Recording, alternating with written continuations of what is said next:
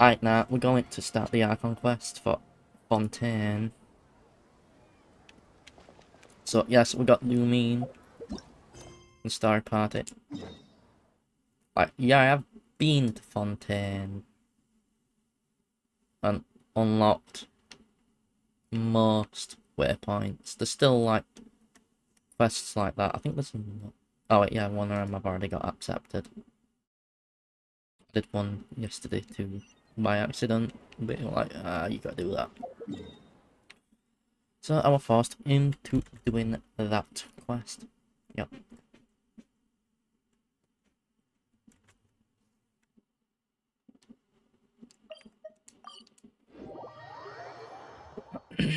But let's see how this quest turns out. Also, I had no clue where Fontaine was going to be. And it ends up being here. It is across the sea. There's obviously going to be more than just this part. Because look at it, that looks like it's gonna be an island. It's maybe this big. Same with this one, looks like it's gonna be a biggish island. This one looks like it's got more to it. This looks like it's got more to it too.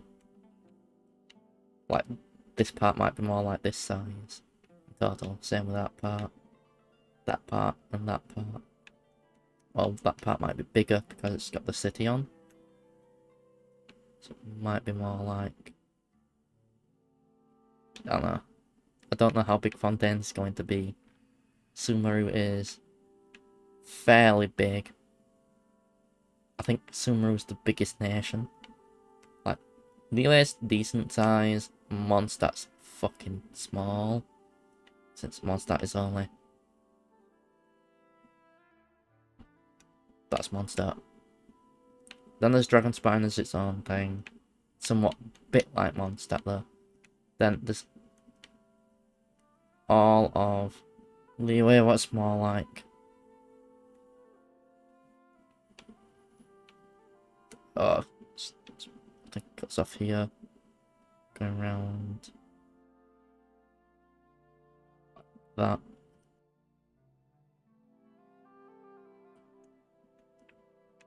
Then we've got Sumeru's, I think, is the biggest nation. Inazuma's big because it's like split up into parts, but you can run across it pretty quickly. Like, Sumeru's definitely the biggest nation so far. Like, just this bit's bigger than fucking... And then there's also this little bit here. And then Fontaine's across this water. So that's the border water here.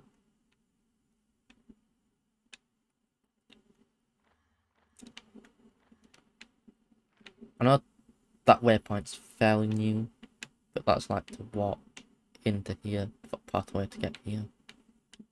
Boat to get across. Still haven't got this boat one. Anyway, enough of me chatting shit. Time to get on with the story. Good old caravan rebut! Now let Paimon think. What were we up to the first time we came here? I don't know what we were up to the first time we were at Caravan Rebut. It's been a while. Oh, Paimon remembers! Nahita's consciousness had been trapped by the doctor, but we followed the clues she left behind to help her.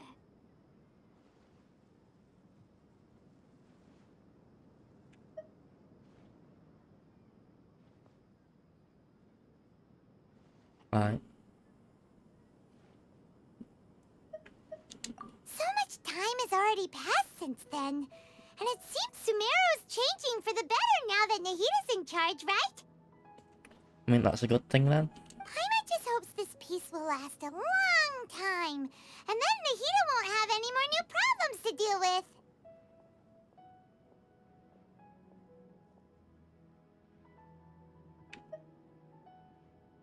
Right.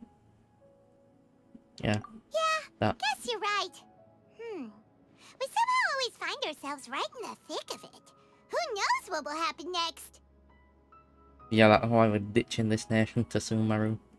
Come to I mean, think not of it, Sumeru, maybe it's all Fontaine. because of you. Maybe you're just a magnet for trouble. Rude.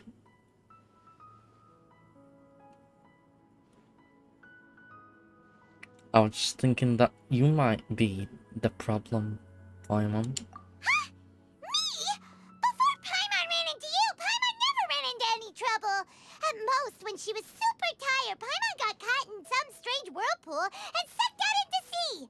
And even then, you fished Paimon out. Right, yeah, but that's what us saving you then. Anyway, for Nahida's sake, maybe we should think about heading to our next destination for now. Next stop, Fontaine. Ah, look who it is. Running into you in a place like this? I can see you two still love wandering around. Meow. Oh, it's Dia! Since when are we just wandering around? We're usually taking care of some serious business. Even though it may have nothing to do with our journey. Yeah. But never mind that. What brings you here? I just finished a commission in the desert for a usual client of mine. Nothing too interesting. Just escorting a shipment of goods. I'm on my way to report back. Report to the peoples. Right. That's when I saw you two all the way over there, chatting away. What were you two talking about anyway? Right. We're preparing to leave Sumeru and head to Fontaine. What's that noise about? You serious? Yeah. Can't say I saw that coming. But you are travelers after all. I guess you'd never stay for too long in one place. Exactly. We got other gods to loot.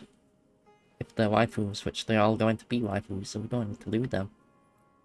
Bumping into you like this will become a rarity. I'm starting to feel sad just thinking about it. Right. Hey, how about I gather a few mercs to escort you two? What do you say? Is Deadpool gonna be one of them mercs? Is a fun guy to be around. Oh, Paimon had no clue you'd miss us so much. But don't worry, we'll come back to see everyone when we get a chance. Exactly, we hop around nations like... I don't know, we just do. Sounds good. All you need to do to get to Fontaine is cross this stretch of desert and navigate some waterways. Knowing you two, I'm sure it won't be anything you can't handle. Exactly. So, when are you leaving? Right, a few more preparations.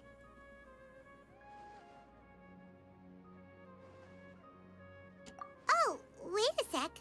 Paimon just remembered there are still a few dishes in Sumeru that Paimon hasn't tried yet. A fuck's Now, sake, Paimon. where's that list Paimon made? Even Lumine's like, oh, for fuck's sake, Paimon. Right, what you want, Fontaine looking fucker?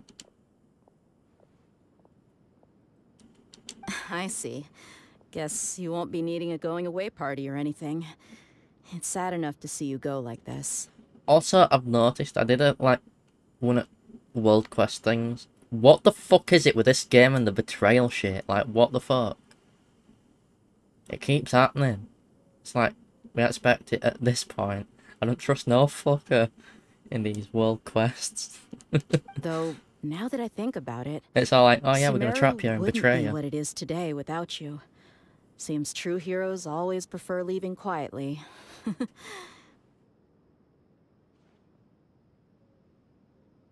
I mean, get used to it.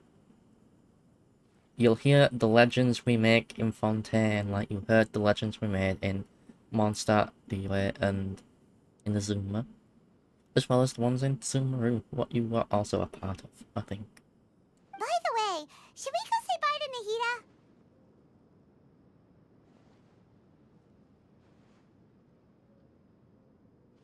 Nahida? Right, yeah. In her case, she'll know from our dreams anyway. Good point. Then there's no need to bother her in the real world. Then I guess this is goodbye for now, traveler in Paimon. Right, Whether my as dear. a client or a friend, you're always welcome to come find me. Goodbye, dear. Bye-bye, Sumeru. I don't know when I'll be bothering with Sumeru again.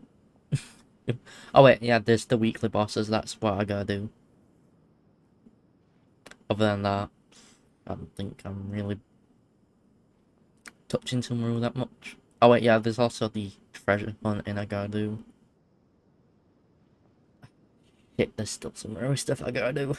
I forgot to do it before leaving. Like, before the updates and stuff.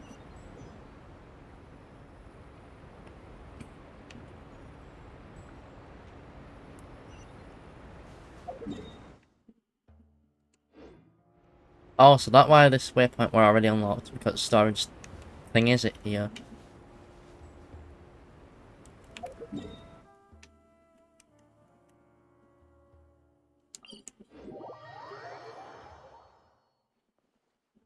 Yeah, I've already been.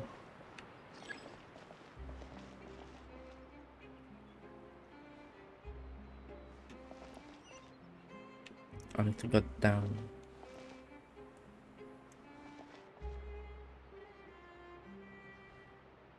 The lighting was perfect when I took these photos. Fuck's sake, this lift is slow. How long will it take if I set out? Is it here, yeah?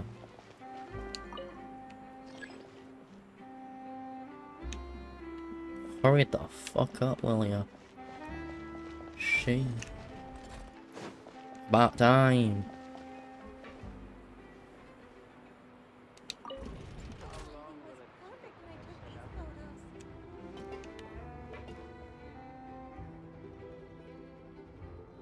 Oh, it's weird, it's turning.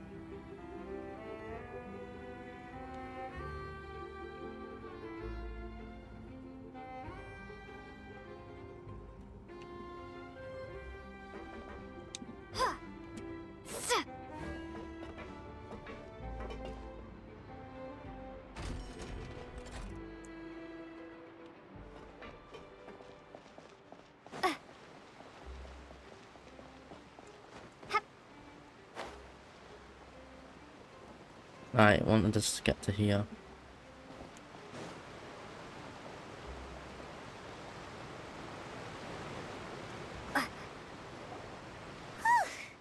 After crossing all that sand and water, we finally made it! Oh, this must be Fontaine's port! Yep. It was very clockwork themed. Also, it is themed off at like 1910s France sort of thing. Wow! For what Everything looks so it got. advanced in Fontaine!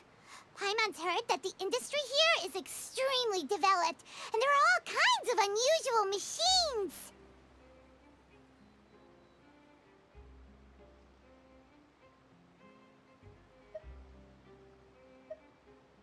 Right, yeah. Just seeing the sights as a tourist is nice, but maybe it would be better if we found something to do. What do you think? Yes, let's start by meeting the Hydro Archon. I want to see her. Good idea! Nahida gave us loads of useful information. Did she? When? I forgot. What the fuck? Seeking out the Seven is probably still our best source for information at this point. Right, yeah. Want to find the truth. Yeah, the more we can learn, the better. So, what do you think the Hydro Archon's like? Will we get along? Nahida said that she has a very unique personality, whatever that means. I'm just thinking of the hentai I've seen of her. That is all. To learn about a nation's god, start with the nation's people. There seems to be some locals talking over there. Let's go see if we can join the party.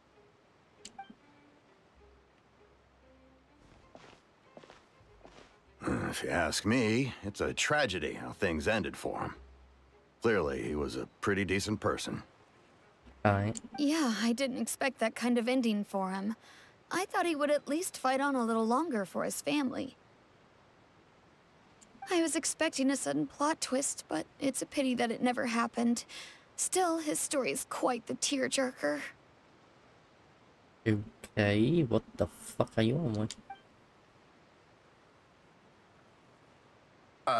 Excuse me. Can I help you two? I couldn't help but notice you standing here listening. Hi. We're travelers new to Fontaine, and we had something we wanted to ask, but you seemed to be really busy talking about some kind of play, so we didn't want to interrupt. Play? Oh, no. We're talking about something that really happened. In fact, it's a case that was just heard a few days ago. Okay. Really? What? Like, a real trial?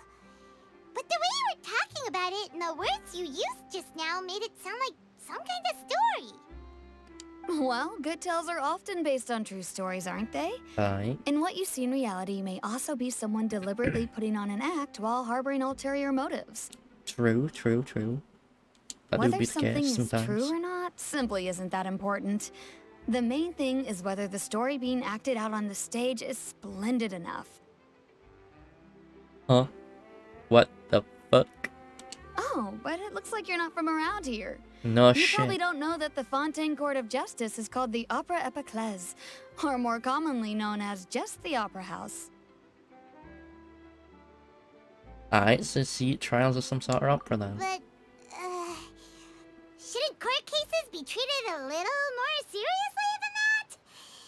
Not to question Fontaine's way of doing things. It's just that putting someone on trial is usually a very serious thing. Yep. No worries. Other visitors to Fontaine have wondered the same thing. You could say that we just don't want to waste the moving stories behind those cases. Okay. And as for your worries about whether the cases are treated with due reverence, we have the absolutely just and honorable Chief Justice Neuvillette, Alright. as well as the Oratrice Mécanique d'Analyse Cardinal, a machine created by the Archon. Between the machine and the Chief Justice, false charges and injustice are a thing of the past now.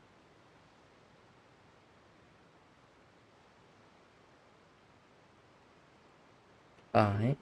Judgment twice created by the... Oratrice? Is it some kind of machine too?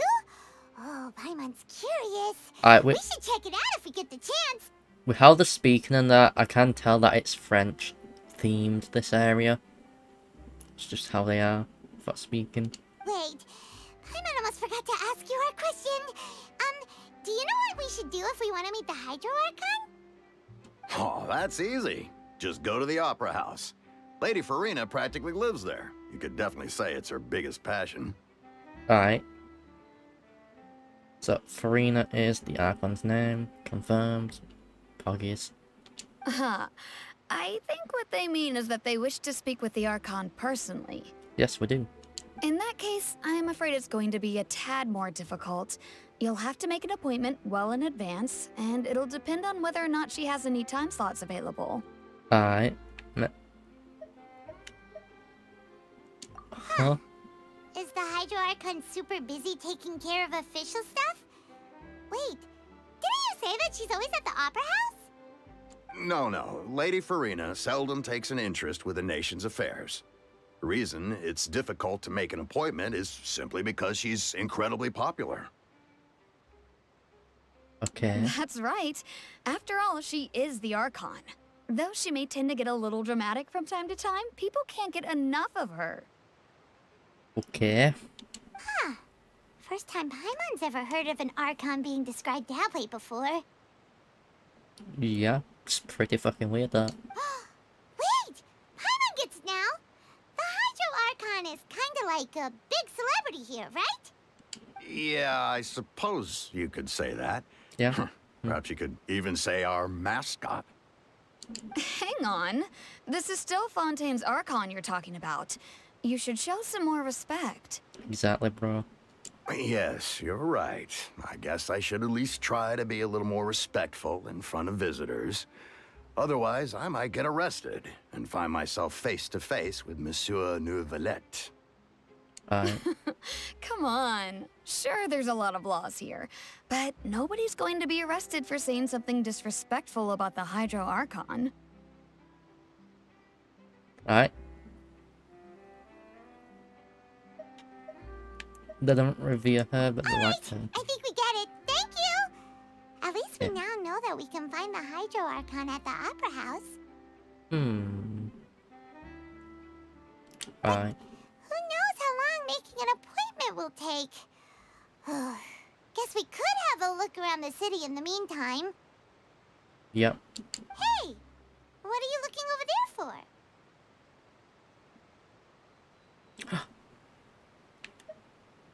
Hey, yo, there's a girl over there. Well, she's been standing there for a while. Huh. Maybe Neckles. something's the School. matter. She isn't going to jump into the water, is she? Maybe we better go check on her. Let's go get the Neckle. Let's go. Yes.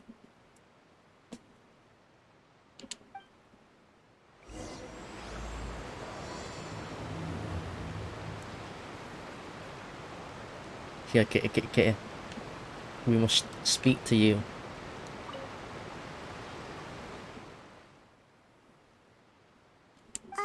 Hello there. Excuse me. Are you alright? Huh? Yes. You with the cat ears. Ah, I'm fine. Thanks. Alright. Oh, okay then. We just noticed that you seem to be worried about something. About many things, actually. Alright. But there's nothing I can do but just keep my troubles to myself. But why? I was just reminiscing about a place my brother and I would play when we were kids. It was just atop that hill over there. See?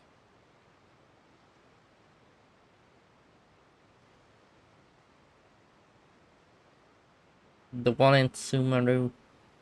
Or over there, which like in the middle of water, where it might be more classed as fontaine. You're pointing at the sea. Wait, are you saying that you and your brother lived in the water?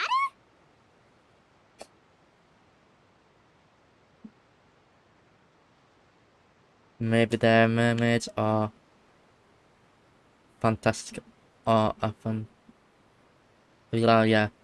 Rachel Fontaine. No, Yeah. people call the waters around Fontaine a sea. It's actually just an inland lake that's filled with fresh water. Okay, Candy. I shall drink some monster.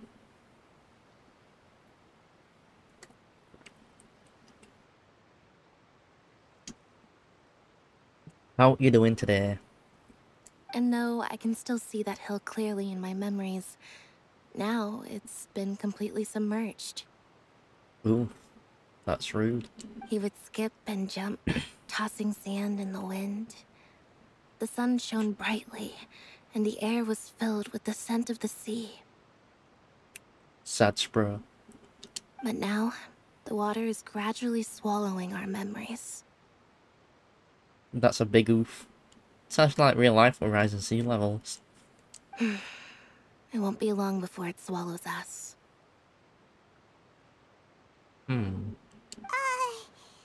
Sorry. Paimon doesn't really get what you mean. I mean, I guess if there were a hill there a few years ago, and it turned it into a... like, it's just completely under the fucking water. That is kinda an alarming sea level rise. I'm not gonna lie. Ah, I don't believe we've had the pleasure of meeting. Are you Lynette's new friends? Perhaps we are the next new friends. And you are? It's their brother. Thanks for looking after my sister. She often comes here to reminisce about our childhood, that's all. There's no need for any concern. I'm not wishing for you, bro. Ah, allow me fuck to up. introduce myself.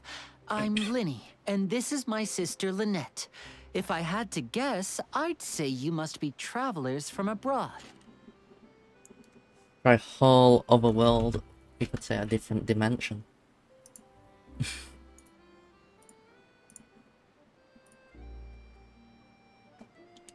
to meet you. Paimon is Paimon, and this is the Traveler. We just arrived in Fontaine. Meow. We were just talking with your sister. And Even though we didn't really get what she was saying. I see. It's unusual for Lynette to be so willing to talk with anyone. In fact, she seldom speaks at all. I'm usually the only one she ever talks to. you are the way. We're only interested in her, not you, bro. We want your sister. Oh, really? Then you two are just like us. Paimon's always the one talking for some reason.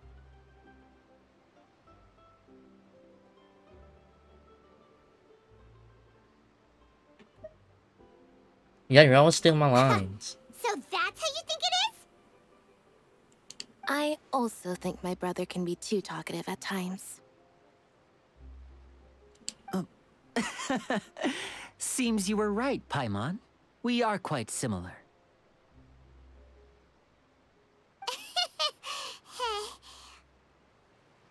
So, what did Lynette mean just now when she said that the water is engulfing your memories? And that it won't be long before it engulfs you too? Oh, that. It's from a prophecy that's been circulating in Fontaine for some time now. Alright. Well, I suppose prophecy isn't exactly the right word, because that implies a certain amount of uncertainty. There's no doubt about what's happening in Fontaine now. Okay, so we gotta stop this from happening, I suppose. Maybe we will retreat some water rising stuff in some parts where it shouldn't be there. Where to begin? Yeah, what's happening in Fontaine, bro?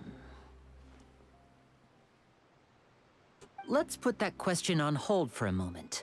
We still haven't formally greeted each other yet, have we? Did all the introductions earlier not count?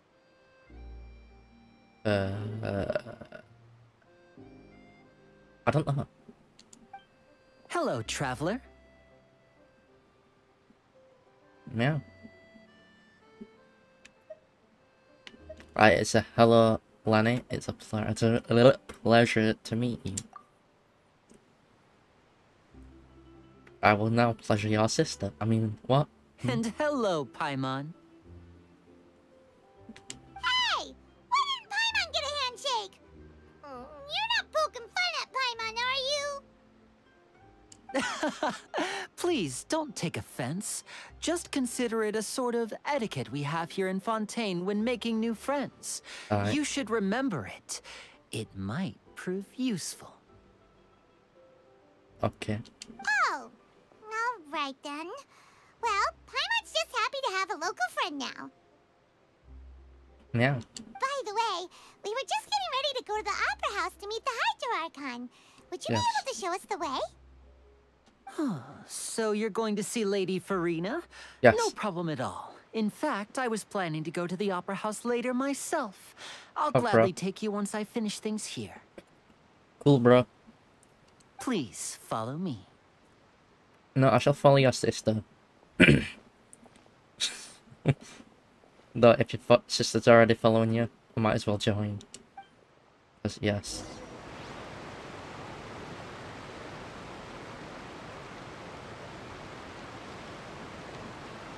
Where are we going?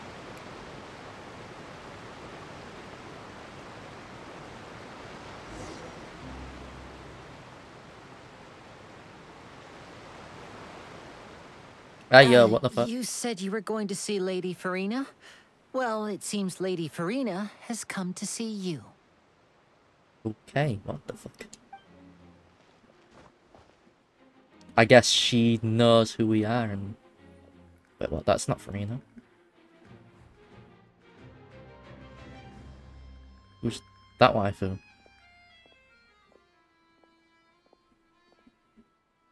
This is Farina though.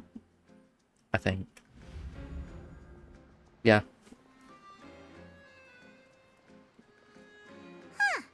So, she's the Hydro Archon?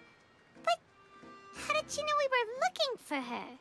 Because we've seen we've looked for the Anima, Geo, Electro, Dendro, Hydro's obviously next. Then we're going to the Pyro and Cryo. My dear people, rich and poor, those with cup in hand and those with nothing at all, raise your glasses in celebration. If you don't have one, then just raise your hand in lieu. Aye.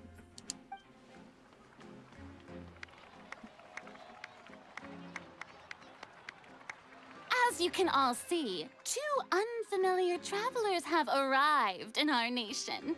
Come, let us make a toast in honor of this traveler and her companion who have journeyed here Her from eyelashes are distant lands. interesting.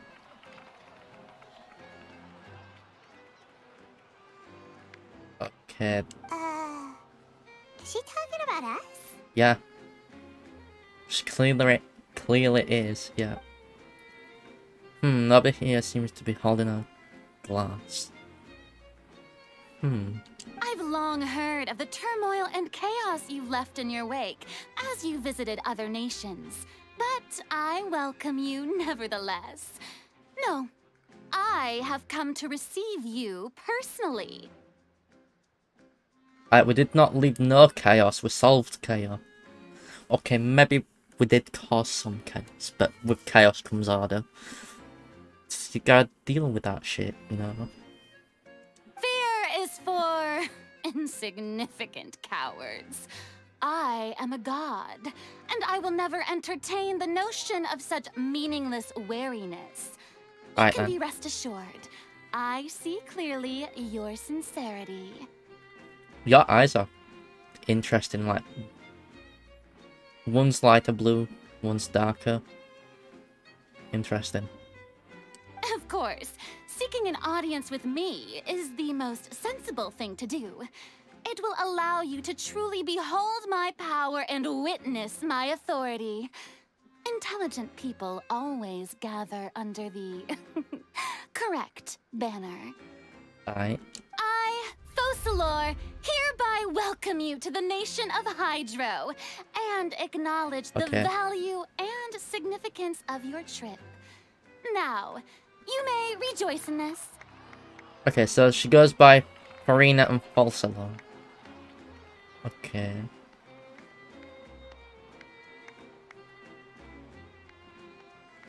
Yeah, fun icon was easy. Yeah, Paimon still can't believe it. Feels like we've only been here for a few minutes. No, I mean, we have only been here a few minutes.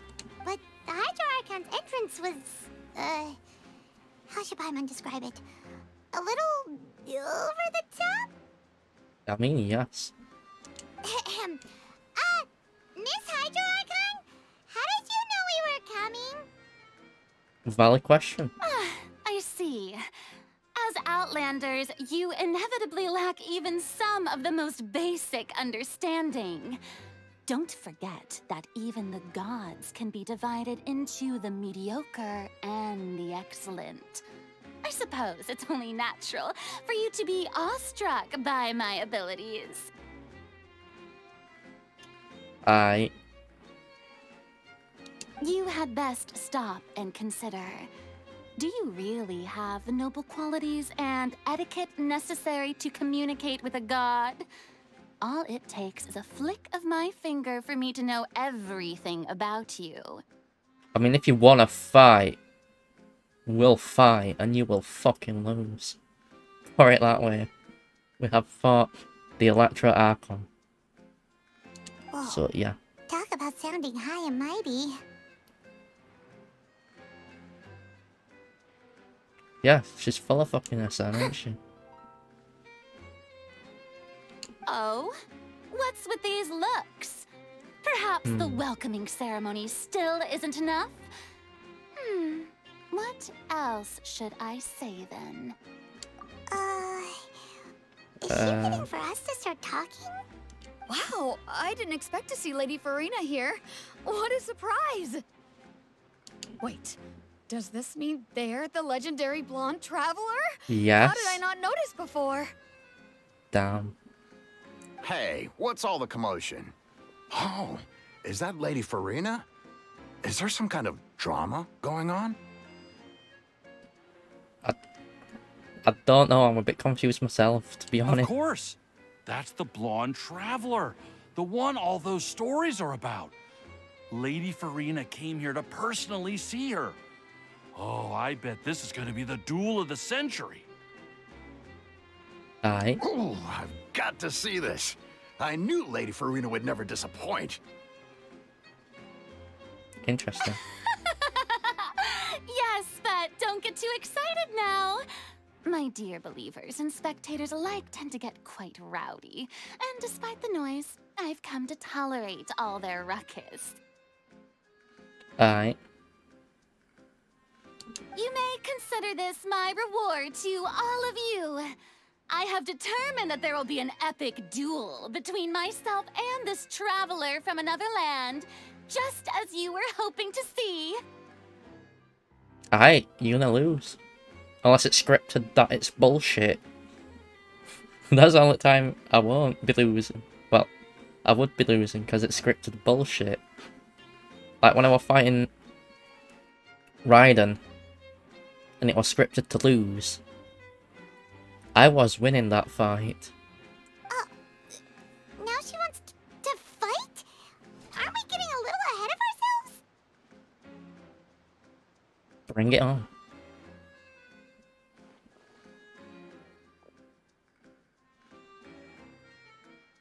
Fucking hell, she's still got dull blade. What the fuck? Why have you got dull blade? Are you not afraid? Might I remind you that this is a duel against the divine? And we've already dueled against the divine. What are you trying to do, traveler? Provoking a god in front of her people? Yes, who gives a fuck? Stand down, Clorend.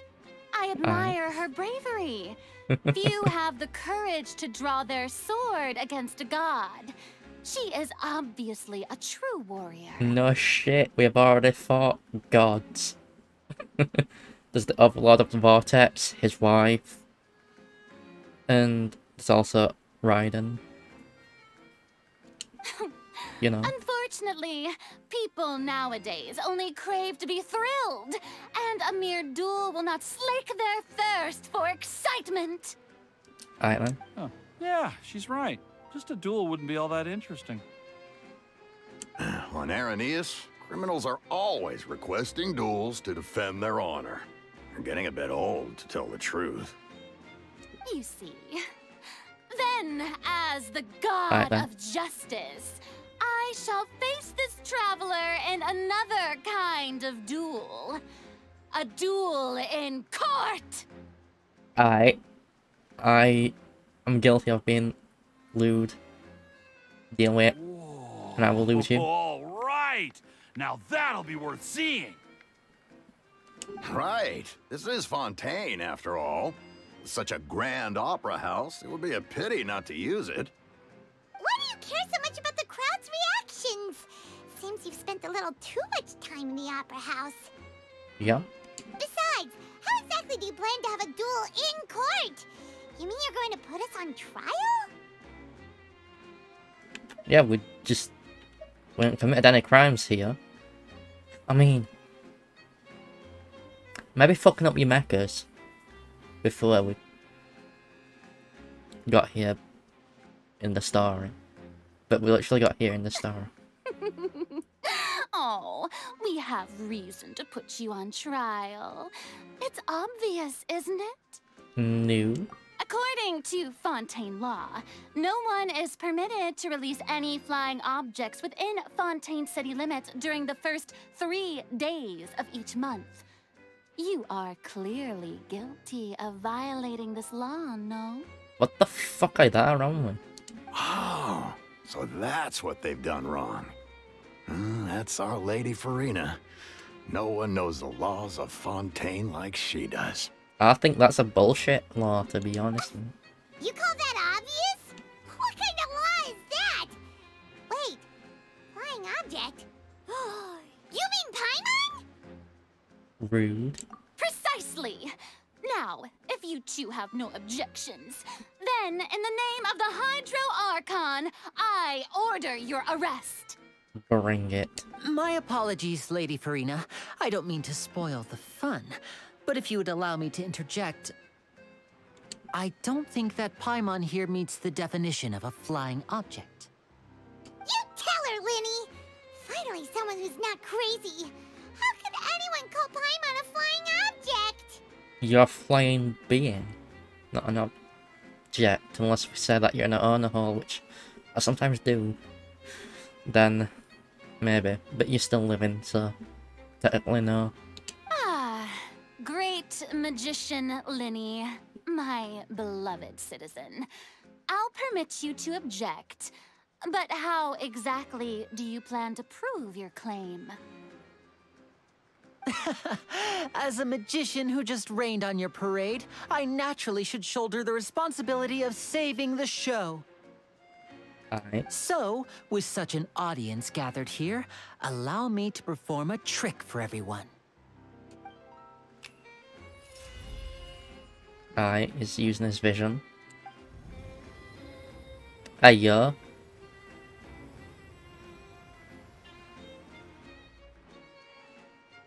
Ta-da!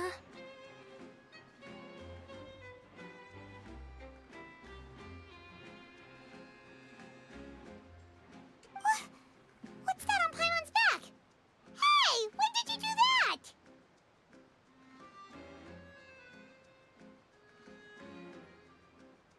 Well, one Lyney patted her on the back.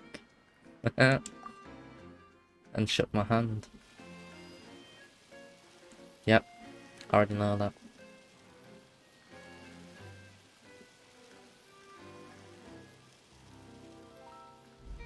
There.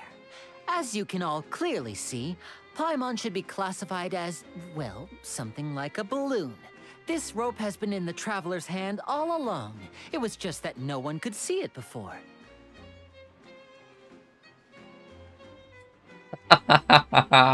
Paimon's a balloon now. Huh? You call that magic? You've got to be joking. I thought it was pretty good. Nice one. Huh. I'm not sure what to think. It seems Lady Farina's charges no longer hold water. True.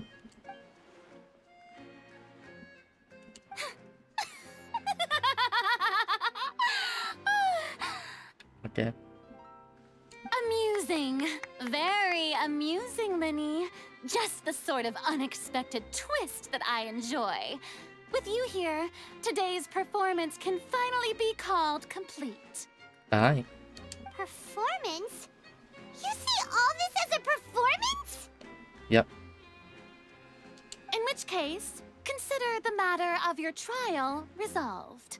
The god of justice will not bring charges against an innocent person. Okay. But Fair. when there are valid grounds, I will not only judge travelers from abroad, but even the gods of other lands. I think Ryden would absolutely fuck you up if you tried, I'm gonna be honest. She's a bit like known for fucking shit up. I look forward to seeing your upcoming performance at the Opera House, Mr. Lyney and Miss Lynette. That's enough for now. Toodaloo! Right then. She's a bit eccentric, as one would make say. Yes, she has got quite the unique personality, as Nahida said. Bit weird though. Still a loot her. And just like that, she's gone. Well, that's the most unpredictable Archon Paimon's ever seen. We never even had a chance to ask her anything. But that's a problem for future Paimon. That whole scene just now was really...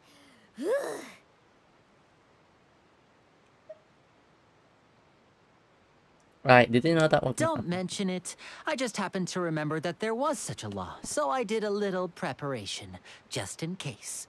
I didn't think it would actually come in handy. Aye.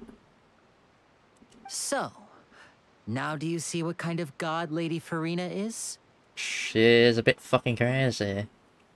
You know. She can be a bit confusing at times, but Yeah. she is still amenable to reason. Alright, fair.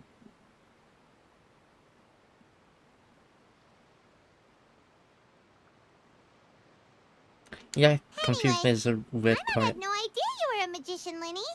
It sounded like you'll be performing at the Opera House, right? Bruh, how could you not tell he's a magician? I haven't seen his hat. I just know a few simple tricks I use to make a living. Like, Lynette you is can my tell. assistant. You can tell that the magicians, like, why the fuck would you think they got them stars and stuff on them, and like the outfits just fitting for magicians? It will actually be my first time performing on the most prestigious stage in Fontaine, the Opera House. Aye. But isn't the Opera House where criminal trials are held in Fontaine?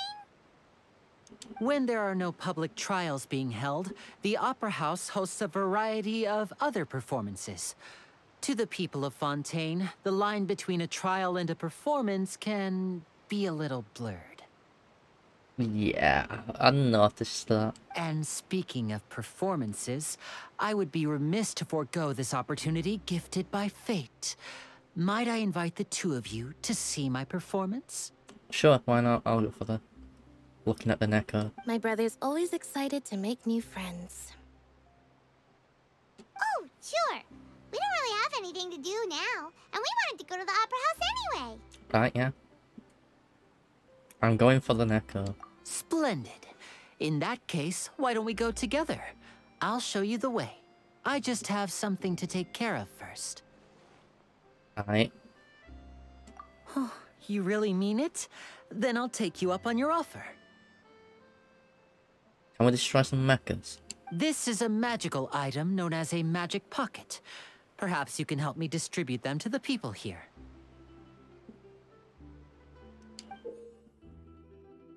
Okay. Huh? What are they going to use it for? About that... You asked me before about the prophecy, right? Let me start by telling you a little more about what it entails. Okay. I'm not sure exactly when it began, but a prophecy has been circulating around Fontaine. It says that every person in Fontaine is born with sin. No matter how the nation of justice holds trial after trial, this sin cannot be absolved. Okay. Until one day, the water levels in Fontaine will rise, and the sinful people will slowly be drowned. In the end, the people will all be dissolved into the waters, and only the Hydro Archon will remain, weeping on her throne. Only then will the sins of the people of Fontaine be washed away. That's a bit fucked up. Not gonna lie. That sounds pretty gloomy. Why are people in Fontaine born with sin? What is that supposed to mean? In it, usually you're born without sin. If you think about it. Like, There give are them lots for of guesses. Some say that the ancestors of Fontaine stole the power of the seas and stirred its wrath. Huh? How? What? Others say that the people of Fontaine never heeded the first Hydro Archon's warnings and offended Celestia. Okay, what was the first Hydra Archon's warnings? But here in Fontaine, evidence is what matters. There hasn't been concrete evidence for any of these claims, so they can only be regarded as conjecture. If even the people in Fontaine don't know what sin they committed, wouldn't it be better just to ignore the prophecy completely? Why bother feeling guilty all the time? I mean, it's not about feeling guilty, it's about the rising sea level of the water. That's exactly what the people did at first. But in the last few years, the water levels in Fontaine have actually started rising.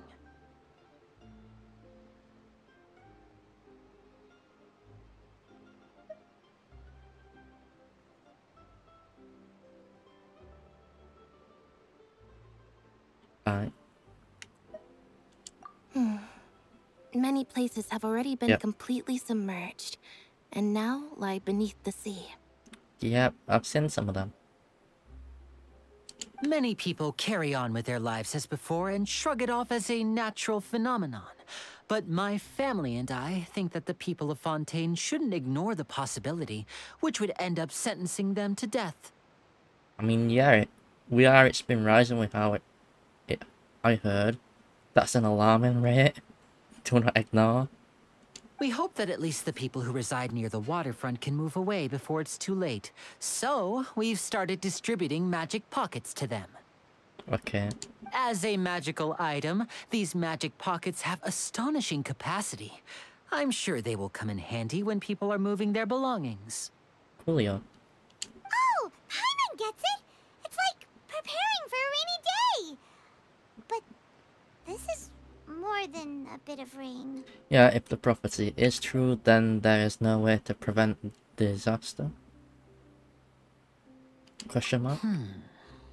Perhaps only absolute power could ever contend with such a catastrophe. But who knows?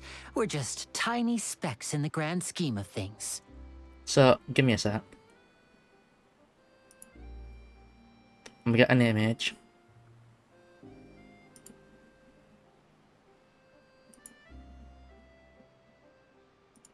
New one.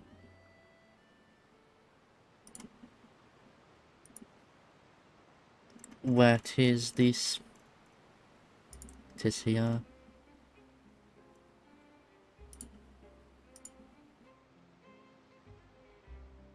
So, absolute power like this.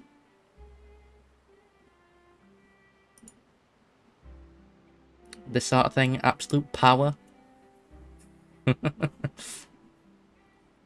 You know, those flames can reach the heat of a supernova. Well, in this point, for this picture, them flames are the heat of a supernova. So, you know, that's absolute power, I would say. Wouldn't you? You know, using demonic power and magic, what's basically like the power of a god. Since it's called Amaterasu. Because it has the potential to just make supernovas. Not quite there yet, though. After 20,000 years of her.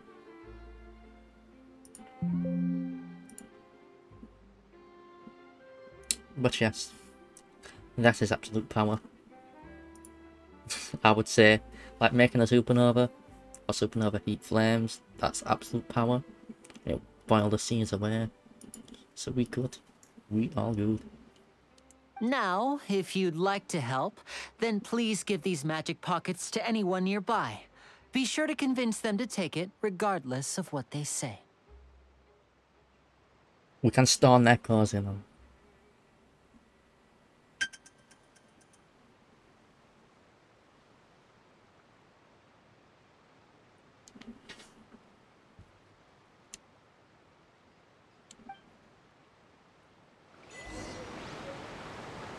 What the fuck is that sound?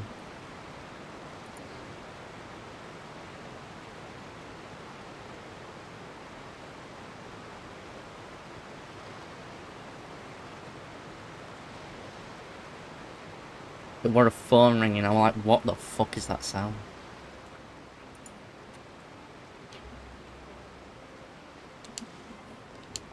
You, get in the bar. What's this? So you also believe in the prophecy. Keep it. I won't have any use for it. What? You mean you don't believe in the prophecy? No, I believe in the prophecy. But I also believe in another story. Ooh, tell us. The story says that people once lived in the ocean. They were one with the ocean and couldn't live apart from it. Oh, okay. Some mermaids. Oh wait, we cannot technically do that anyway. We're fine on the ocean. But as time wore on, people desired to live on land and developed blood vessels, encapsulating the sea within their bodies. Thus could people set foot on land. So, if you ask me, when the water rises and takes us all, it'll be like we're going home. You're fucking nuts. You'd know that, mate. You're probably going to drown. You fucking nutter. Oh, we hadn't heard that one before. But people can't live underwater. They'll die. You should probably still take it. Yep, take it. All right, I'll take it. I guess I just feel that being dissolved into the water doesn't necessarily mean death. I mean, true, but at the moment, you haven't got the ability to breathe underwater. Just don't die. I mean, I don't care if you do. I honestly would kill you myself for the neckers. That's just... Yes. Wait, can I go underwater here?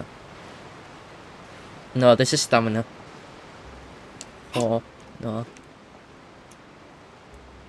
I can drown there. So you're the blonde traveler that everyone's been talking about. My apologies for not recognizing you earlier. Alright. Oh, a magic pocket? Seems you really thought of everything. I guess it's better to prepare for the worst and hope for the best. Yeah, you get the idea, mate. You actually get it. Damn, bro, someone's who's actually sensible. Thanks. Please, also thank the magician on my behalf when you get the chance. Aight, homie. You're not a prick and you seem aight.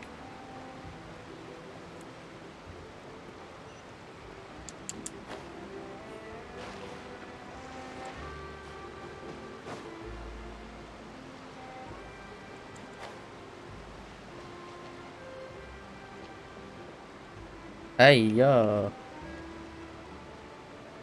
Hello, waifu. Huh? I don't want that thing. Way I see it, if the prophecy's true, it's still gonna be a long time before the water can cover everything.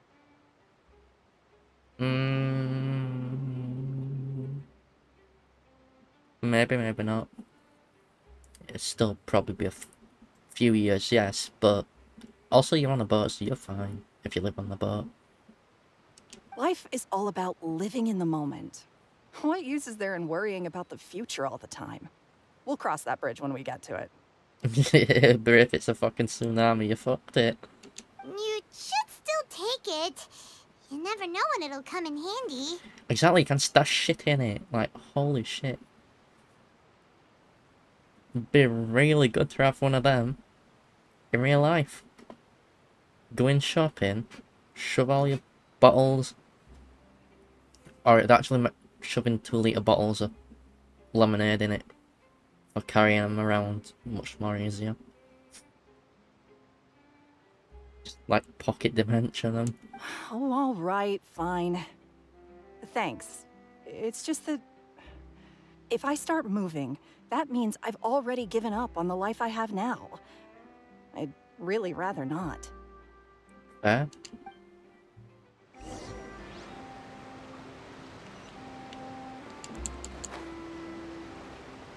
Cat.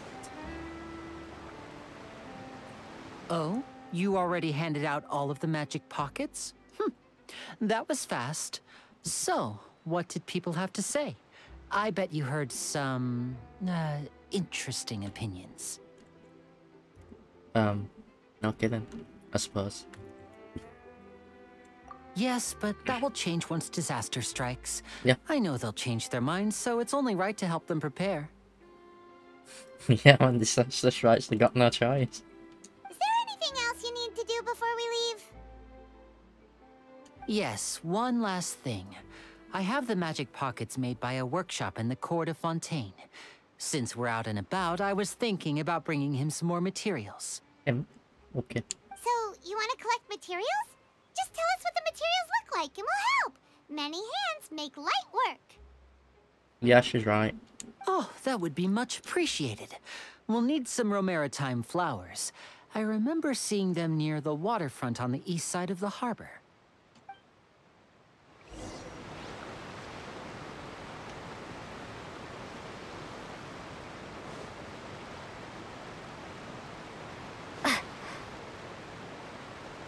Alright.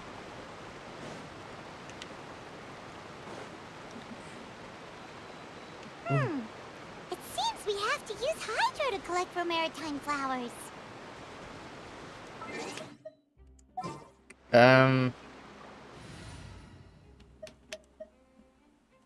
Sorry, Chi-Chi, you're in my way. Also, I've noticed that to do this now for the new character selection, which is pretty interesting.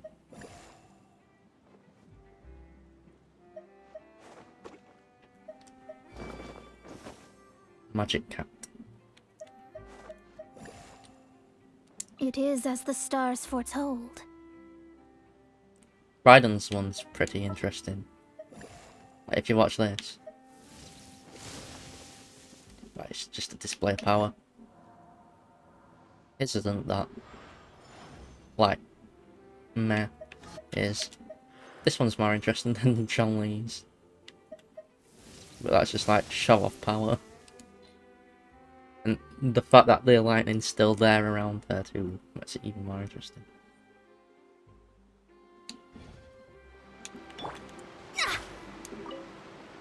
Oh, it's them. Oh shit. Is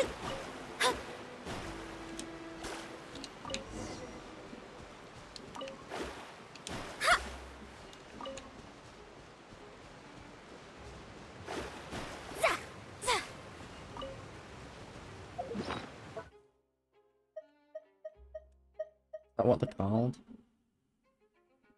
Random time.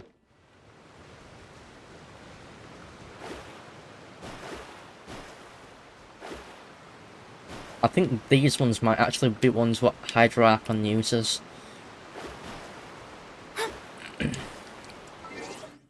Not 100% certain on that though.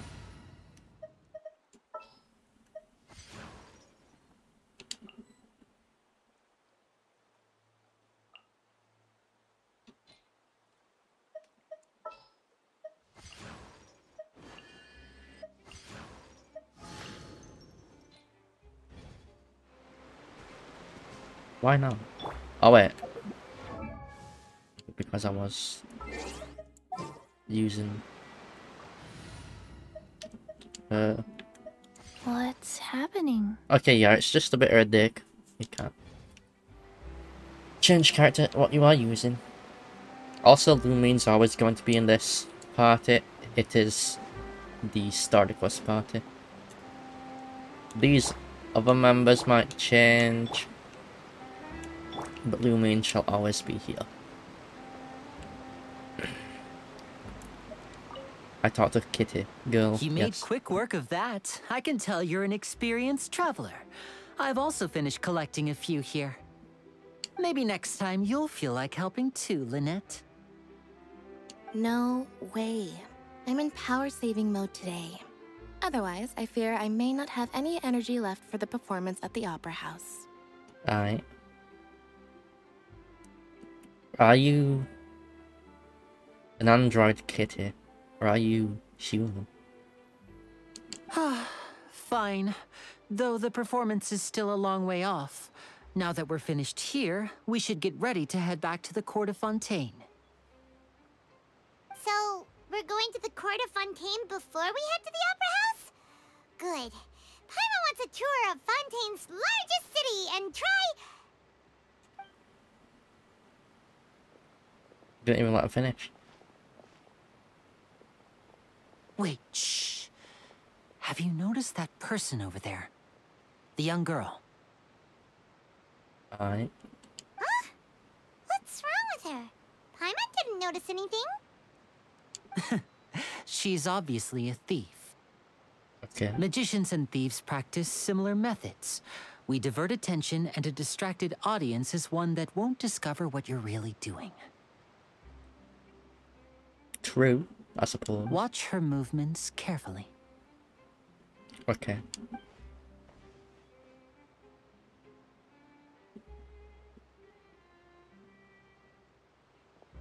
Oh, he's right! She pickpocketed that person. Shh, keep your voice down. We need to think of a way to catch her, but it seems she's very alert. Perhaps we should split up. Man, I can get to her before she even can do all. You two can ride the lift over there and wait up top. I bet that'll be her escape route if she tries to run. All right, let's go.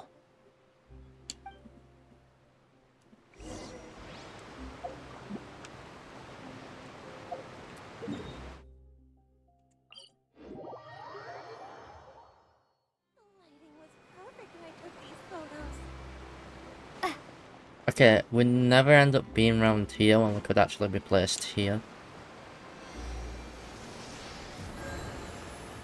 Okay, Lumina had a couple HP off, which I did not notice.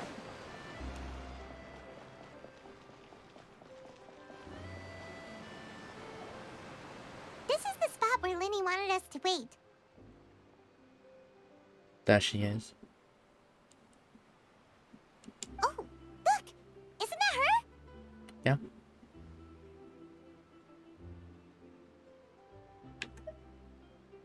Time to make the arrest. Oh no! Did she notice us? She started running the other direction! What should we do? Should we chase her?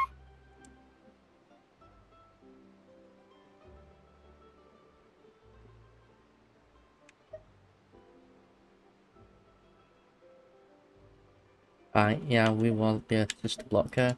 Getting them. You're right. She might also be trying to lure us away. True, true, true. Nothing's happened for a while now. Paimon wonders if Lyney caught the thief. Alright, let's go find her. Let's go.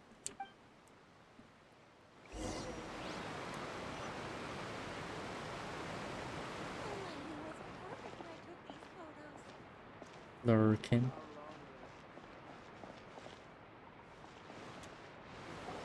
Are you sure that's all she took? You should check to make sure you're not missing anything else. No, that was all. Oh, I can't thank you enough. I didn't notice a thing earlier. Anyway, I should be going now. Thanks again. Oh, were you returning what the thief had stolen? That's right. Pity I wasn't able to catch her. She distracted me by dropping the thing she stole on the ground. By the time I looked back, she was already gone. And Lynette was just chilling. I saw the general direction she went, but Lyney twisted his ankle, and I needed to make sure he was okay. Alright. Oh, did you get hurt, Lyney? I'll be all right. It's just a twisted ankle, that's all. In fact, it's feeling better already. Alright. If you want to play at being a hero, at least try not to get hurt doing it. Imagine what would happen if you managed to derail our performance as a result. You're right, you're right. Sorry, Lynette. I have to admit that the thief was even more skilled than I had anticipated. Yeah, but we'd have caught her and just punched her in the face. But at least we were able to get the stolen items back, so it wasn't a complete failure. What a slippery little thief. Guess things turned out all right in the end, though. Lyney's initiative paid off. All right, let's put this little detour behind us. We should go to the Court of Fontaine now. Alright.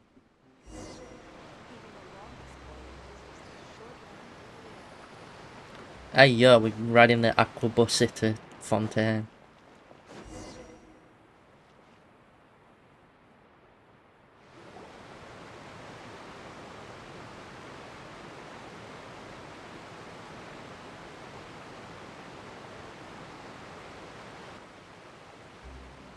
So, we ride this thing to go into the city?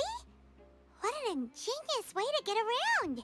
People in Fontaine really know how to use water. Yes. This is an aquabus. It allows people to travel between several key locations around Fontaine. Alright. It's pretty convenient, but the ride can become a little dull after a while. The scenery is always the same.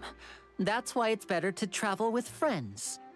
Alright. So you mean it's still boring even when I'm riding with you? No, that's not what I meant. It's just that, Well, you don't really talk that much. Who? Besides, it doesn't really feel like a real trip when it's just the two of us. It's the same as being at home.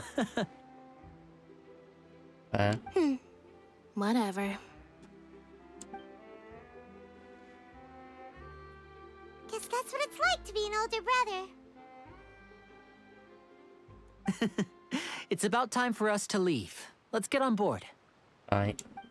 Dibs on sitting next to Lynette.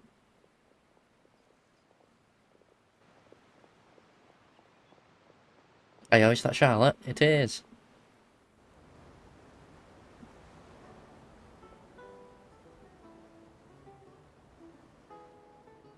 Huh? Yeah, it's Charlotte. What? Traveler! Paimon! Yep. Charlotte! Hi, Charlotte. Oh, I'd How are you never doing? guessed I'd bump into you while riding the Aquabus. In the story of my life, this is big news. Fair. What are you doing in Fontaine? I didn't hear anything about you paying us a visit. I'm surprised you haven't heard it. It was pretty a dramatic entrance. It's quite the coincidence, but as travelers, we're always on the move. It's not surprising that nobody knew we were coming. Exactly. I mean, the Hydro Archon did. Though we still have no idea how the Hydro Archon knew about us. Oh, let Paimon introduce you to our new friends! Oh, no need for introductions, Paimon. I would recognize the great magician Lyney and his assistant Lynette anywhere. Aye. I wouldn't be much of a reporter if I didn't know who they were. It's a pleasure to meet you. I'm Charlotte, a reporter for the Steambird. Aye. Nice to meet you. From the Steambird, huh? We've often relied on your paper to promote our performances. It's an honor to meet you. Now that everyone knows each other, Fontaine suddenly doesn't feel like such an unfamiliar place. Because we already got home is, you know. So, what have you been up to lately, Charlotte? Any big news? Not too much. When there isn't any breaking news, I mainly cover the trials at the Opera House. Aye.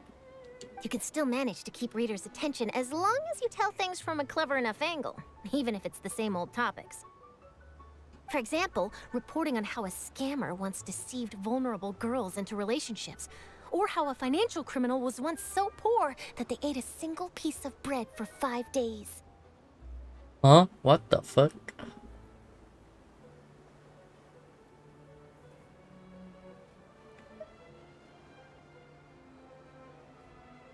Yeah. You're right. Seems you know me pretty well. What I'm really after is exclusive, sensational news pieces that could shake the country. These smaller stories are a waste of my talents. True. Oh, I just remembered. I've been following a case lately. Well, a series of cases, actually. You mean the serial disappearances of young women case? That's right. These stories are the talk of the town right now, and it's probably the most mysterious case we've ever seen. I think it's just cryo or anima. Can't quite see her vision. If I'm the first with a draft ready to publish when the case is finally cracked, and it's the headline story in the Steambird. Oh, when that happens, I bet all the other reporters will shed tears of envy. I've already gathered all kinds of materials. I just can't wait for the truth to be revealed. Aye. So, what is the serial disappearances of young women case? Can't be You having mean the this now, culprit can hasn't been found? That's right. The first missing girl case happened almost 20 years ago. Oh, what the fuck? That's quite a while. And ever since, after a period of time, another girl disappears. What the cases have in common is that the girls are all of a similar age, and that they've all vanished without a trace. But the scariest part is that to this day, none of the girls have ever been found. Aye. Maybe they've been sold Many off. suspects have been arrested over the years in connection with this case, but shortly after each arrest, another disappearance would always happen.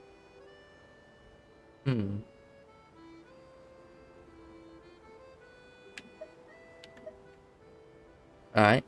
More than one at work, maybe a Yes, it's copycat. possible. But either Either way, I believe that every case has some precise truth behind it, waiting to be exposed. Yarp. Yes, I agree. And at the very least, the family of those missing girls deserves some sort of explanation. I just imagined for a second what I would do if Lynette were to suddenly disappear. I'd pay any price to get her back, and then find a way to track down the culprit. Because she's a Neko, would demolish the nation to get the Neko Please back. don't imagine that, Lyney.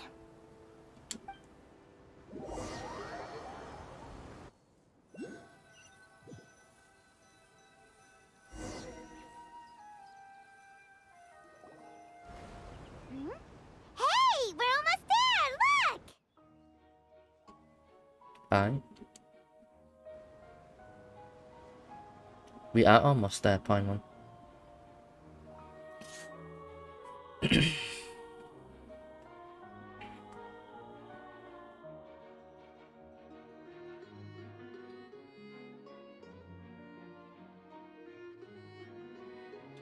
Fancy.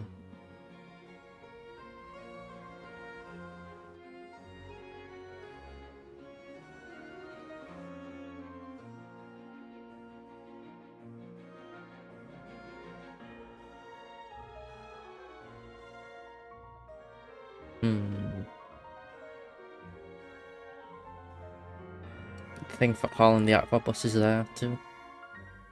Yep.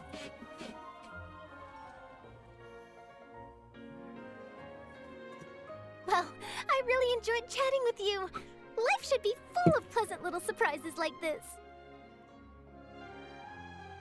Yeah, pleasant ones, but not like fucked up disaster stuff. Well, the ride went by too quickly.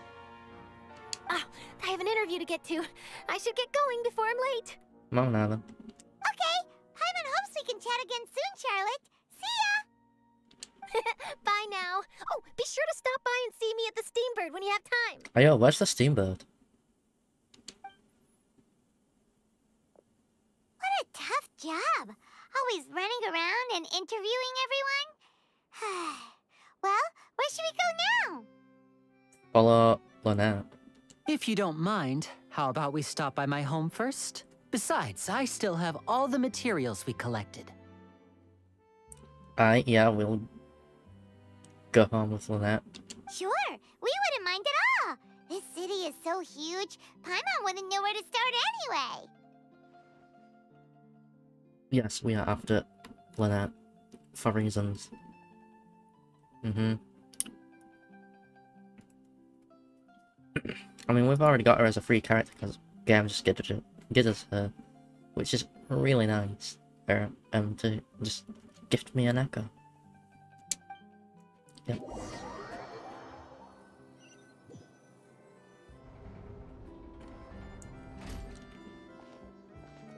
I remember in one of the game surveys, I even asked, like, for open-ended question. I think I mentioned to, like, for him to add more cat girls.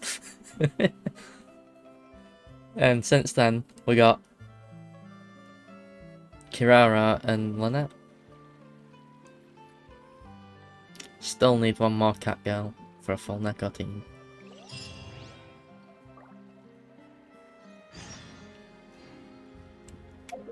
Alright, where is Steambird? Okay, this is the opera. So I'm guessing that's... Wait, what's that? Oh, in there is the opera.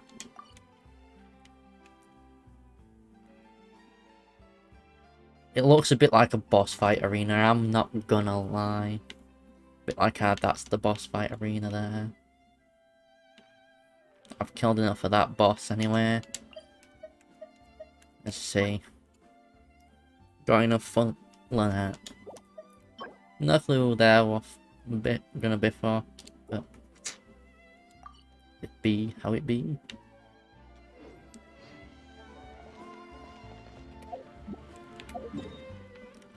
Also, as long as things are in the city, I can just avoid them if I stop doing the quest.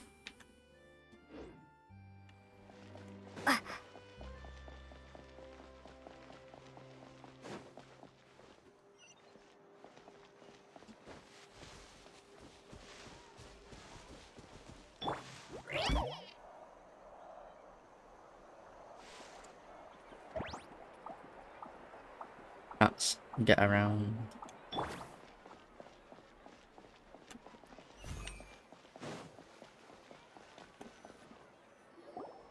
This is our current abode. Right then. Ah, Fremine, you're home. Where did everyone else go? I have some new friends that I would like to introduce. Oh, they all just went out a moment ago. I see. Everyone is getting busier now that Father will be returning soon. I suppose that can't be helped. Wait, people in this nation need equipment to dive, don't they? But we don't. We've got some weird god powers going about us then, haven't we? I mean, yes, we have, obviously. Allow me to introduce you to my little brother, Fremine. He is a phenomenal diver. Right, how come you and Fremine are not Neckos like Lynette? Hello. I must interrogate you, find out where the rest of the Neckos have been hidden. Nice to meet you. Paimon is Paimon, and this is the Traveler. Oh, you sound very proud to have a diver as a brother, Lyney. I want to tell them to family. So.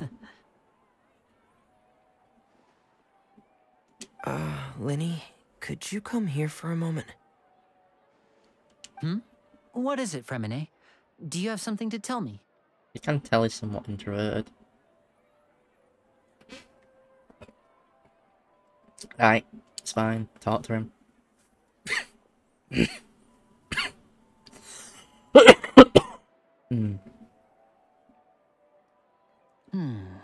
Okay, I see. Okay, cry out Animatum Pyro. Visions for the family. Is everything all right? Oh, it's nothing. We were just discussing a little housework. Sorry for the interruption. Right. Oh, before I forget, the Traveler and I collected more materials to make magic pockets. Were you able to get any, Fremine? Yes, I went diving and gathered lots of materials. I was about to give them to you. Oh, bro. That's our Fremine, always quick with the underwater work. All right, I'll take these to the workshop. And it's raining. I still don't know what them little things are. And he's running around like, oh no, not like this.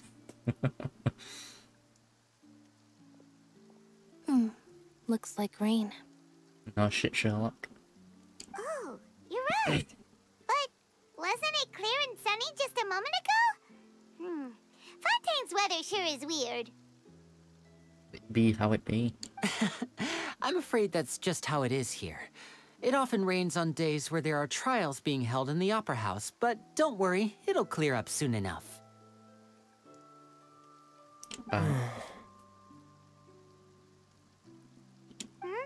What's wrong, Fremine? There's a legend about the rain that I tend to believe. Aye. It's said that a dragon of water once resided in Fontaine. Though we don't know where the dragon went, every time it weeps, the skies will cloud up and pour out rain. The Hydra dragon got a Hydrocy. When I was a child, my mother told me that if I wanted to go outside and play, I should yell toward the sky at the top of my lungs. Hydro Dragon! Hydro Dragon! Don't cry!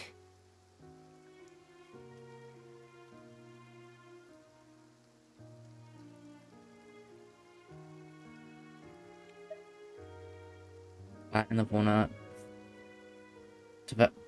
Elemental dragons of Tibet. Elemental dragon, then having the power to make it rain wouldn't be very unusual. Exactly. Let Paimon try something. Hydro dragon, don't cry! Alright.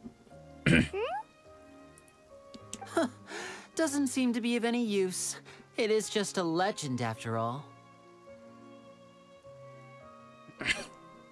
You know, you might be a more popular magician if you understood the concept of romanticism. Or could at least play along. Yarp. Sorry. It might be because we've never met the Hydro Dragon. Perhaps it can't be comforted by the words of strangers. Okay.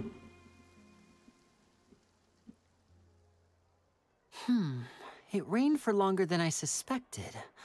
Oh, it's already getting late. Alright. Was there something you needed to do, Lyney? Yeah, some preparations for the show at the Opera House. I need to find a way to catch the last aqua bus of the day. Okay. On the day of the performance, just ride the aqua bus to the island of Aeneas. I'll have Lynette meet you at the fountain in front of the Opera House. Alright. See you at the performance. Are you leaving now? What is it, Fremine? I'm in a hurry. Oh, I get it. You feel nervous delivering the materials for the magic pockets, is that it? Probably, yeah. Perhaps we could trouble the Traveler to help us take these materials to the Beaumont workshop and deliver them to the owner there? I'm afraid that Fremine can be quite introverted, and the boss there tends to be pretty talkative. Fremine has always been a little afraid of her. I understand. If I taught your ear off, it's like, oh, fucking shut up. No trouble at all. Don't worry, we're on the case. Sorry for the inconvenience. I'm quite useless when it comes to such tasks. I'll think of a way to make it up to you. Aye. Oh, no need. This will be a walk in the park for us.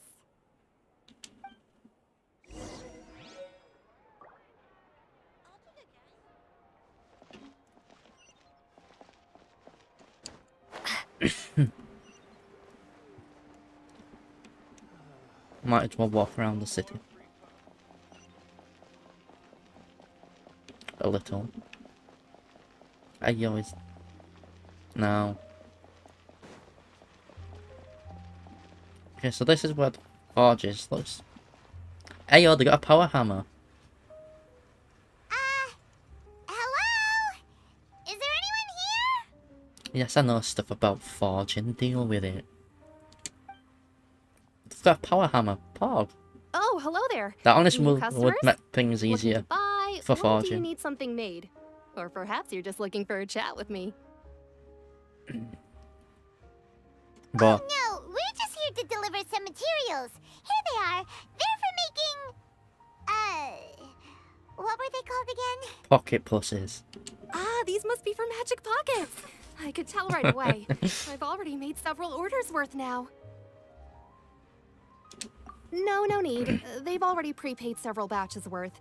When they told me what they'd be using them for, I even offered them a discount. Cool.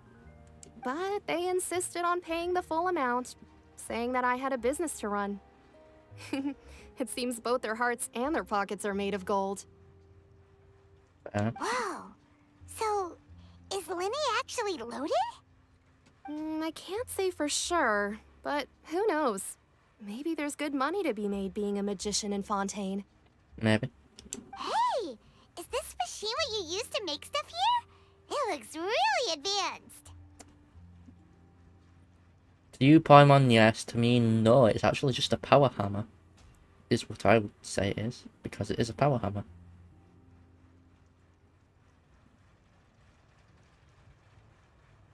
Why use your hands when a machine can do the work? It would be a waste not to use the latest technology.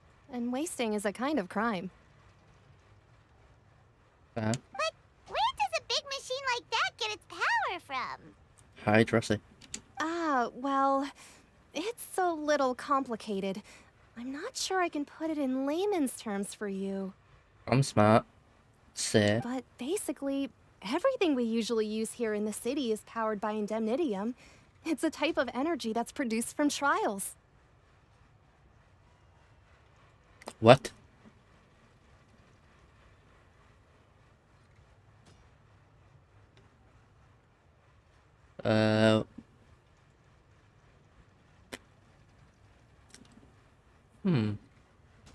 Okay. Huh? How can trials produce energy? Well, I'm not completely sure of all the details myself, but basically, When a trial is in session, the oratrice mécanique d'analyse cardinale harvests people's belief in justice and converts it into energy to be used all around Fontaine. Okay, so it's a bit like mantra from... like... Okay, it's just power of belief, I guess, yeah. Makes sense. So that's what its other function is? Paimon heard that the Oratrice was created by the Archon to make judgments. But Paimon still doesn't get it. How could something unreliable like people's beliefs be turned into a stable power source for these machines? Well, yeah, Venti and the Healer said the gods rely on the beliefs to obtain power. Oh, yeah! So that means the Hydro Archon relies on the machine to take the energy created by belief and turn it into power for all of Fontaine, right? Okay, I'm guessing that machine might also have the Gnosis of the Nation in. Maybe. Even though I've never heard anyone really put it that way before, it sounds like it makes sense. Besides Indemnitium, we have another type of energy called Pneumosia. What? Why have you got a silent P there? What the fuck? French language, bro. The fuck? It isn't produced by the power of the Archon, but it is unstable by nature. Even now, it still cannot be widely used by civilians. Alright, what is it? I thought I'd find you hard at work, but here you are chatting the day away. Since you're already talking, I'm sure you wouldn't mind a few words with me. You again? Didn't I already promise you that I'd have the more I owe to Confrérie of Cabriere by next month? Why are you hounding me now? Yeah, but how do we know that you won't go running off by the end of this month? I want 50% today. Wait, no? 70%. Huh? You... Seems business isn't so great for the workshop. We've Yeah. already finished our job and delivered the materials. Maybe now's a good time to leave?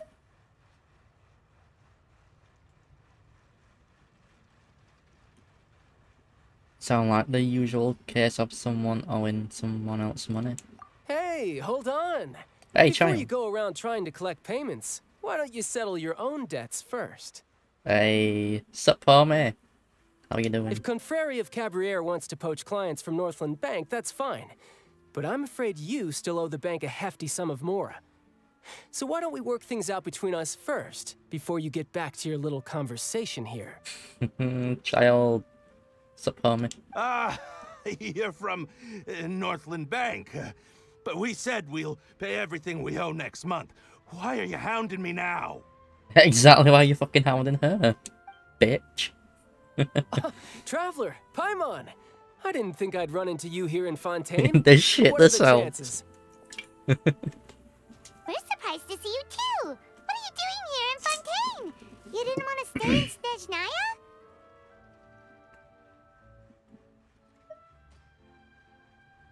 Alright, here's some jiggles. You can leave the tab open though, if you want.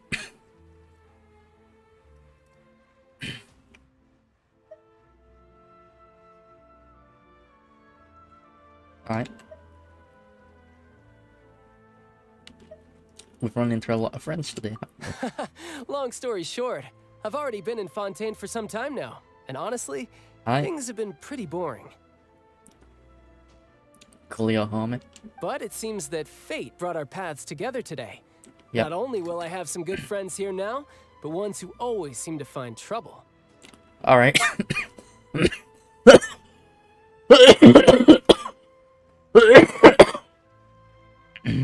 See ya. Oof.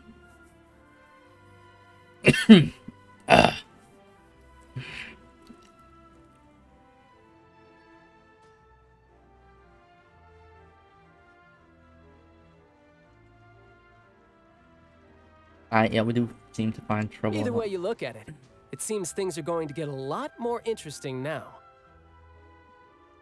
I suppose, yes. Pretty sure we'd want to avoid anything that you'd find interesting. Besides, our trip here has gone pretty well so far. Right, Traveler?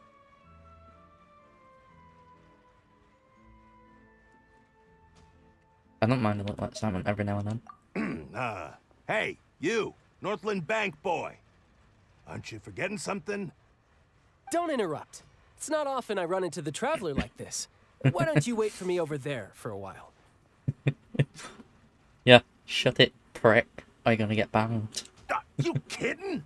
Aren't you the one looking for us? You really expect us to sit and twiddle our thumbs while you catch up with your friends? Yeah, we're both gonna ban you.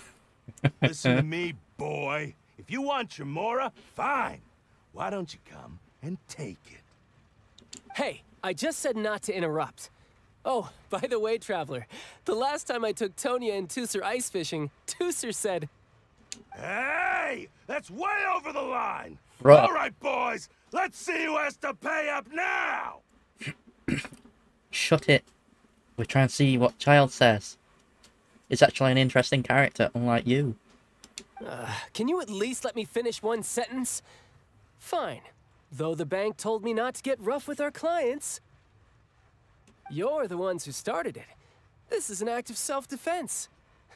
You two will have to be my witnesses, okay? Go ahead, Dalios. I'm sure this won't take long. We know exactly what's going to happen.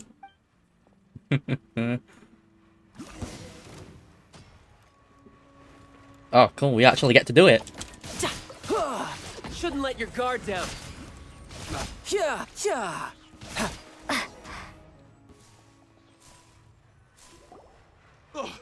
Hey, Stroops, how are you doing? How are you so strong if you're just a staffer from Snezhnaya's Northland Bank? Wait, don't tell me you're... He's the harbinger of the Fatui. Well, one of them. Oh, now you notice. It's a little late, don't you think?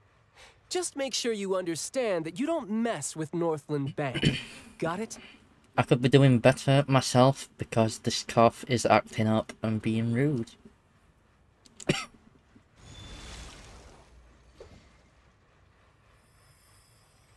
Huh? Huh? What? Now's my chance! Still fucking laid him out by punching him. Huh. That was weird. True. Alright, you feeling alright? I'm not sure. It's as if I suddenly lost control of my hydro powers when I needed them. Maybe there's something wrong with my vision? Hmm. Strange. How could that happen? First time Paimon's ever heard of someone losing control of their vision. Same here. Never mind. It doesn't matter. If I want to stay sharp, I shouldn't be relying too much on my vision anyway. Besides, I always have my delusion in case I need it.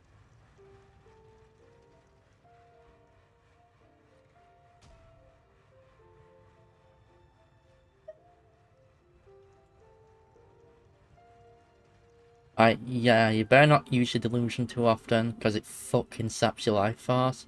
I don't have a vision, so don't ask me. So what are you doing in Fontaine, child? I don't see it's work for Northland Bank. Well, I guess it's because I've been in a bad mood lately. Aye. Huh?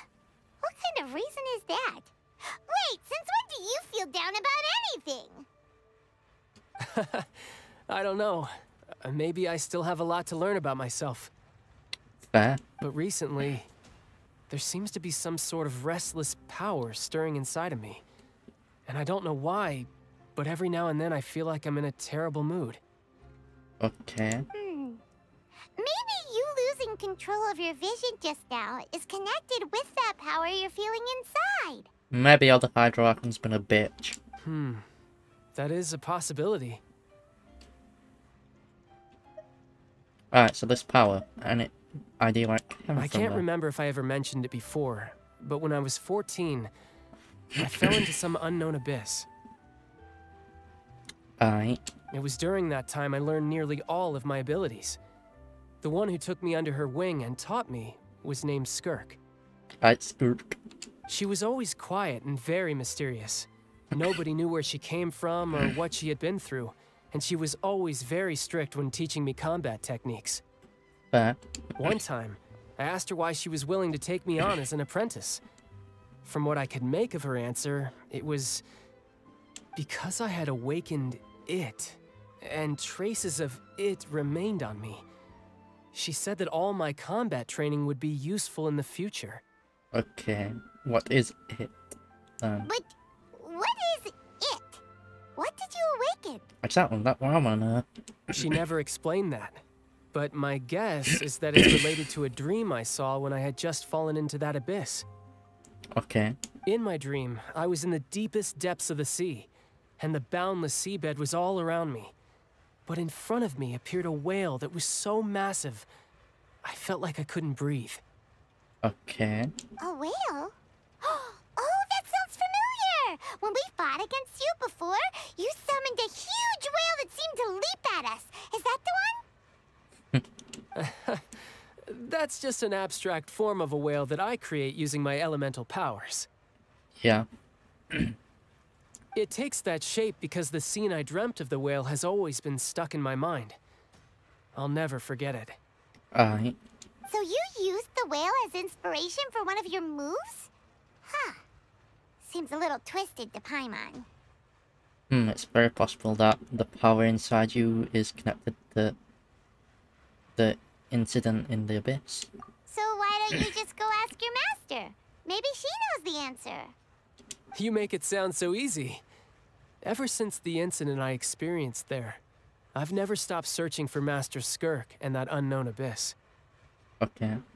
But it's been years now, and I've still found nothing. There isn't even a trace of the place where I remember falling into the abyss. Oof. Oh, it sounds like some kind of ghost story. Yeah, I'm out of leads at this point, but there's nothing more I can do. It seems that strange encounters in this world tend to be elusive like that. True. They do indeed. Seems the time really flies when I'm talking with you. I just remembered I have somewhere else I need to be, so I should get going. Alright, see you later, homie. What? More work for the Northland Bank? No, it's more of a personal appointment. Lately, I've been sparring with some of Fontaine's official champion duelists whenever I'm feeling bored. Hey, yeah, can we do that? Official champion duelists?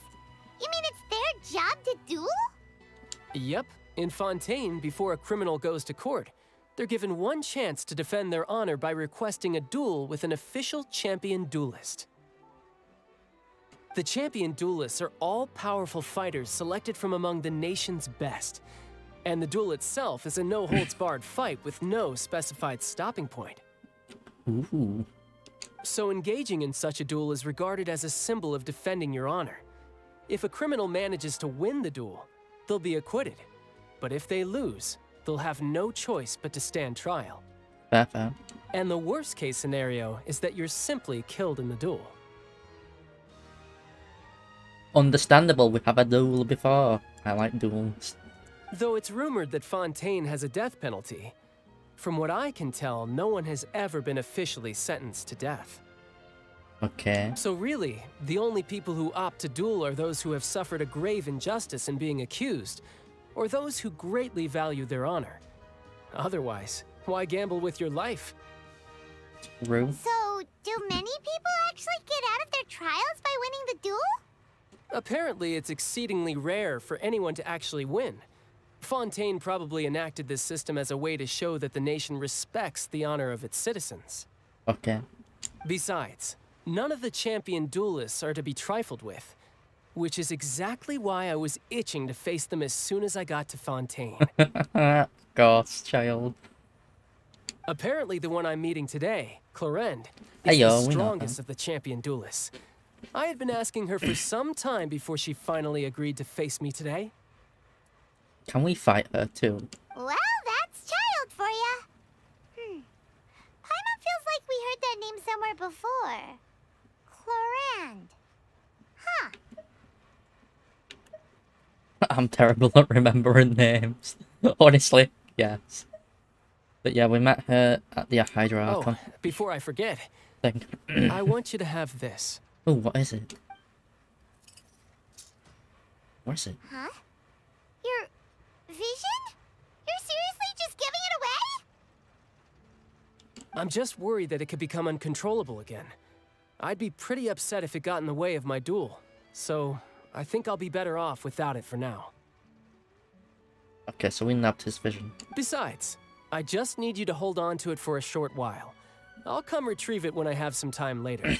Paimon knows what you're up to. You just want an excuse to come talk to us again, don't you? Of course it does. Whatever gave you that idea? I'll be in touch later. That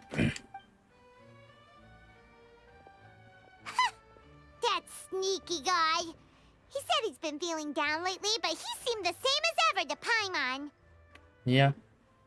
Well, since we don't have much to do for now, we might as well walk around and see the city before Lyney's performance.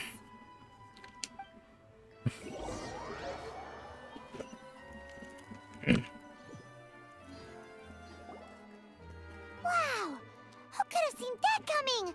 The reporter who was barely around for most of the story was the murderer all along!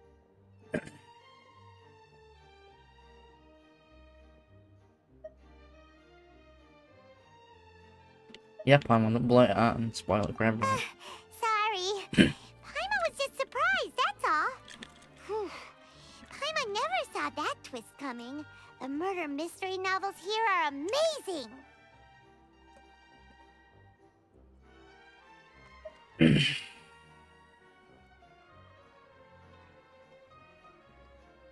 Yeah, how long have we been loitering The here? whodunits here in Fontaine are a lot different than the light novels you see from Yai Publishing House. Both have their merits, but Paimon thinks this style of novels are more, well, novel. Fair. It's so exciting to reach the moment when the mystery is uncovered, especially in the one Paimon was just reading. You should buy a copy and read it too.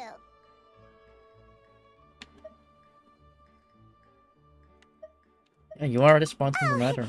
Sorry about that. Paimon will be more careful next time.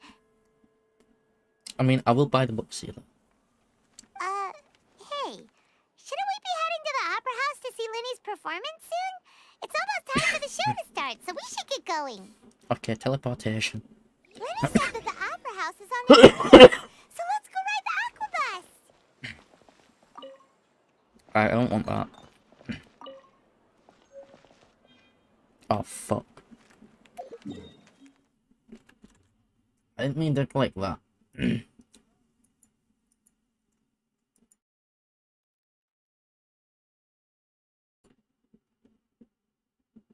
But we are here. I might as well mark it off on the map so I know I got it. There's one on the other side of the city too.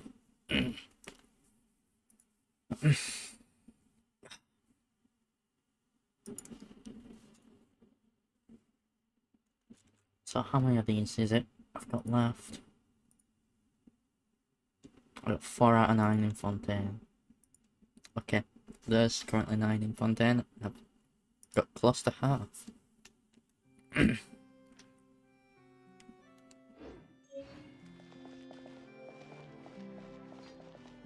Investing too much emotion puts you at risk of doing something irrational. Alright then. Okay, These let's... are the kind of headlines they're going for.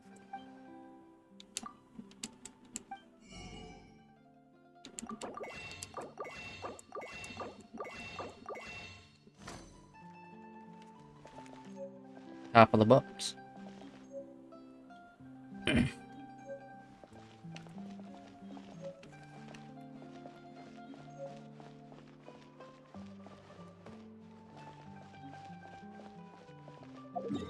Whoa.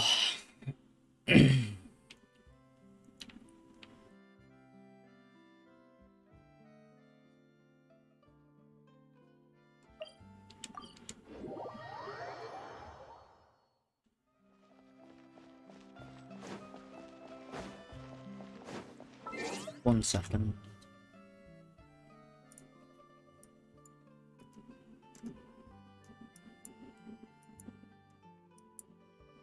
Oh no, it's over there. in the middle of here. Okay, we just might teleport away then. Wrong one. Yeah.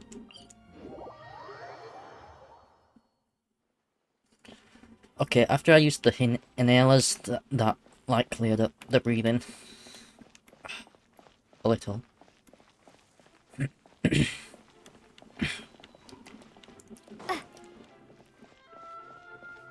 Whatever that thing is, it's a thing. Whoa! Now this is fancy! The Opera Epiclese. What a place to hold a performance! No wonder Lyney and Lynette were looking forward to it. Oh, also the name Fontaine is a French word meaning fountain. Probably obvious now you know that. But that is a little trivia. Like, Inazuma is the Japanese word for lightning. I think it's lightning. Looks like there's a lot of people standing around the fountain up ahead. Oh, Archon, please bless us with a bright and healthy child. We pray. I don't know why you always feel the need to ask so much. I'll be happy as long as our child is healthy and lives a peaceful life. I guess if they're our kid, then there's no doubt they'll turn out smart. Bold of you to assume. Maybe this is one of the customs in Fontaine. There sure are a lot of couples here. I mean, it's like a date spot if you look at it. Vache. Hey, yo.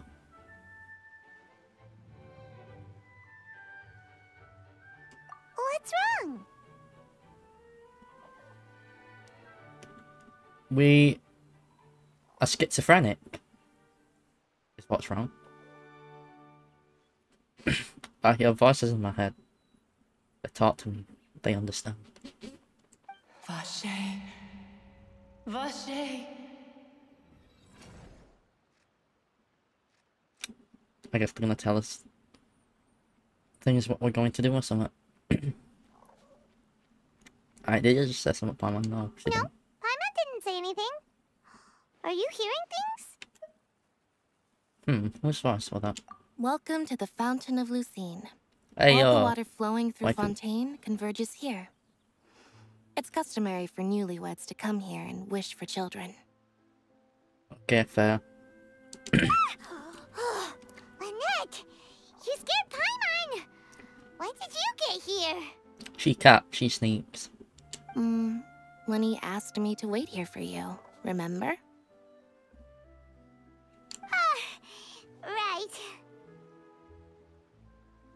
Alright, by the way, Lynette, I seem to hear a faint voice just now. What do you mean? There are a lot of people here right now. Alright, it seems as if the voice was coming from the fountain. Hey, you're not trying to scare Paimon, are you? Besides, it's the middle of the day. It's not the time for eerie things. Shut up, Paimon. I see. I might be able to tell you something that could help explain the voice you heard. Alright. In fact, you might not be imagining things at all. I suspect that what you heard is a result of your hypersensitivity to the hydro element. Okay. Others in my family have had similar experiences. We are hypersensitive. Can I touch your ears? They look like they will be sensitive too. I want to also touch your tail. It's because of her sensitivity to the hydro element? But what would hearing a voice have to do with elemental power? Because elemental power, remnants of the previous Hydra Archon. When do you cry, Paimon? Wait, what? What does that have to do with anything? Just answer me. When do you cry? When she's sad. Or if you're really happy, you have tears of joy.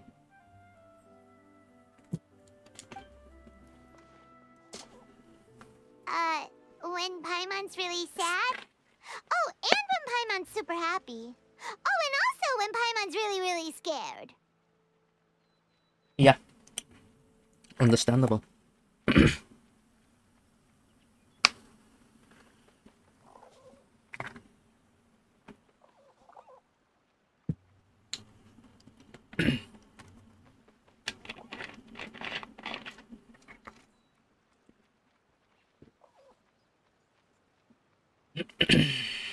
Alright, jiggles to make sure model connected.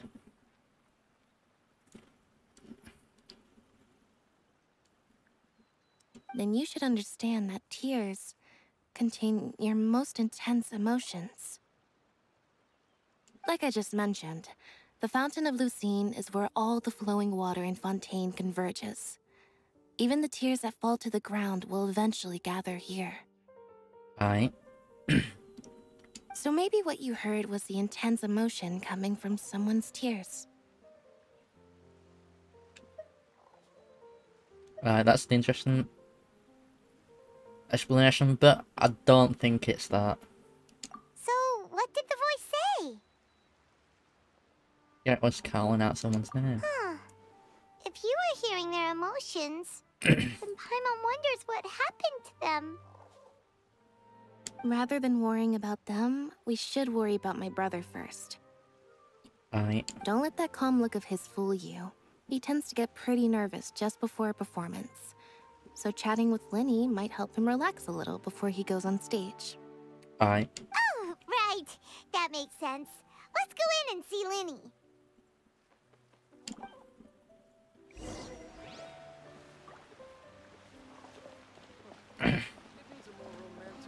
I'm used to going down this... Oh wait, no. It is this path I'm used to going down. To get down here to this. All for the Neko.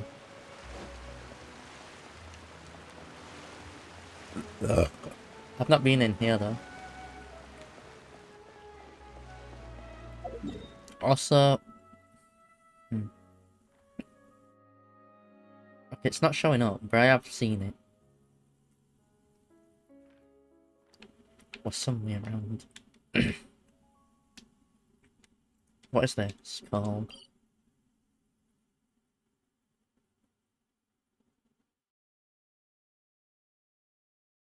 Okay.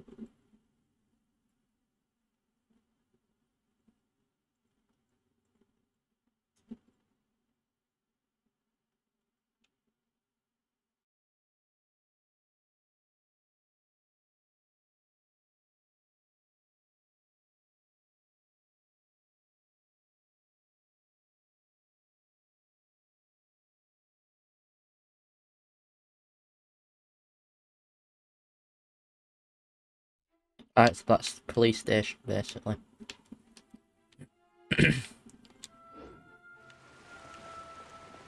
Yeah, sometimes it takes me a while to read. Deal with it. Sometimes I'm fast, sometimes I'm slow. It depends. Just like so good. Hey, this is fancy. Ah, Traveler and Paimon. Good to see you. I knew you two would come. Are you kidding? We wouldn't miss it for the world. We've been looking forward to it. I can tell, judging by how early you've arrived. Okay. But you're actually right on time. The audience still hasn't started entering the venue yet, which means now is the perfect chance for us to take you to the best seats in the house. Wait just a moment. I'll fetch the tickets. Coolio.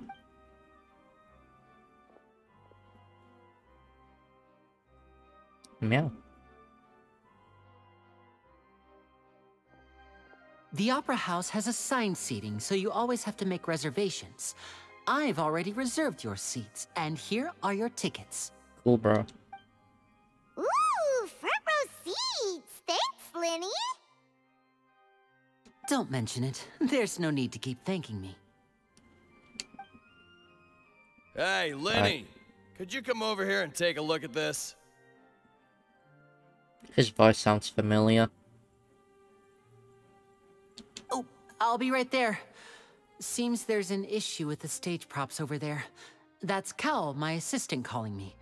I'll go lend him a hand. Wait, I think there is some voices from Fairy Tail and other animes in this, like, game as characters. Because I think I remember hearing one of the voices of someone. It's like the voice of Lucy from Fairy Tail. For one, what I remember who it is.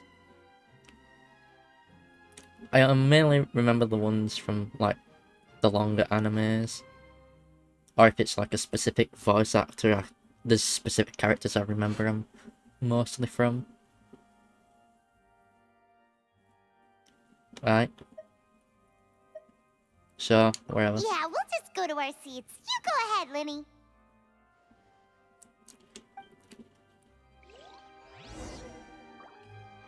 Hey yo, where's Cat Girl gone? Hey yo, I'm not going there yet. I'll see what up here. It's a new place. I haven't been here. Okay. Ooh. It actually opens up for her. That's pretty interesting. Wait, do we get to come back here later on? But yeah, that's the stage.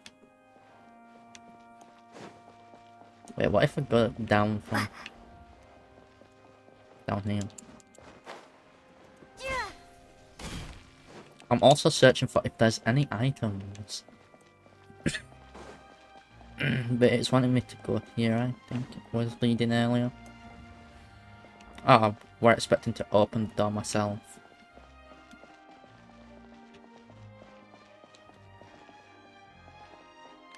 Hey yo, this wood texture's pretty nice. Hey yo, is that someone there? Who's this? Oh, these should be our seats. Come on, let's sit down.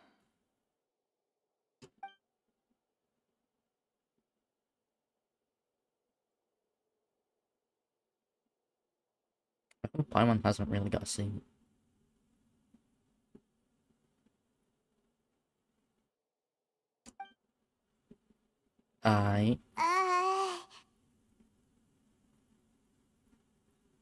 Just awkward silence. Hey,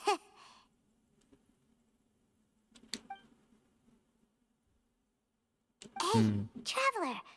Maybe we should strike up a conversation with the person next to us. Since we're sitting together and the rest of the place is practically empty still. It's kinda awkward if we don't say anything. I mean, I would just actually sit there and say fuck all. Yeah, that's usually your job, Paimon. Of course you put this on Paimon. Of course. Excuse me, I did not realize you felt awkward. I am terribly sorry. I would be perfectly happy to chat with you if that is what you would like. Ah, cool. Hi, Harmony. Oh, so you heard all of that, did ya? Boy, you sure have good ears. Paimon thought she was keeping her voice down. Wait, that's not it, Paimon's. Sorry. Paimon's the one who was being rude, talking under her breath like that. So, let's talk, but, what should we talk about? This is getting more awkward. Okay, you can see some jiggles first before you lie down. Yeah, have some jiggles.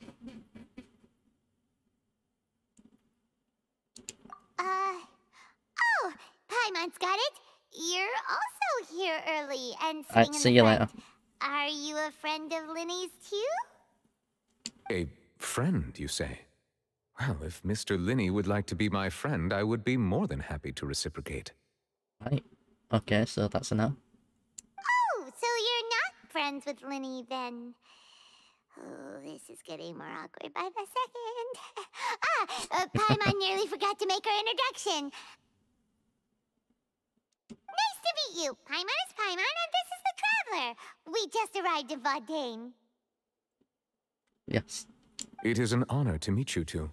I have heard of your deeds across Tevat. Yes, we are legends. And as required by proper etiquette, I will also introduce myself. I am... Oh, Monsieur Nervillet. What an honor it is to have you here to see my show. Okay, they're speaking French here. So his name is Nervillet. Ah, Mr. Lyney. I should say it is in fact an honor for me to see your performance in person. Oh wait, yeah, I was gonna say earlier, but I think I ended up coughing. Like, for Inazuma stories, what Paimon were on with, they're more like manga, anime and manga sort of stuff. Where here it's probably more like novels. Wait, Nervillet? Could he be... I saw you all chatting just now, but it seems you still don't know who Monsieur Nervillet is. Allow me to introduce you to Fontaine's Chief Justice. That seat is always reserved for him. It wouldn't be too much to say that he's the symbol of justice and honesty here in Fontaine. Aye.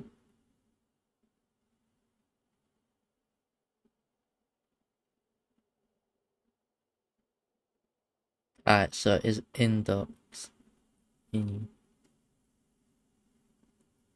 I don't know. Chief of Justice, yeah, that makes it more English sounding. Ooh, sorry for being so rude just now. Paimon had no idea you were such an important person. No offense taken. Being Chief Justice is merely what I do for work. Nearly every person has their usual reserved seat, so I'm not so special, really. Right.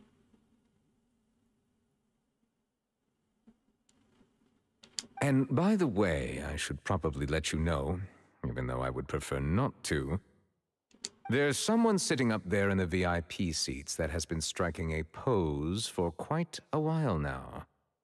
Okay. I believe she is trying to give you a most elegant and impressive first impression. So I think you should take notice of her sooner rather than later. Otherwise, she may become flustered. Right. Interesting how you sat up there like that. Huh? Oh, it's Farina, the Hydro Archon. Huh. She sure has a smug and satisfied look on her face. Guess she has no idea that you saw right through her act. Very good. That is for the best. No need to pay her any more attention. We may now enjoy the show. Right then. Huh? So is this what things are like between the Chief Justice and the Hydro Archon? Yeah, I suppose. All right, please wait just a moment longer. I've pretty much finished my preparations, and the performance will start as soon as the audience has made their way to their seats. Yay!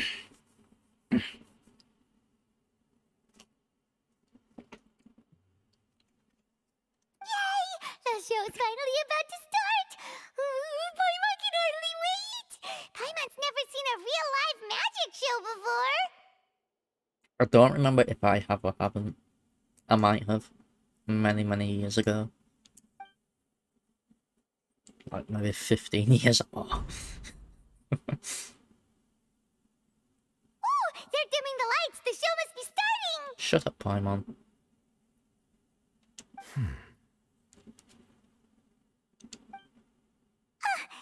Sorry.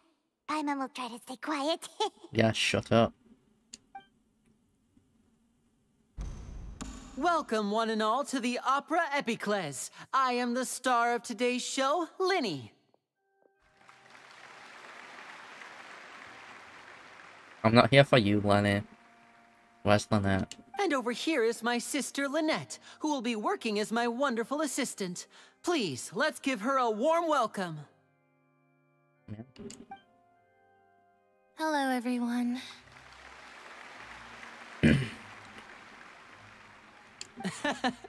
I know she may seem to be a little sleepy right now, but that's just a sign that she's nervous. Whatever.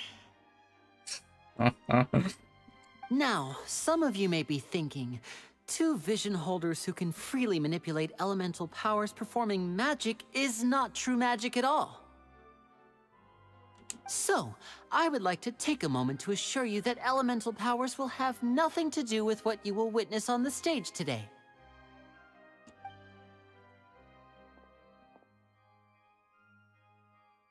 Both Lynette and myself have removed our visions for the show. That way, even the gods won't be able to help us. Oh, good point. That's what makes the show real magic. Now, without further ado, let the show begin. Lynette will now exit the stage to make some preparations. They can't take away Ruby's magic. What the fuck just happened there with the model? I know you might miss her, but don't worry. She'll be coming right back on stage momentarily. Perhaps in an unexpected way. I'm sure she'll be stealing the spotlight soon enough. Yes, we are here for Lynette, not you, Lyney. Oh, and before I forget, there's one more thing I should say. You never know what can happen in the blink of an eye. True. A magician's greatest Hey, skill cutscene. is making things disappear or appear. The possibilities are endless.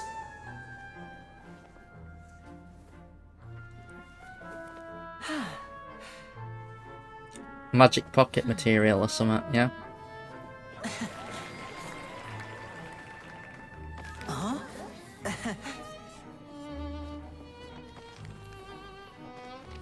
Aye. Like a card strap out a hat. And a bird.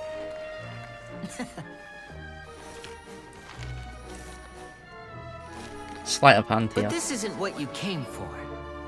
These little tricks, you've seen them all before.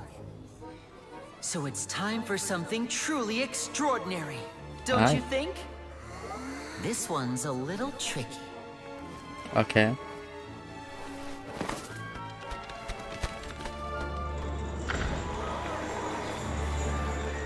Using this water tank, I shall make my sister vanish completely, right before your very eyes. Hey, I don't seal the knackers away. Though I did somewhat see this sort of thing in the trailer. It's actually quite simple. She'll just turn into air bubbles and float right out of the top.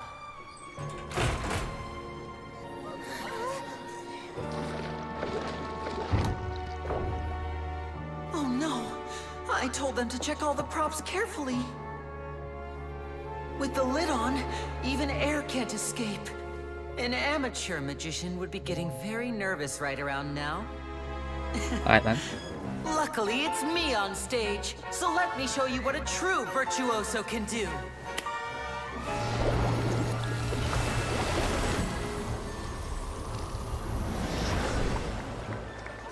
Hey, oh, she's naked. Lynette, are you still there? Don't go too far. We don't want to use up all our magic. Hi, I'm back. Uh-huh.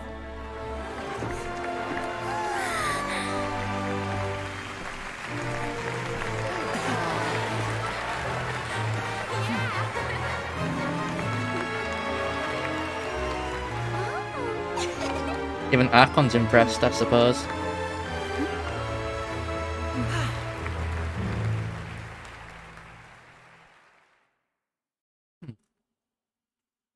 Was an interesting magic trick. Whoa! What in the world just happened? How did he do that? Paimon didn't see him do anything! Of course she didn't find one. Wasn't Lynette inside the water tank? How did she disappear and then reappear out of nowhere? Right. If we could see easily through his tricks, then that would mean that his skills are still lacking. Yeah, true. To appreciate magic, you should focus on the show happening on stage, rather than getting caught up in trying to see that which has been intentionally hidden. Exactly. Guess you're right. Paimon couldn't believe her eyes when Lynette reappeared. Amazing! But she left her clothes in the tank, so... Interesting. Thank you, everyone. I'm glad you enjoyed that Hey, performance. where's she gone? But our magical journey has only just begun. I've prepared even more astonishing surprises for everyone here. The magic of transformation and disappearance can go far beyond what you've just seen. Aye. I'm sure many of you are thinking that escaping the water tank was impressive enough. But Lynette is still my assistant after all. In which case, I have ample time to make all necessary preparations. So, for my next trick, I will require the participation of one lucky audience member. Dibs. Please, if my assistants could bring out the magical boxes now. There are 2 boxes and only 2 boxes. One is here, and one is there in the aisle among the audience. Aye. I'm sure many of our clever audience members have already guessed our next magic trick. A swap! Our lucky audience member and I will each enter a magic box. After 1 minute, we will each emerge from the opposite box. There's a tunnel underneath. Or something like that. Maybe. Or, in fact, waypoints. Somewhat teleport like that. Now please, everyone pay very close attention to the box you see here.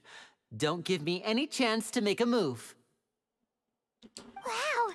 How's he gonna do this? Hey, do you think this is all magic tricks, or does Lyney have actual superpowers?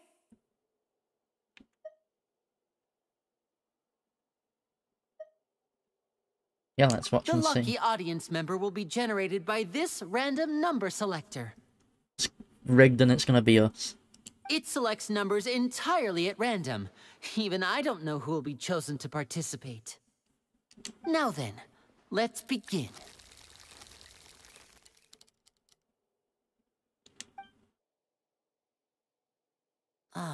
Let me see. Oh, row 7, seat 3. Congratulations! You now have the chance to experience magic firsthand for an entire minute. It's that thief. Ah, yeah. Please, come forward. My assistant will take you beside the magic box.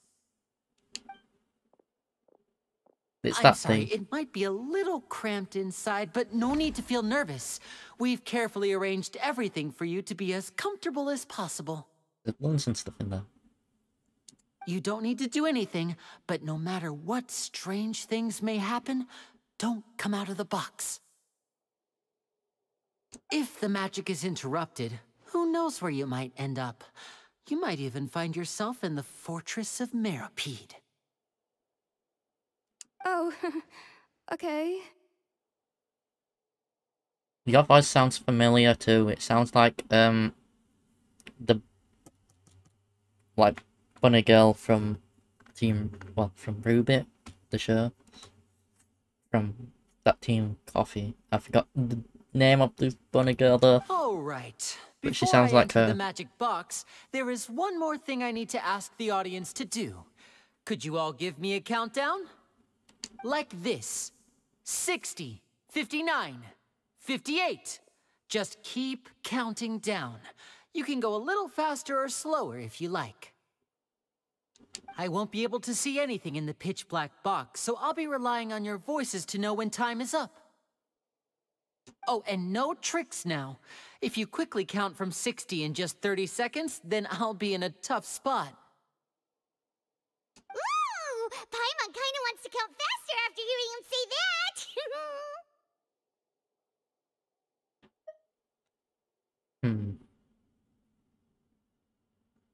Yeah, wait, whole crowd, you can if you No, want no, to. that won't do.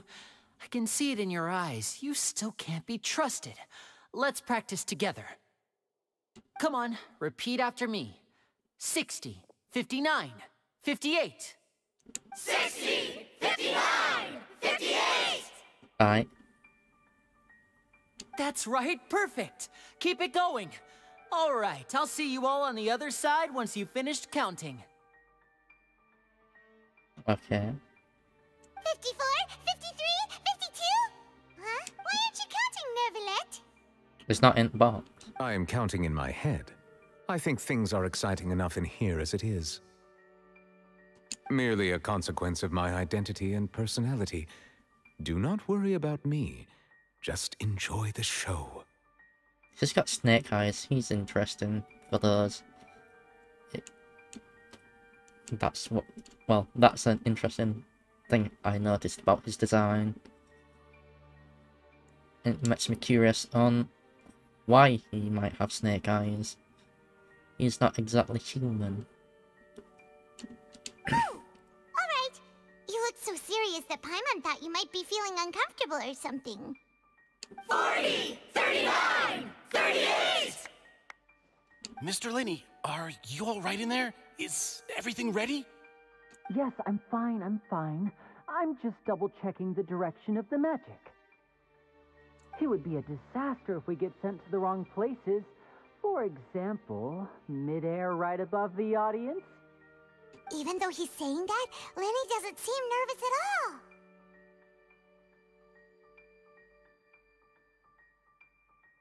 That's all part of the show. What was that noise? Did you hear it too?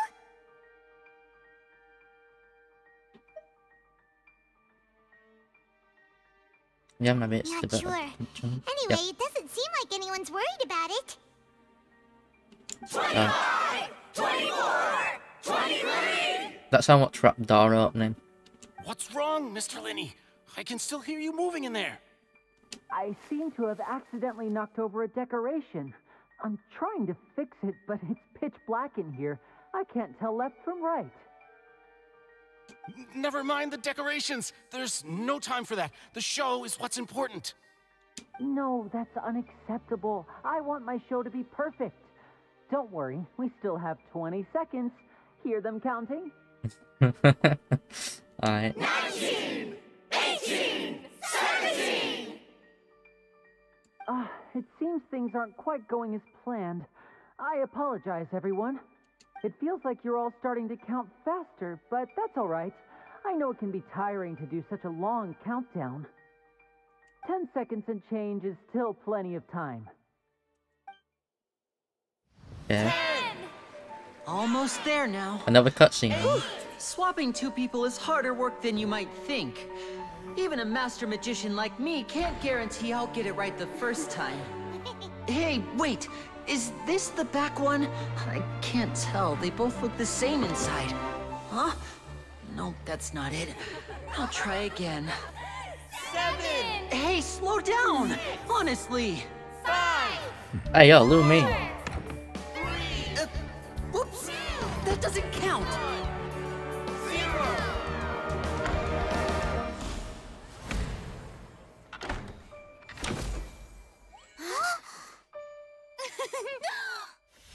Ta-da! Alright.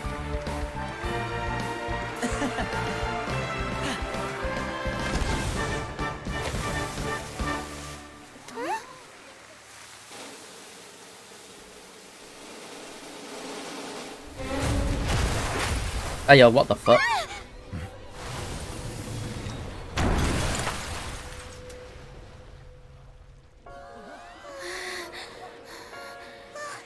What happened?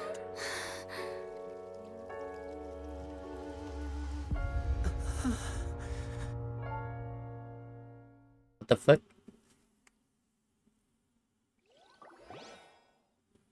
Huh?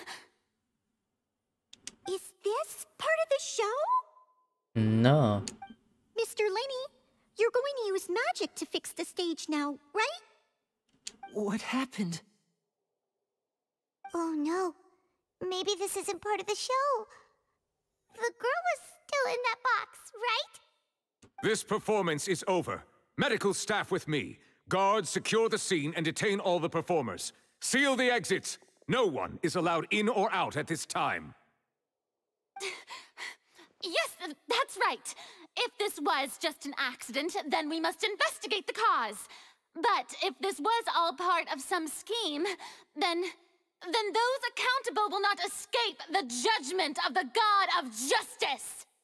It seems like you don't even know what's gone off yourself. No need to be alarmed, you two.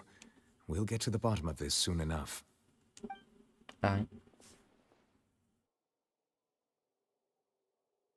Unfortunately, the person who is in the magic box has been pronounced dead.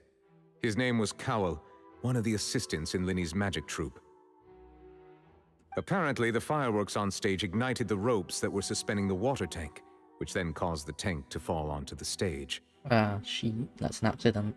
As of now, we are still not sure why we found Cowell in the box, rather than the guest from the audience.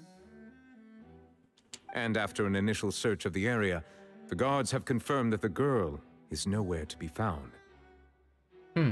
It appears that this incident was not merely some mishap with the performance. And there are many indications that it is connected with the case of the serial disappearances of young women. The serial disappearances case? That's the case that Charlotte mentioned before.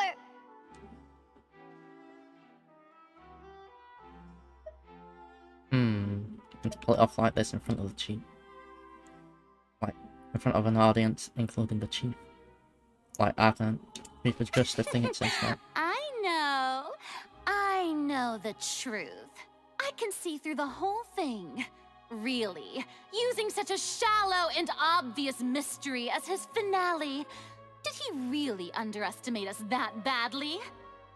I say that our powerful magician, Mr. Lyney, is now the prime suspect for the serial disappearances case. Aye, but clearly is not that person. Huh? Why me? This whole thing was an accident. No, this all occurred during your magic show, did it not? The missing girl disappeared after being chosen, did she not? The deceased is one of your assistants, is he not?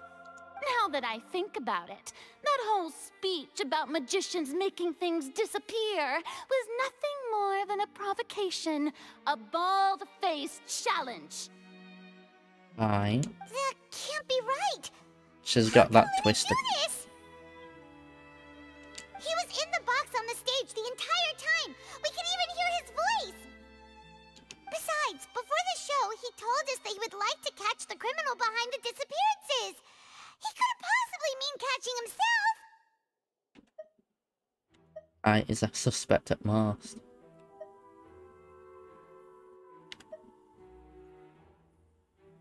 Save discussion for a later time, please. Lady Farina, may I assume that your comments just now constitute an accusation against Mr. Lyney and his associates, and that you are pressing charges? Huh? I just think that I think it might be a little early to talk about formally pressing charges. Okay, so she's all talk, but she's a bit nervous when it actually comes to the biting part, I suppose. But what Lady Farina said just now makes perfect sense. Looks like she's gonna personally deliver justice. A kidnapping and murder carried out under the cover of a magic show. Lady Farina said it all.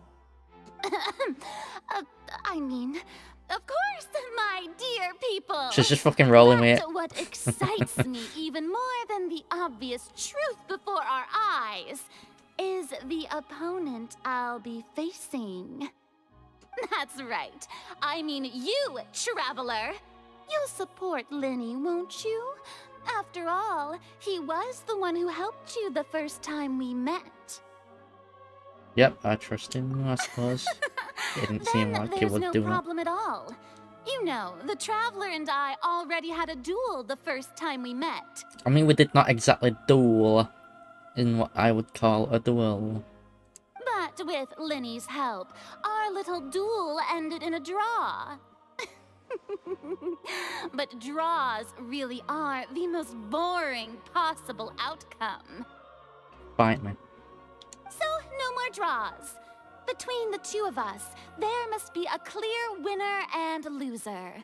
And what better place to hold such a riveting showdown and decide the true victor than here, on the grandest of stages, the opera epiclese. It's fucking weird. Huh. It wasn't a draw. She obviously lost last time. Just like a fucking child. I understand. Charges have now been pressed, and as such, a trial is in order. Well, Traveler, seems Lady Farina has set you in her sights. But putting her dramatic rhetoric aside for a moment, I would like to ask you, are you willing to act as Mr. Lyney's attorney and defend him in this case? Yeah. Very well. The trial will be held a day from now in the Opera House. Both sides may investigate the scene to build their cases and search for the truth. Lyney and his troop are all potential suspects and shall remain within the Opera House. The audience may begin to leave in an orderly fashion once they have been cleared by the guards. Hey, you holding Necklace hostage, man. Best not be for long. A day isn't that long. Let's see what kind of case this big shot outlander can build in such a short amount of time. I'm really quite looking forward to hearing. Okay, so it's just... It cut out to... I'm really looking forward to hearing it. And I forgot what I fucking said. As a comment to that. Because, yes, fucking cunt of a stream. Internet stuff just randomly cutting out. I don't know why the internet cut out.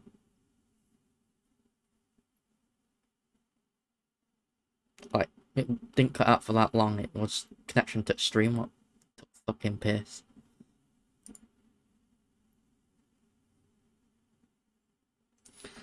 Alright, it's all working now. We'll continue. But yeah, let's see what we end up getting. This isn't the end of the stream.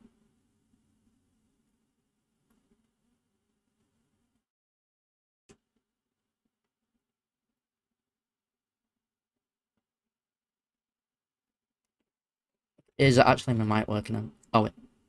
Fuck. I've got to unmute.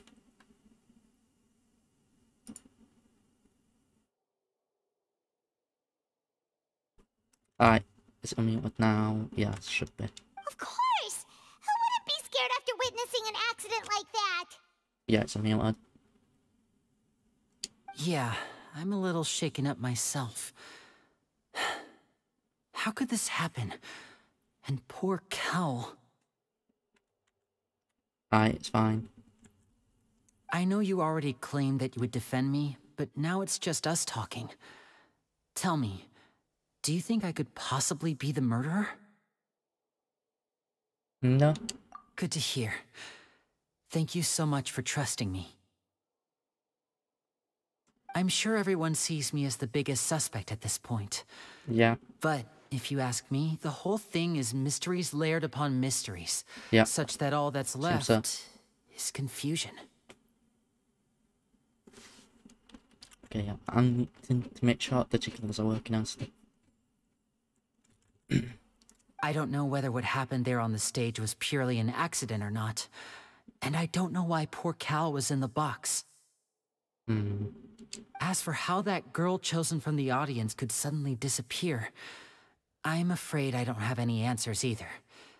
If someone tampered with my performance, then we need to figure out what they did. Even a skilled and knowledgeable magician like myself couldn't pull all that off in just 1 minute.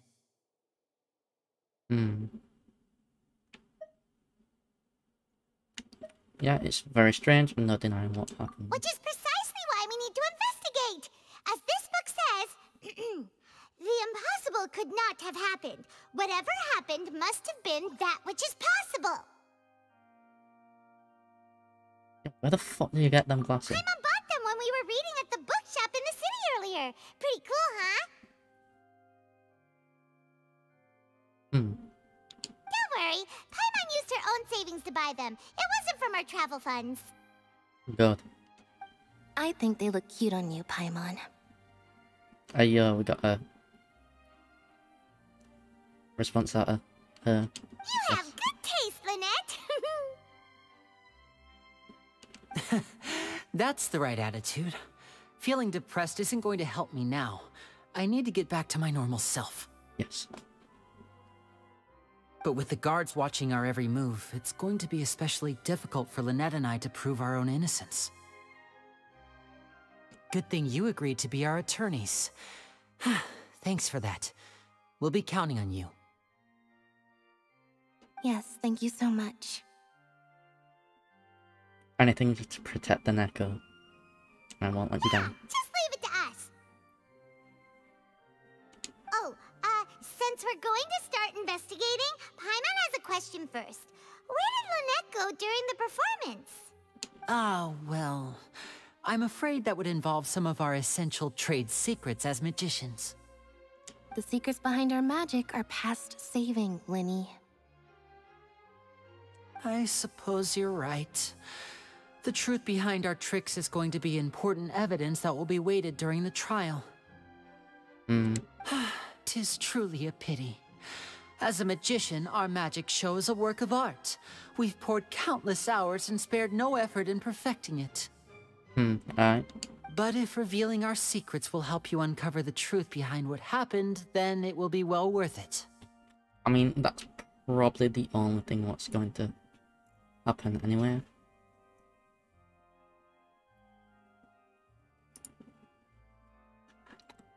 Fuck me, that didn't have to take its time. Oh wait, I didn't even notice it sent it out there. I thought it was only just there.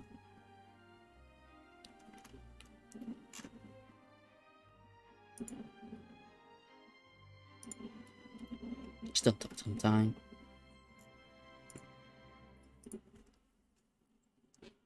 We should go somewhere else if we're going to discuss our magic tricks. We'll go speak with the guards, and in the meantime, you can go investigate the stage and the seating areas. Alright, let's go have a look while the investigation teams are still here. Detective Paimon is on the case! I'm fucking glasses Paimon. I can't take you seriously, I'm on.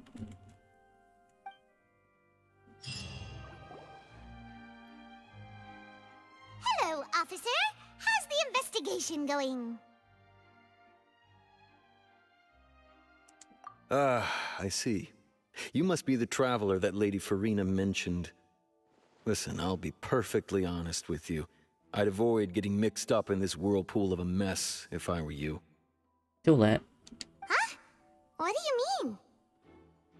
Come with me and you'll see.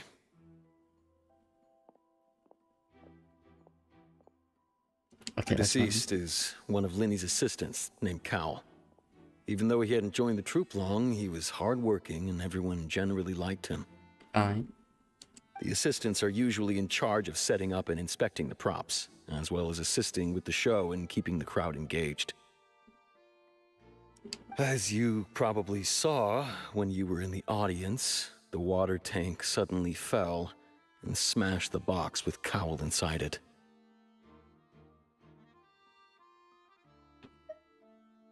Yeah. But why? This is the real mystery. We've already searched the scene and were unable to find any traces of the girl. Okay. However, if you look carefully, the box was positioned directly under the water tank. The ropes holding the tank were then burned by the pyrotechnics on stage, causing them to snap. All these factors lining up so perfectly makes it hard to see this as a mere accident. If anything, the more logical explanation is that the whole incident was intentionally planned, and Lyney is the most likely person to have access to all these areas. Makes sense in a way, but also it might just be there because center stage is like where people want to look most. Yeah, center stage. Doesn't have a motive.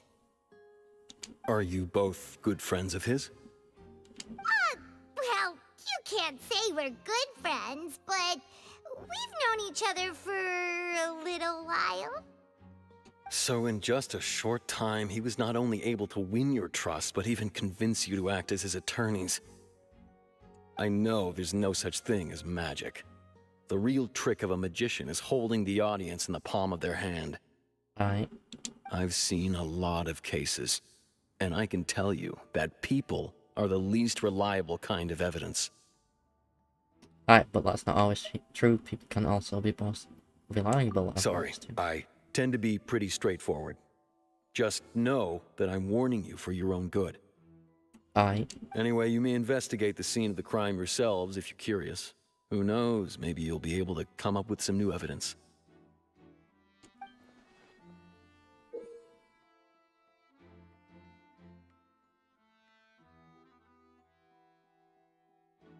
Aye.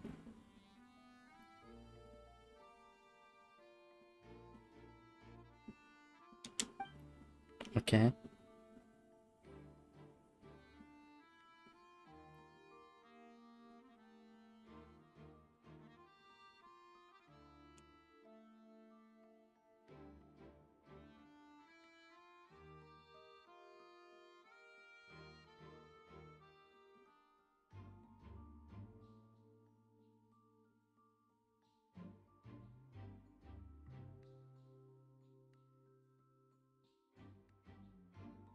Okay.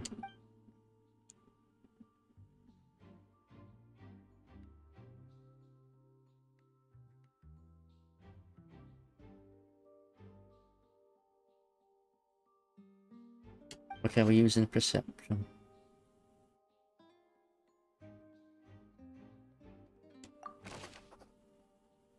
Oh, I'm not reading these.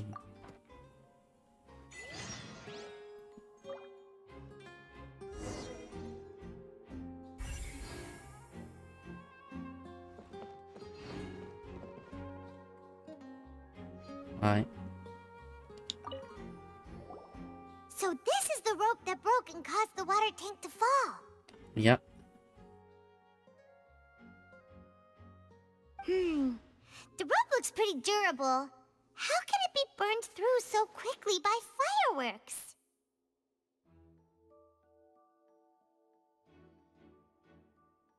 Right, so either Lyney didn't see this as a safety concern, or... Why are you suddenly so serious, Traveler? is this a case?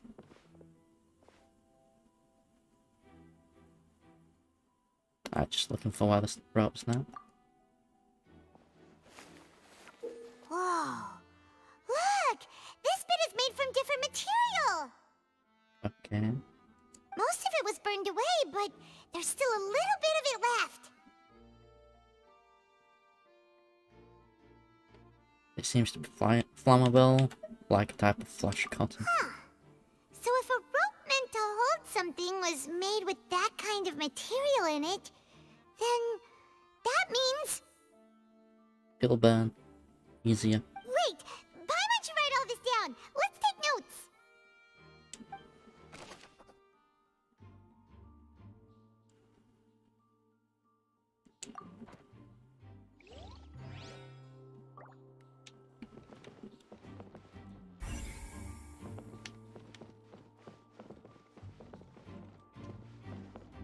Alright, what about this?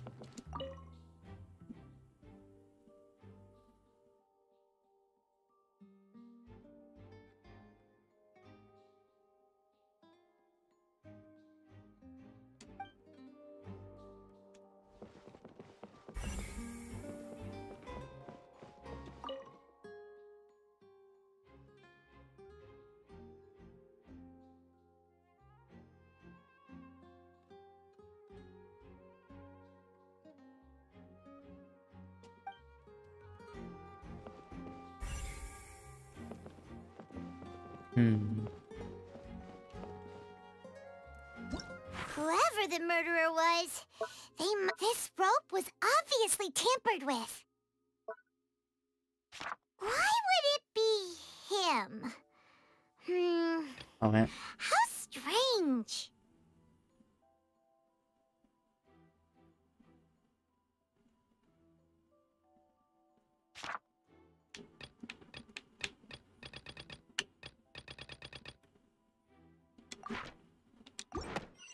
Okay, not them. So it's one or two people over there. What does this person have to say? The investigation team has some new findings. Turns out there's an issue with the random number selector after all. Okay. See, I told you. What if the machine picked some big guy's seat? You think the murderer would have still made his move then? Sorry to interrupt, but we're helping Lyney and Lynette with their side of the investigation.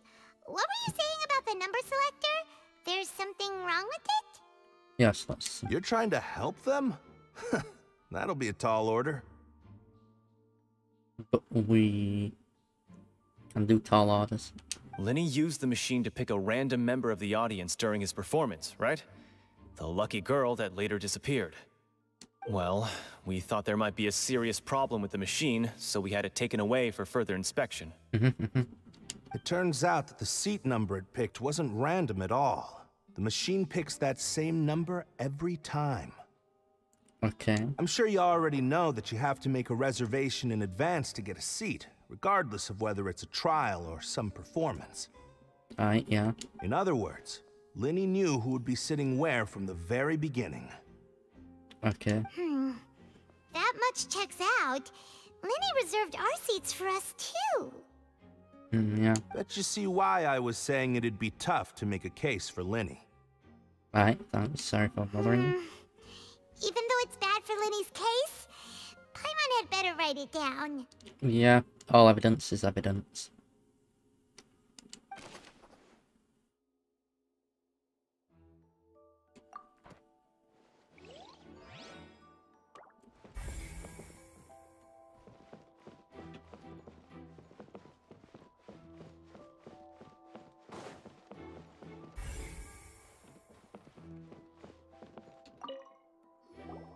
Hello there. What are you investigating? Oh, this location has also been cordoned off because the Magic Troupe members are currently considered prime suspects. Okay. The investigation team is still collecting evidence. The seats were all booked in advance, so we were able to deduce the missing woman's identity by checking the guest list. I could tell who she is. Sure, it's not like this is confidential information. We will publish it later anyway when we petition the public to help us find the missing person. Her name is Halsey. She's a painter from Fontaine who's made a bit of a name for herself. Apparently, she wasn't a regular at the Opera House, but she'd been feeling some pressure with her work lately, which made her decide to come see the magic show. The Magic Troupe members all claim not to know her, and we have looked into her social connections. It seems that she has no personal grievances or conflicts of interest with the suspects. Okay. Simply put, she wasn't related to the Magic Troupe at all, which matches the features of the previous serial disappearances. Okay. Were the victims of previous cases also chosen at random? That's how it seems to us, in any case. Okay. Apart from the fact that they were all young women of around the same age range, there really weren't any other connections between them. Okay then. Okay then. Thanks for info. No need to be so formal. If you do happen to see the missing girl, please be sure to contact us. Aye. It is of utmost importance that we get to the bottom of these disappearances. Yeah.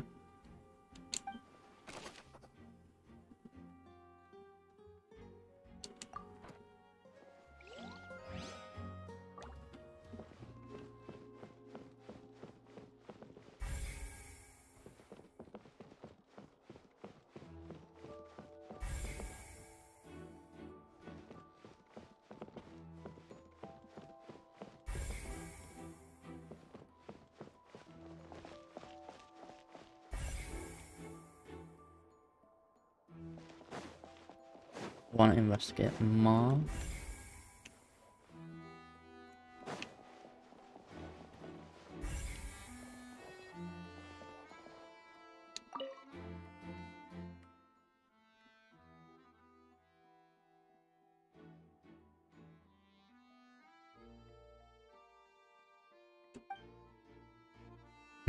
Okay.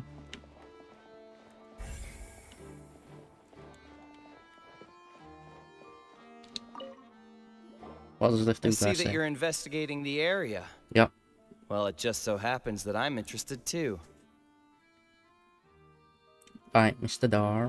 If you find any new and interesting leads, be sure to share them with me, all right? No. We don't have have too many thoughts yet. Then why don't I tell you my hypothesis first? The way I Yeah, see why it. not? And I'll start it with that loud thud. The thud? Oh, you mean the sound that happened during the countdown? Yes, exactly. It wasn't terribly loud, but I suspect that most people heard it. It's just that everyone was awaiting the results of Lyney's trick with bated breath, so no one paid it much mind. But now that the incident has happened, the thud has become an important clue. Right, yeah. That makes sense. So, what Okay. do you make of it? I'm of the opinion that it may have been the sound of Lyney's accomplice. Lynette, perhaps. Jumping atop the water tank, or something like that. And when the pyrotechnics went off, she cut the rope, sending the water tank crashing down. She wouldn't do that. But wasn't the noise we heard too loud for that? Perhaps the balance wasn't right, leading to a particularly rough landing. Hey Ed, how are you doing? Oh, I don't know if you heard that crack of my bones or not there.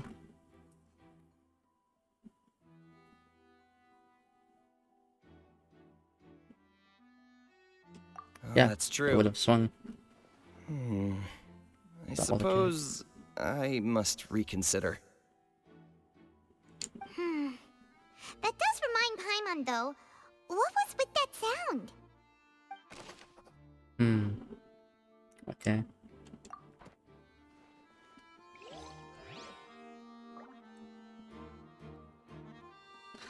Right, so she got them from a bookstore earlier on in our Quest, and she decided to put them on when we're doing an investigation. So it's like, I can't take her seriously because of it. Like, seriously, Paimon? Why? Okay, we need to come back to here. It might also have a more information now we found.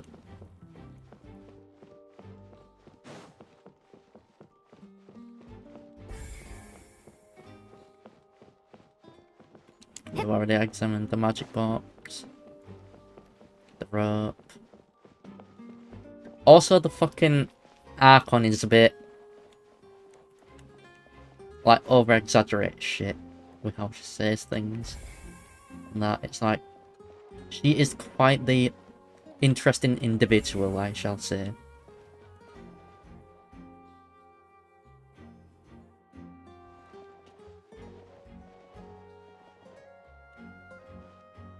Fair. I've been streaming for quite a while, just like I think Internet Box might have updated or something, so I had a little disconnection of the internet. So I can't control that. It is how it is.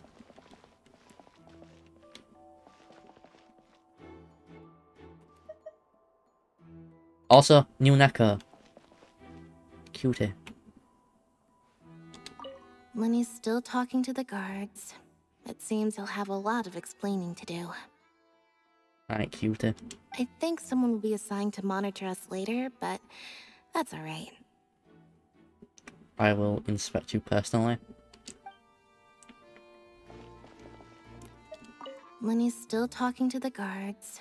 It seems he'll have a lot of explaining to do. Right. I think someone will...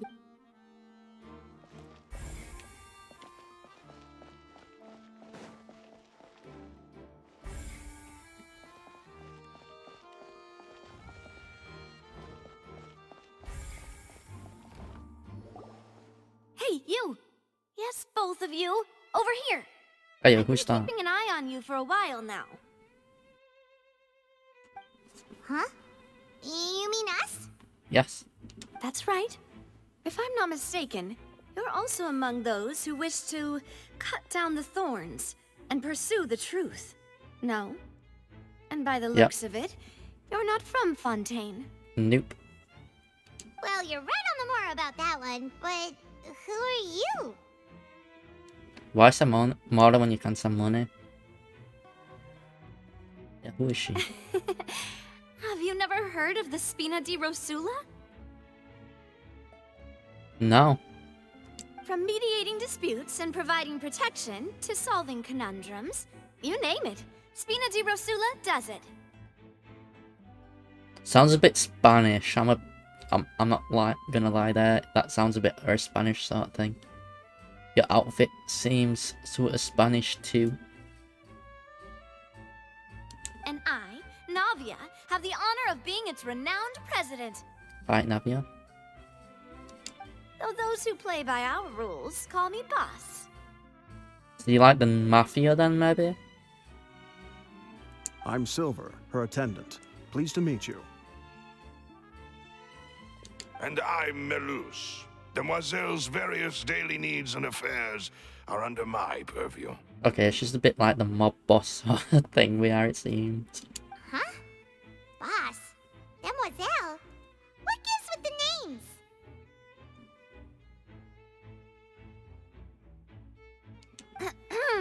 Well, I am the second generation president. Malus and the others are still used to my previous title. Aye. My apologies, Demoiselle. Should you prefer, boss, I will endeavor to use that instead. Aye. No, no need. You don't have to call me boss. Just Navia is fine. Aye. Okay, if you say so. Not that we're members of Spina di Rosula anyway. All merely trifling details. Never mind. Now, back to the situation at hand. So you want to investigate as well? That's right.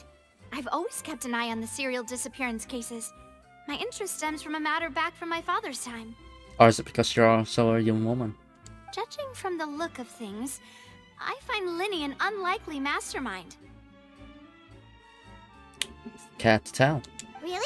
We think so too! That's why we're looking for clues now! But how did you come to that conclusion? Intuition, naturally. My unparalleled intuition. Aye. Farina sure was quick to point the finger at Lyney without any decisive evidence whatsoever, wasn't she? Yeah, but she's like a bit like a child. She's only 500 years old. Like Nahida. But that's not uncommon for her. If you remember, the Justice had to interrupt her and ask if she was pressing charges just to keep her from getting carried away. Anyway, a trial begins the moment someone levels charges. And, of course, there was no way Farina was going to back down in that situation. Aye. Sounds more like you just don't trust the Hydro Archon. Well, what's your opinion? I must admit that she can be interesting at times, but liking her doesn't mean that I'll blindly agree with her. Well, when you put it that way... Alright, I've answered your question. Now, it's time you answer mine. Wait a minute, did that answer count? Well, I say it does. But don't worry, you won't hear any pointless questions from me. Aye. In your opinion, do you think it's right to treat a trial like it's an opera? No, it's a bit fucking weird, that. Well? Aye, not always. And why would that be?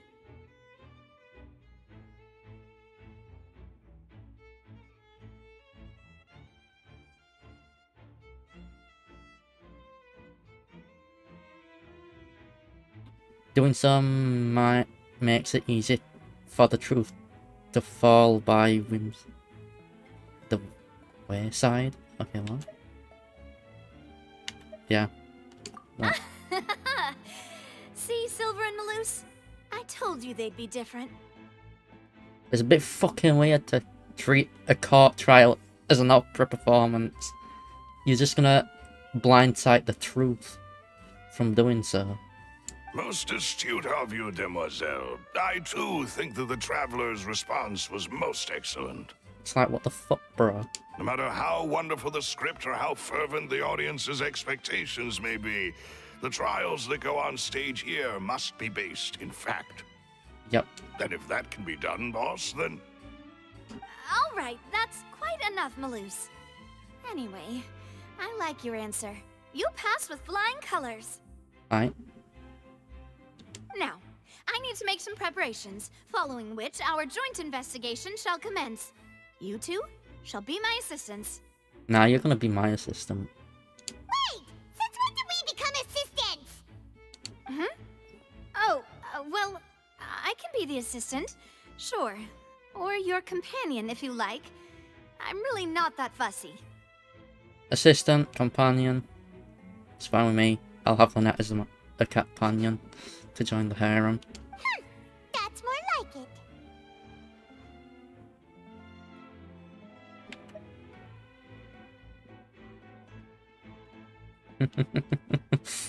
The angry at Paimon. Far be it from me to brag, but I believe that Demoiselle's intuition will be instrumental in uncovering the truth. Okay. You wish to save a friend from false accusations, and we wish to unravel the disappearances. In this sense, our goals are aligned. For now. You have a point. You're quite the talker, aren't you, mister? And what about you over there? What do you think? You seem like you've got something on your mind. I have nothing to add. Alright, Silver. Alrighty then. We'll be making some preparations first. Just be sure to let us know if they start revealing Lyney's tricks. Thanks! Alright. Why would it be him? Whoever the murderer was, they must have... This rope was... People needed to register and reserve a seat for the show. Yep. That, combined with this number selector, could allow you to pick a young lady instead of some old fogey.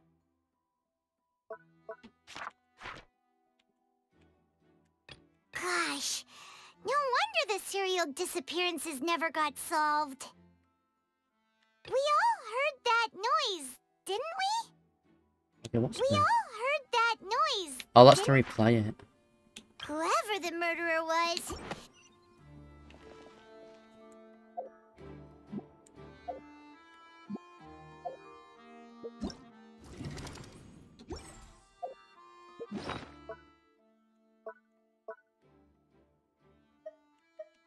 Oh yeah, we got Child's Vision.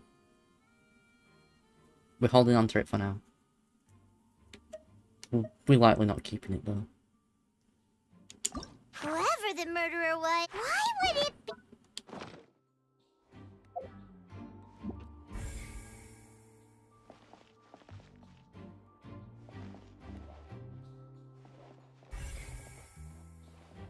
Alright, what the fuck are you? Sorry, but no one can freely enter or exit the Opera House at the moment. If you wish to leave, you must register your identity with us first. No, we're not leaving. We're representing Lyney and Lynette as attorneys, so we're investigating the case. Were you always guarding this entrance? Yes. After the Chief Justice gave the order, everyone coming in or out must undergo a strict inspection. Bye. So, the missing girl couldn't have left from here. At least, not from that point on. Alright, what about during the show? I doubt there was much opportunity then, either. Okay. How can you be so sure, Yeah, why? Well, because I was in charge of security near the entrance at that time. Okay, I don't know what race you are, but you are like a weird bunny thing. But you do not have fingers and that to be able to use pens properly.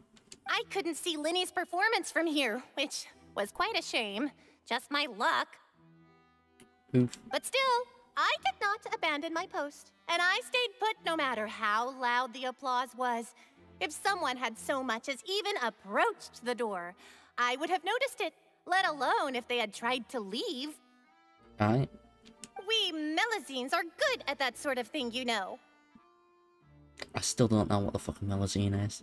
So, it's safe to say the girl couldn't have left through here. Alright, thank you for your help. This'll be useful info. Yeah.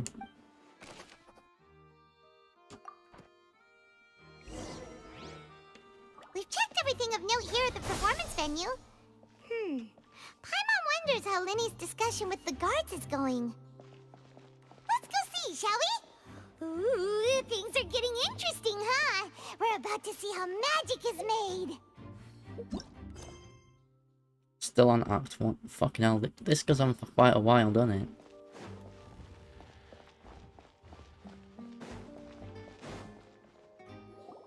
Understood. Then I will be going with you. Just so you're aware, I will be monitoring your actions and making notes as necessary. Understandable as a suspect in an investigation. You know, so only natural that he is going to be thinged. Monitored.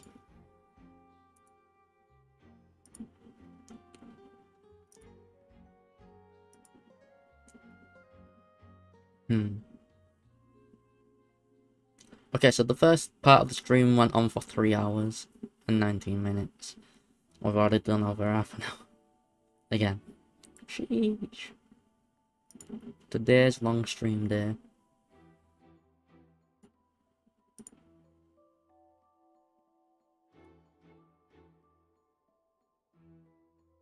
Very good. Thanks for being so agreeable. It would have been I'd almost pull one a fucking rose out of video my if it hat as a did gift for like you if I disconnect could. for internet.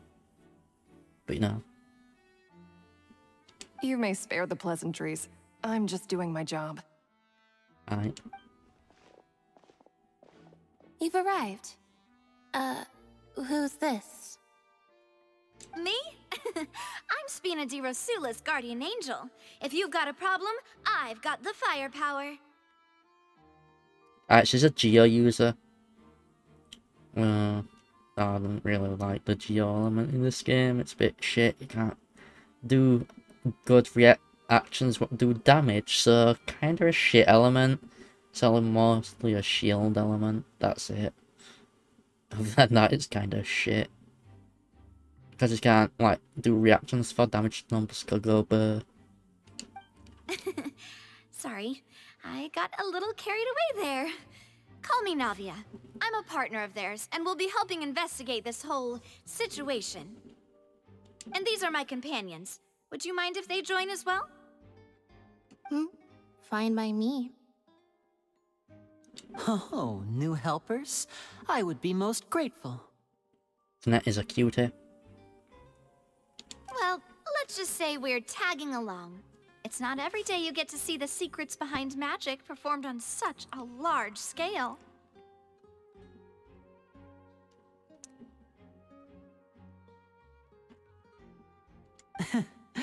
I appreciate your kind interest.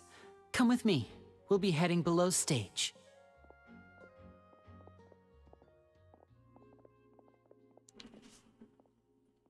Huh? Below stage? Yes, a world of secrets is hidden beneath this magic box, prepared specifically for this switcheroo trick. Yep. But before I reveal everything, you should have a look first. Notice anything strange here? Yeah, where it's placed. I kinda suspected it's like a tunnel sort of thing.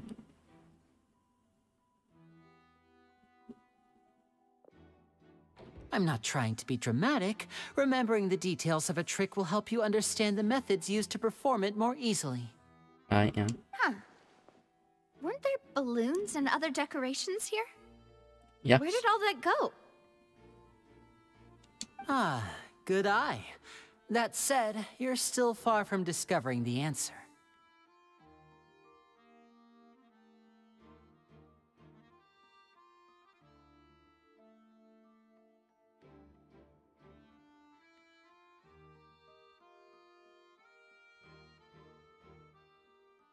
Right, the back of the door isn't the same.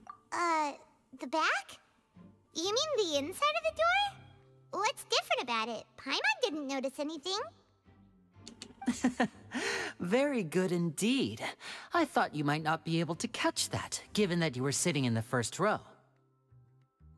The back of this door was patterned. Those patterns are now gone, replaced by a smooth wooden board. There we go, smooth brains. You have now been told. So, if you put two and two together, what do you get?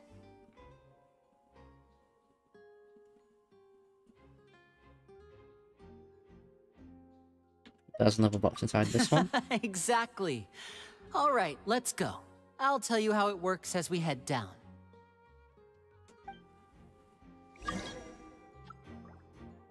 Oh, so there was a passageway under the magic box!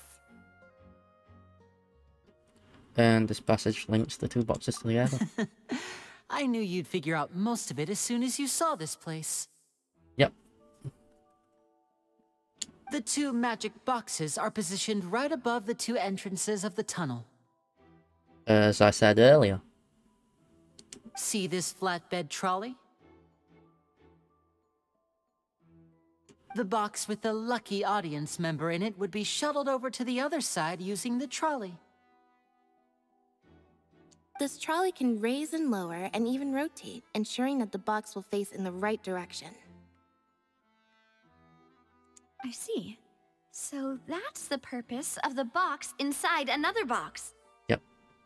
Precisely. The inner box would descend after the audience member was put inside and be moved along the trolley, all while the outer box would remain on stage as if nothing had ever changed. Yep. So that's how you did it! Once the box was lowered, the trolley would store some energy through this device here, with which it would complete the rest of the steps. The audience member would only be able to feel some slight movements in the dark, and by the time she walked out, she would already be back on stage.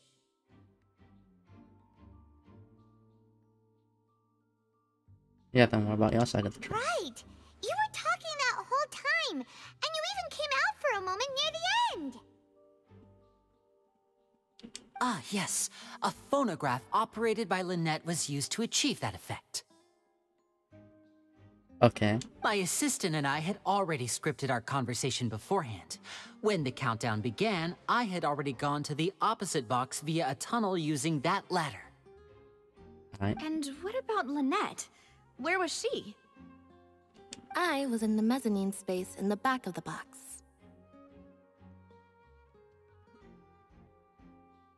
Oh, interesting! That's how we were able to coordinate Lyney's lines with the assistant. And, by the way, I was the one who walked out of the box at the end.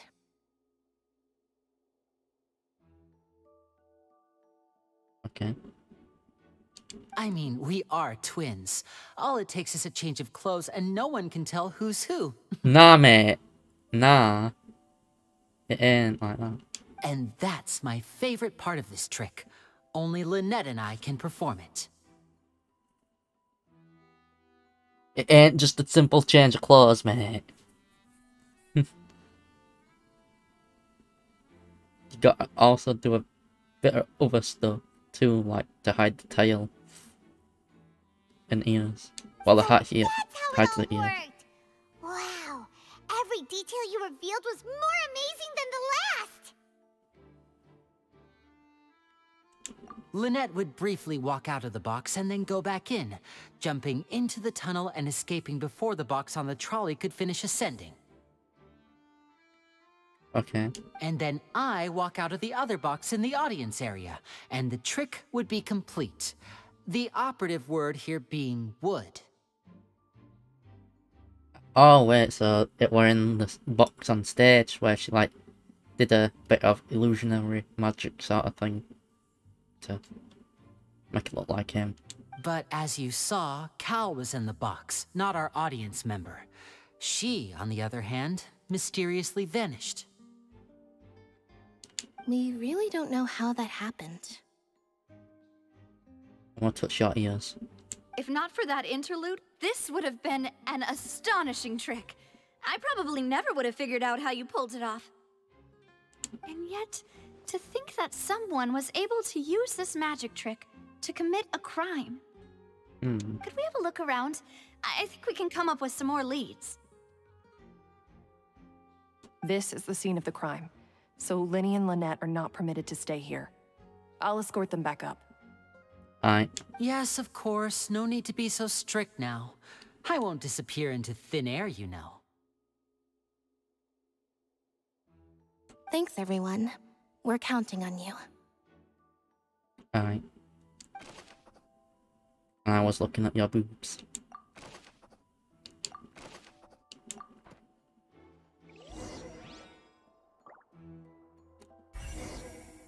Yo, we investigate.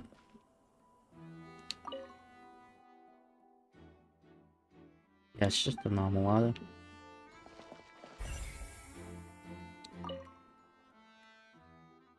Right, yeah, it's the control ladder thing.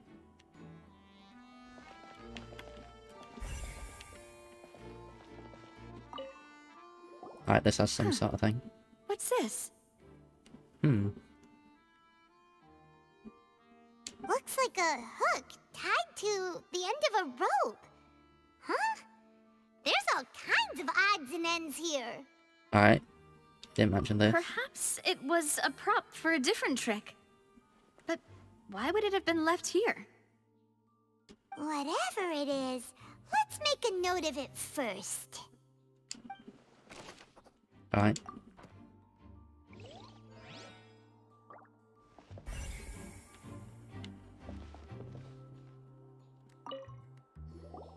The floor is wet. Please be careful not to slip. Speaking of which, why would there be water here? Yeah, maybe it was for a trick. Oh, Paimon knows! It's one of those tricks where you pour water into a jug and then flip the jug over only for the water to disappear? And Maybe. here's a broken vase. Huh. Did the trolley knock it down while moving? Maybe. That can't be. The trolley moves along tracks from start to finish. Yeah. It couldn't have hit the vase at this distance. True. Let's note this down too and think about it later. Alright, Paimon.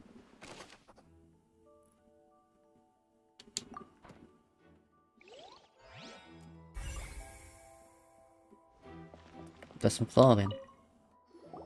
Oh, these are the clothes that the lady chosen from the audience was wearing, right? Maybe. Her clothes are here, but she's nowhere to be found.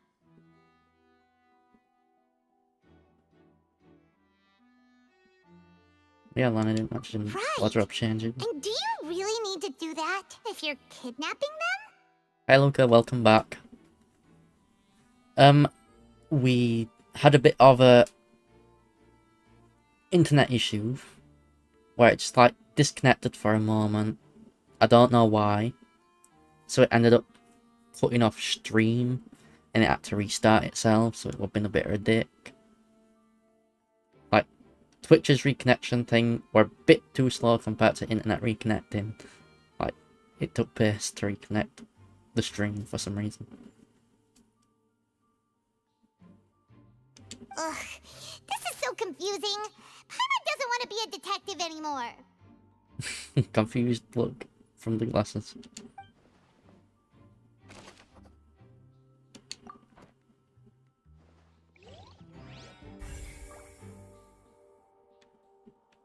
Alright, so that's all those. Yeah, examine the tracks.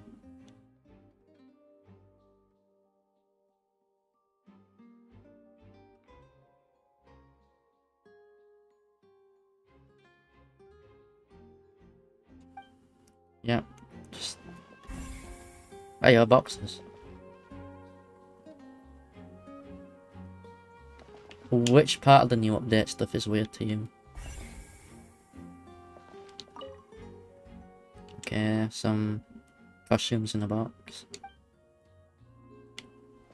Costumes over here. Just a trolley. And then investigate the vent. Someone's venting. What is this place?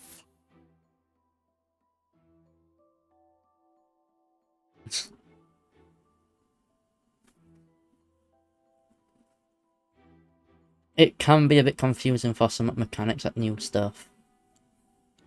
It seems someone could fit through here. Huh. Could this have been the suspect's escape route?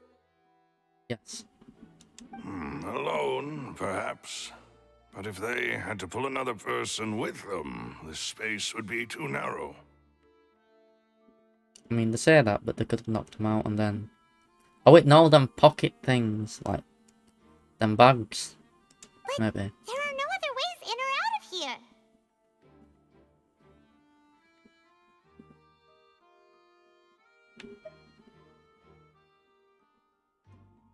Alright.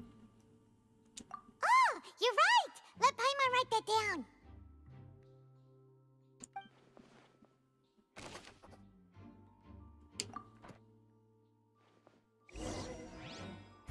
Seems we're just about done investigating down here.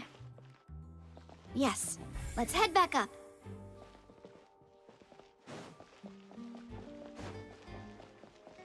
Okay, before I'm gonna do that, I need to do something. Be back in about a minute or two.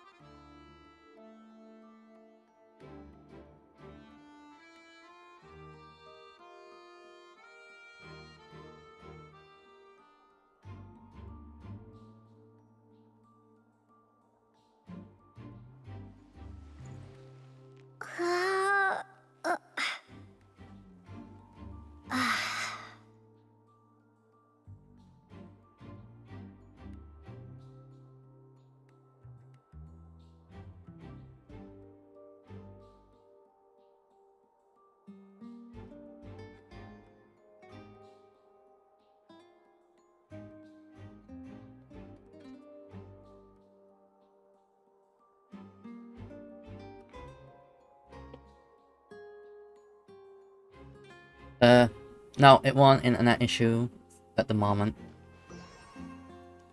The reason I had to be back is I needed a piss. End up pissing for longer than I expected to. And that's a big oof that you don't have space on your computer for the new update. I've still got plenty of room.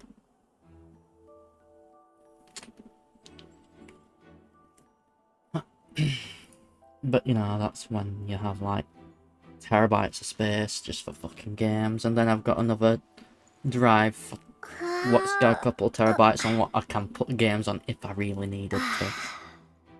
Like just to have Genshin on, I could move it to one what I ain't got really much on else on. I was going to check the water.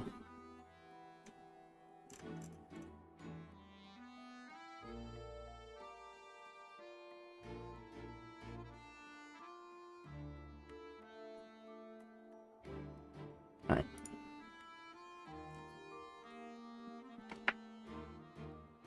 Okay, I'm back.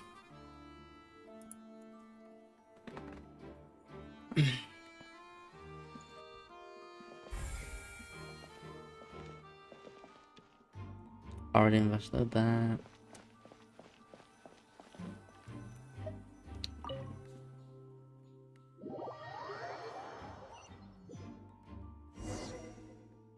Well, we've ascertained the state of the crime scene. Right, is mic working still? Yep. All sound is working. Let's find a place to sort out our findings once Maloose returns. It seems to me that there are several things that don't add up here.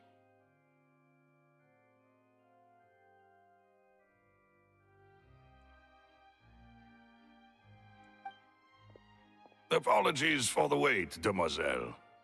Right. So, what did the guards say? Did the criminal escape through the vent? They believe the odds of that are very low, since the vent leads to the Opera House's basement. Okay. The guards have checked the area carefully. No one left through the basement during the performance or after the incident, and no one was found hiding there. Right then. So the tunnels become like a secret chamber then. You know, like the kind you usually see in novels. It would seem so. The plot thickens. Yes. Halsey's disappearance and Cowell's death Thick. are both quite inexplicable. Oof. No wonder Farina was so confident in her accusation. All the current evidence points toward Lyney and Lynette. In other words, the charges are very likely to be upheld unless we make some considerable progress. Right. Charges and then trial. So if the charges are upheld, they'll announce a sentence? That's right. This is how a trial goes in the Opera House. During the proceedings, the Chief Justice and the Oratrice will hear statements from both sides. Right, the Oratrice. That's right. This is how indemnitium is produced.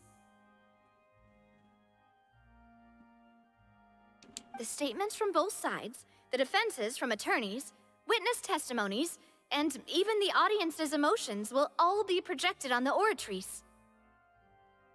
Oh yeah, that robot thing. To put it simply, it's as if the Oratrice has its own will, and is a judge in its own right. Okay. This also precludes any kind of favoritism on the part of the Chief Justice. Not that this has ever happened anyway. Alright, fascinating. Once both sides have finished speaking, the Chief Justice will make his final decision. This, too, will be used by the Oratrice as a reference. Then, finally, the Oratrice will be consulted by officials. The result it returns is the will of justice itself. Huh? So that machine is the one that actually decides? Paimon thought Neverlet called the shots. In practice, there is very little difference. Both have always come to the same judgment, which is why people have great faith in the Chief Justice. Fair. Understandable. Yes, the guards also asked me to convey that none of us will be allowed to leave this place before the trial. Huh? Why? I'm gonna leave. Because we've chosen to act as the twins' proxies. That makes us persons related to the case. Right. They're concerned that we might be colluding with outside parties, or that we might find outside help to disrupt the case. And even if that were not so, it could prove problematic if we happen to spread key information about the case ahead of time. I'm ready to break out at any time. Alright then. Whoa! There's no need for that! Paimon thinks they have a point. That said, are they providing food? Of course. I just hope you don't mind the lack of options. I'm afraid that catering to all tastes is not in the cards, nor is any guarantee of balanced nutrition.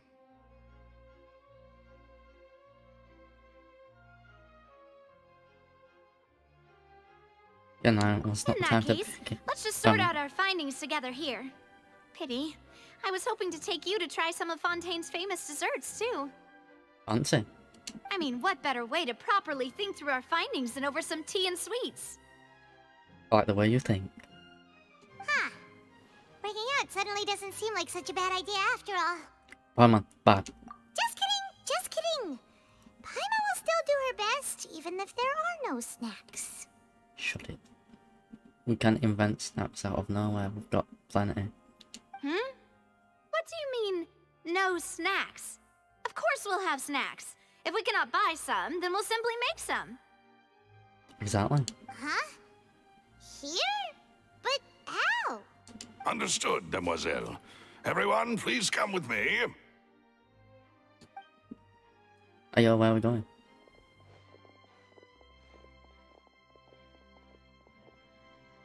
Wait, you're carrying a portable stove with you? What the fuck? Where the fuck did they pull that from? Yes, I must be prepared to meet the demoiselle's baking needs whenever the fancy strikes her.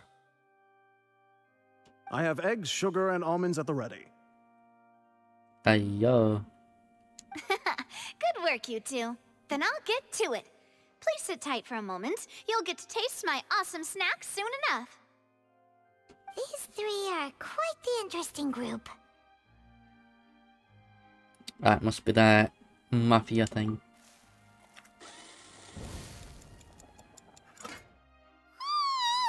And Paimon thought it smelled good while it was still in the oven. Oh, Hey, it's yo, even there's better macaroons. now. Paimon can't stop drooling. Macaroons and tea, pog. From the way you had these two guys carrying all that stuff around, Paimon thought you'd have them do more during the baking process. But you ended up doing the entire thing by yourself. Beating the egg whites, grinding almonds, everything. I was applauding. Big fucking help, bro. Applauding. Fucking idiot. And I was giving encouraging smiles. Yeah, that's not quite what Paimon meant, but okay. Paimon was just thinking, aren't you worried about getting your fancy dress dirty beating egg whites and baking like this? New. Well, I don't think it's carved in stone anywhere that fancy ladies can only read books, sip tea, ride horses, and play the piano. I just really enjoy making snacks. Understandable. You know, not wrong with that. Don't underestimate beating egg weights, by the way. It's a real arm workout. You also need to beat them to just the right consistency, or your macarons will crack. Yep. Anyway, give these a try, fresh out of the oven. There's 3 for each of us. Only 3? Don't be greedy, Paimon. Fat lip fucker. Well, eating too many sweet treats might send all that sugar to your head. You wouldn't be able to think clearly about the case on a sugar rush, would you? Tea is ready to be served as well. This is Demoiselle's favorite. Strong black tea with a floral fragrance that clears the mind and lifts the spirit. Aye. No need for concern. I'm merely doing as I should. Bro, stop making me want to make a cup of tea. I've already left once.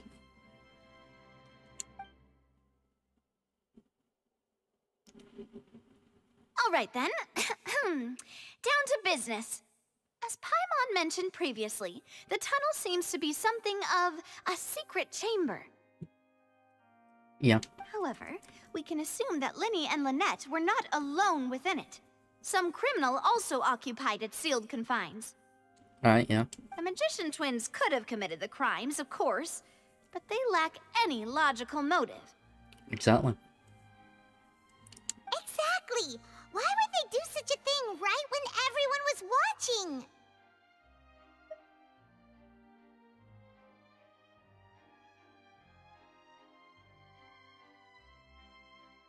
Alright, so apart from them two, with the missing girl and the deceased. The flower vase and the thud we heard during the performance could indicate some altercation between Halsey and the criminal in the tunnel,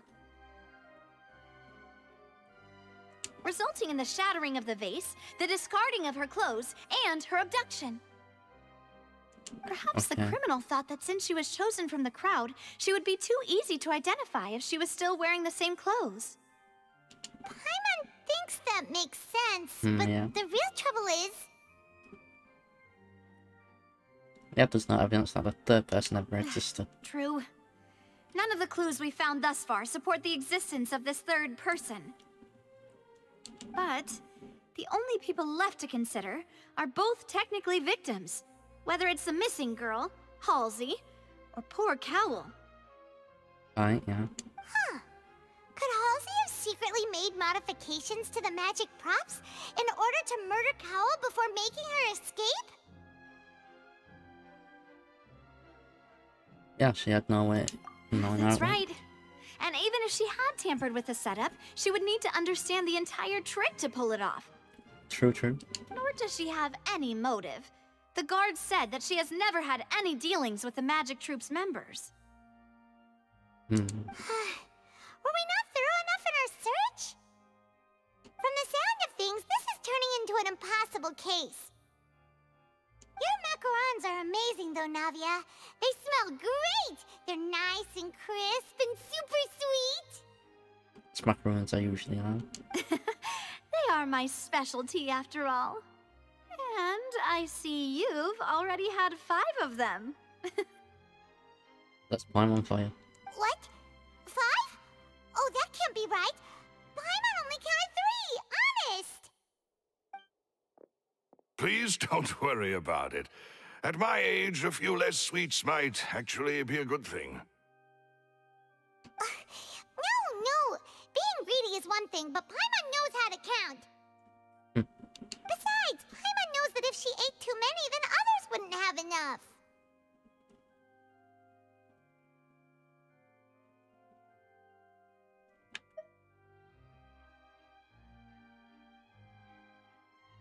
Yeah, it's fine. Everyone knows how much I love eating. Even you don't believe Paimon? How could you? If Paimon ate those 2 extra macarons, then may they turn into stone in her stomach! All right, we get it. Well, I suppose one of us might have gotten too engrossed in our chat and eaten them by mistake. No big deal. Alright. Malus, set up the stove again if you would. Huh? What are you doing? Making sure everyone gets 3 macarons, of course. Alright, there's no need for that. Exactly. We don't want to trouble you. As you wish, demoiselle. Alright. And I have the egg, sugar, and almonds. And you can set out the ready. Well, this really is your hobby, huh? Yep. Well, that's it for snack time. I'm going to have another look around the area. Now I'm looking at your thighs. I don't know what we're looking for yet. Your But thighs. we've still got some time. As attorneys, I suggest the 2 of you think the case over again. It would be awkward if you got all tongue-tied on stage during the trial. Alright, thanks for your help, and for the snacks. Yes. It was nothing. A small task for the Spina di Rosula. Silver, Malus, it's time to go. Here's some jiggles for some eye candy. I'll be back if I find anything new.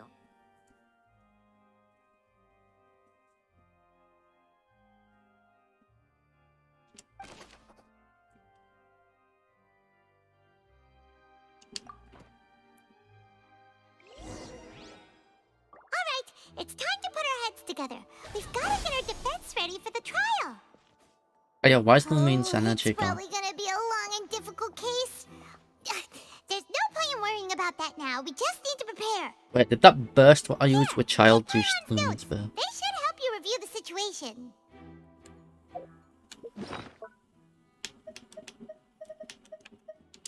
Why would it be him?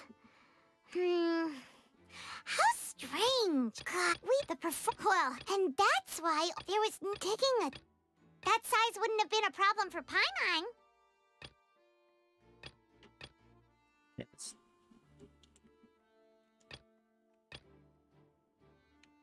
Whoever the murderer was, this is probably a prop, too. Oh, looks like it could hook onto a lot of things. Like the Traveler's fishing rod! This flower vase is probably a prop for the show. But it also could have been used in the crime. Paimon doesn't get this at all. You think about it for a bit, Traveler. This...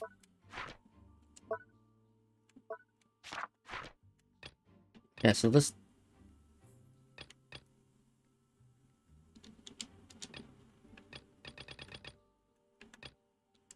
What's that? What have we not invested?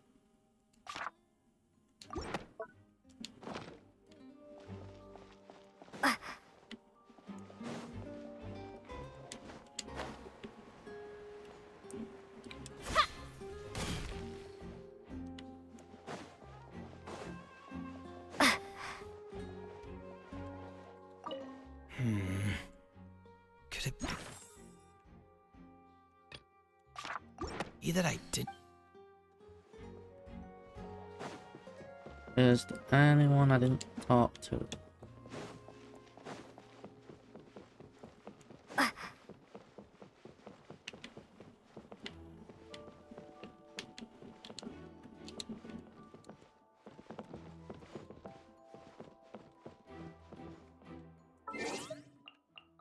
Right. To 8.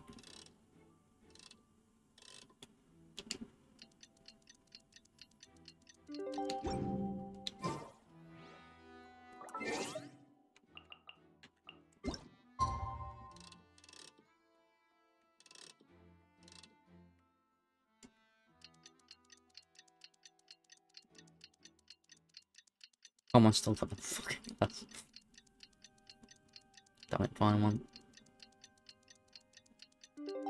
What do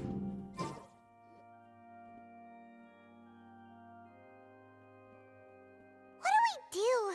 The whole situation is so confusing. Alright, got some thoughts, but take it step by step. Impossible things don't just happen. We'll get to the truth one way or another. Just relax. Even if everyone else suspects Lyney and Lynette, at least we will be supporting them from the stands. Besides, I doubt Farina understands any more about what happened than we do. Thanks, Navia. Well, we'll be going then. Best of luck to you.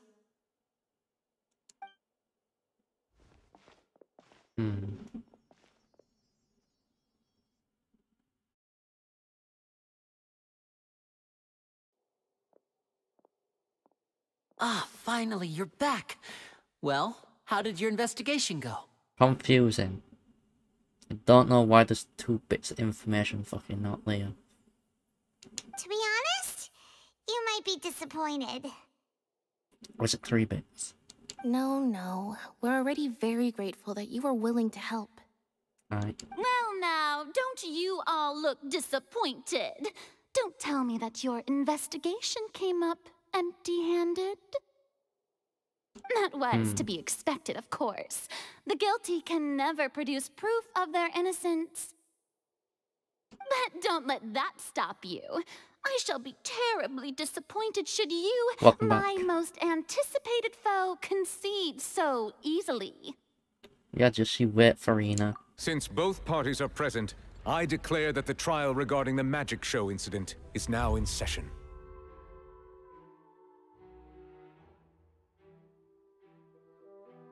Firstly, in order for the audience to understand the causes and results of the incident, could we please have Mr. Lyney explain the trick? Yes, of course. I will explain while Lynette demonstrates on stage. All the necessary items have been prepared. Alright. Thank you, Mr. Lyney. In that case, I take your statement to be that you ran to and remained hidden within the magic box in the audience stands once the trick began, and thus could not have committed the crime. Is this correct? Yes, that's correct, Your Honor. In that case, I call upon the prosecution. Lady Farina, do you wish to refute his statement in any way? Why, of course I do. Allow me to take the first shot and break this case wide open. Mr. Lyney is clearly lying. The icon is so interesting of this nation. It's like, what the fuck? There is no way you could have been in the box the whole time if you were to abduct Halsey and murder Cowell. In fact, I'd say you were hardly in that tunnel at all. That is simply your hypothesis based on the presumption that I'm guilty. Oh, is that so? And if I may ask, what did you hear while you were inside your box? The roaring countdown of the crowd, of course. That's how I kept track of the time and built anticipation for the finale. And you didn't hear anything else at all? Nothing that might leave an impression of any kind? No, nothing. I see. But when the count reached 30 seconds or so, there was a thud. One so loud that I believe practically everyone heard it. Huh? Hey, hang on. Something's not right here. How could Lynn not know about that sound then? Yeah, I'm sure he could have heard a noise that loud from inside the box. I was right by the box, and I definitely heard the thud.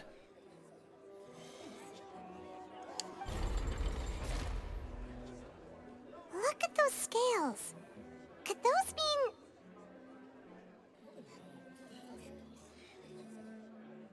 Okay, that probably represent the oracles or whatever the fuck it is stand up in the trial. Well then, ladies and gentlemen, allow me to use the words of the magician himself. You never know what can happen in the blink of an eye. Indeed, it seems his alibi can also collapse in the blink of an eye. Aye. Of course, I have armed myself to do far more than smash your alibi. Confidence cannot go unfounded, and my foundations are rock solid. Aye. Tell me, aren't you and Lynette actually from the House of the Hearth? Huh? What the fuck is that meant to mean? The House of the Hearth? Wait, the Fatui? Oof. No worries. Here's some jiggles.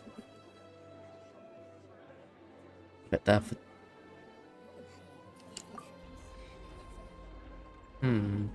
No wonder they did something like this.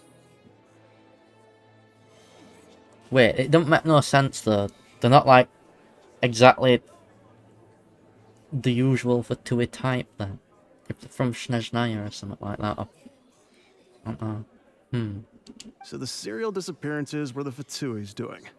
Now it all makes sense. I've got a feeling that what happened on stage probably wasn't just an accident. I still think they're jumping a bit off the conclusion here. That's irrelevant. Our identities have nothing to do with what happened. Indeed. Then perhaps you could tell us everything that happened during that 1 minute. Your first priority is to prove yourself innocent after all. I'm sure there is little that needs to be kept secret now. Unless your script already has holes in it. Her eyes, pupils are water droplets. The Outlander is speechless. My, oh my, don't they look flabbergasted? Now comes the infighting and discord, I suppose. This was almost too easy. Just super fucking fucking full of herself. Good thing I made all those preparations. Seems the all-nighter I pulled last night is really paying off. Aye.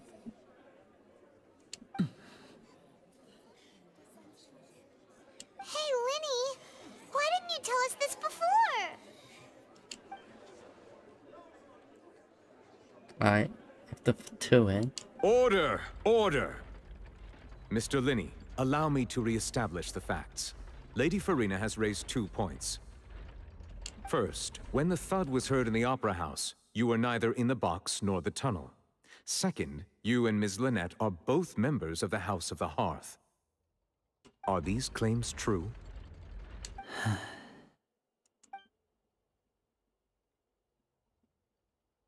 Aye. There's no doubt about the magician's ability to con others.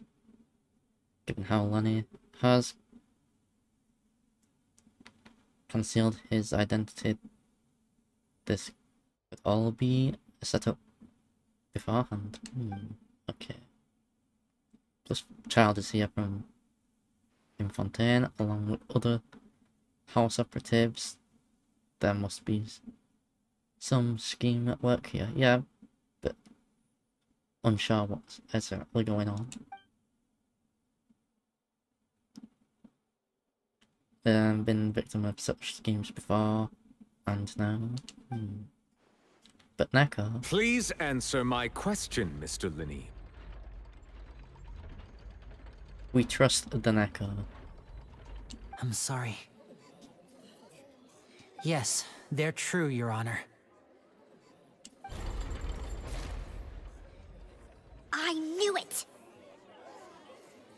Well, that's it. We might as well move on to the sentencing already.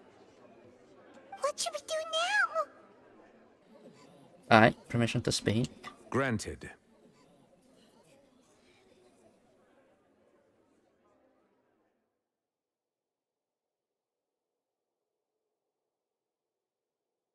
Alright.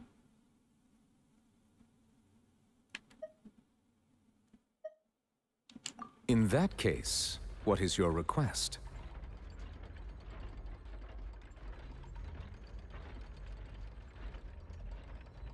We need a quick break. I just need to find out some shit from them. Get all the information. Is that really necessary? Yeah, They're fucking already info. as good as guilty. I guess that's what the info is about, for the missing info.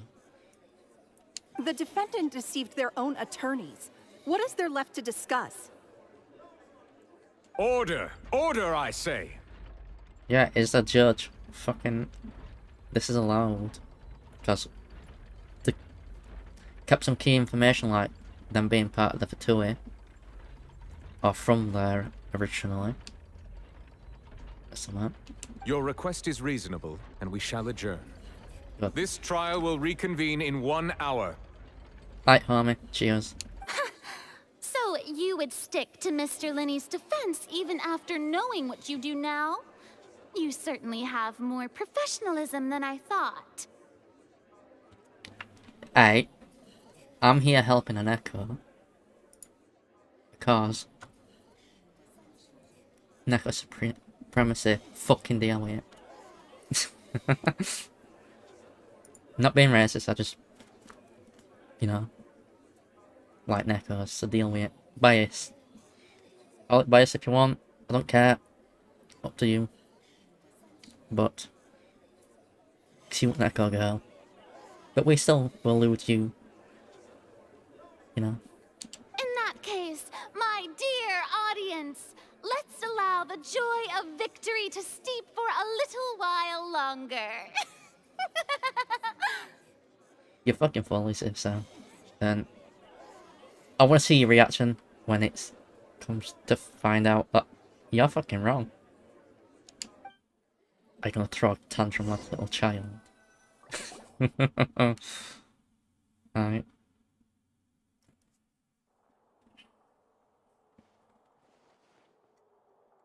Alright. Well, Info. This is awkward.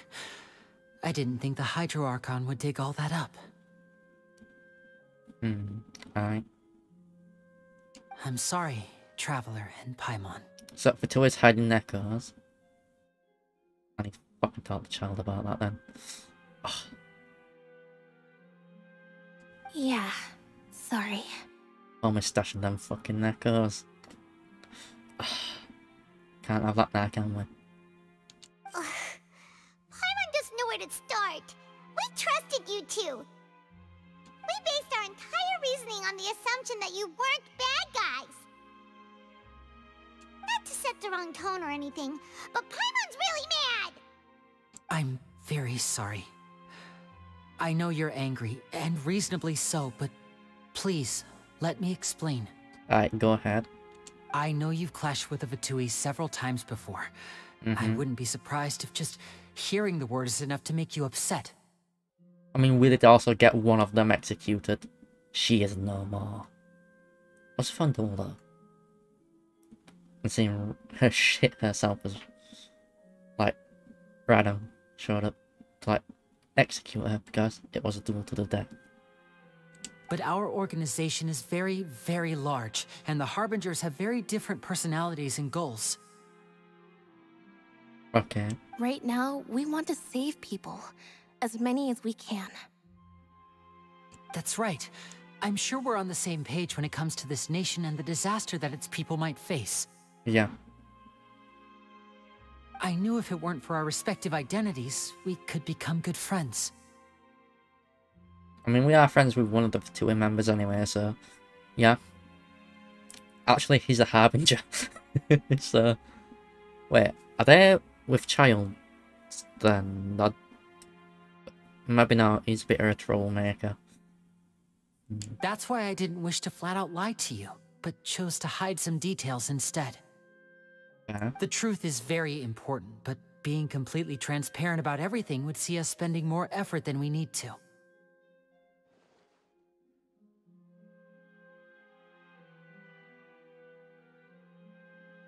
Yeah, but how can we know it doesn't all just another one? So, you be the judge. Heck, if I were you, I fear that I'd even struggle to trust me at this point. Fair. You met a Fatus who works as a magician, a trickster by trade. All by coincidence, too. Yeah. But still, I'm asking you to trust me. I am no criminal. At least, not in this case. Okay. Sorry. Please forgive us. Neko is forgiven. However, your brother needs to tell us more info about where the fuck the Nekos are hiding. Well, you both say that, but...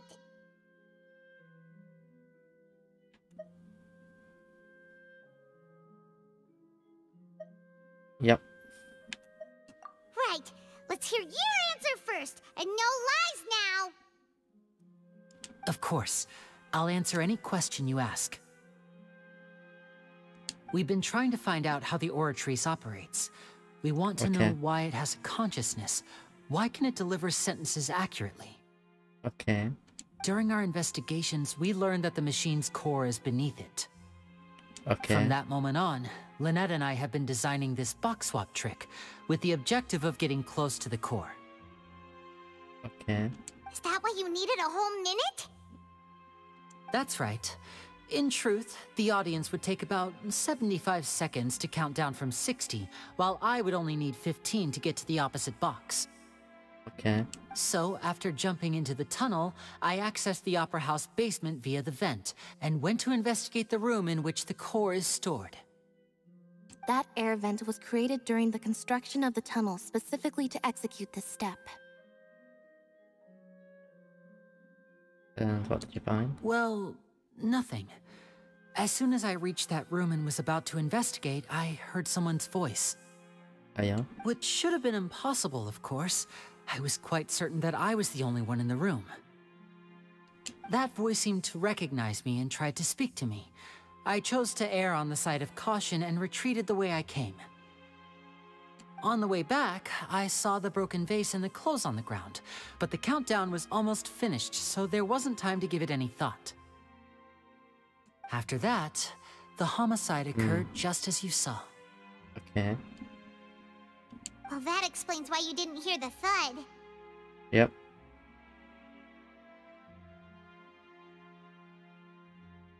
Yeah, why did you want to understand Because it? of that prophecy I told you about, of course.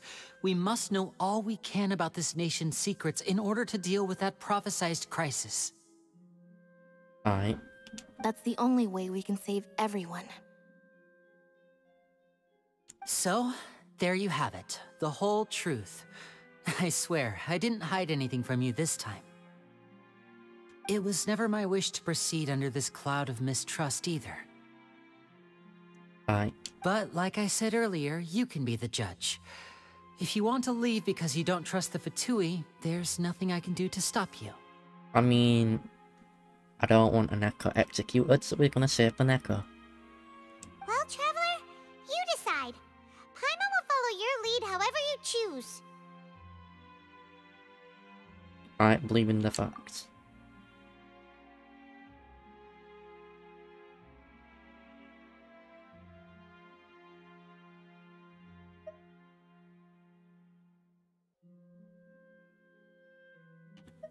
Alright, I'll dispel these charges. Okay, thank you. Thanks for giving us a chance.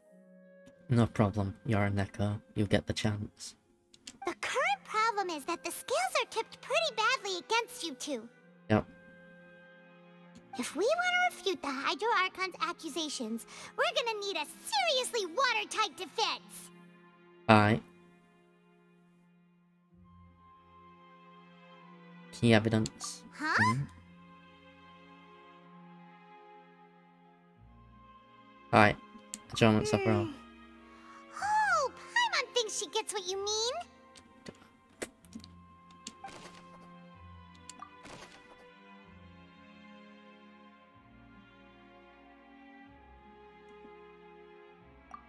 Oh yeah, there was someone else in there.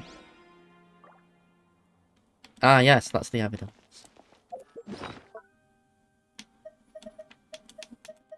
Why would it be him? God, that size... Paimon hopes he's telling. Doesn't seem likely that anyone could have been there. What is that?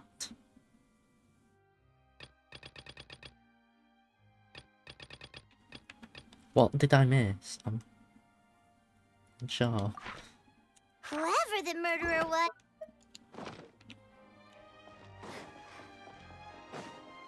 Hmm.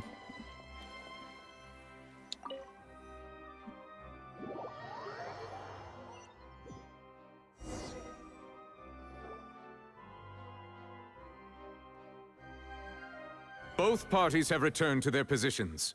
Let us continue the trial. We still got time to finish the trial. After the trial, I might end stream and raid. I don't know. When last we left off, Mr. Lyney acknowledged the new evidence presented by Lady Farina as fact. Therefore, Lady Farina may continue stating her reconstruction of the events. Ugh, that took long enough. Her eyelashes are Now interesting then, too for her if design. everyone would lend me their attention. Like, her design just reminds me of, like, you know, Mad Hatter sort of thing. At this stage, let's revisit that scene from Lyney's perspective. Aye.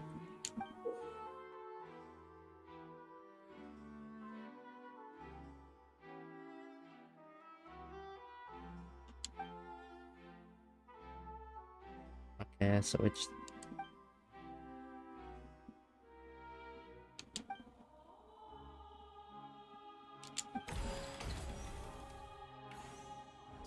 As the countdown began, he entered the tunnel.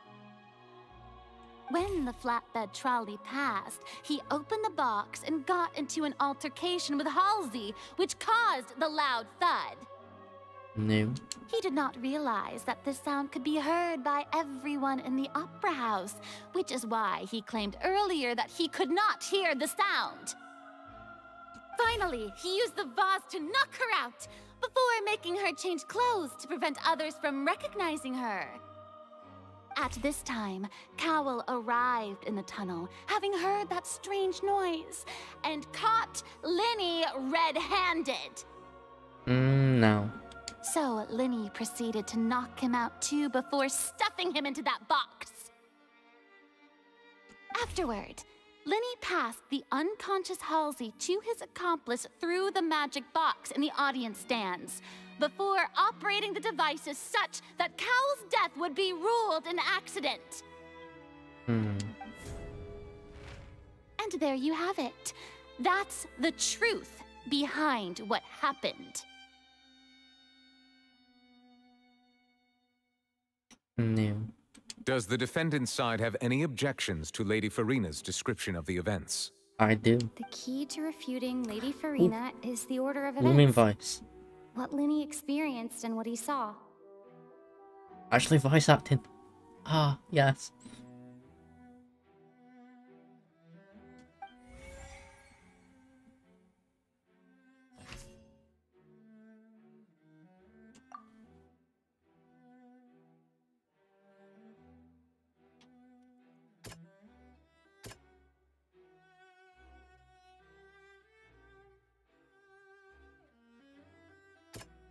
Okay.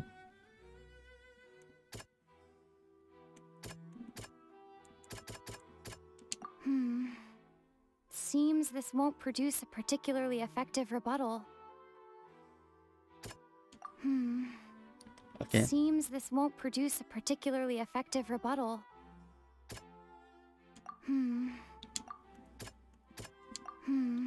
Okay, the dress.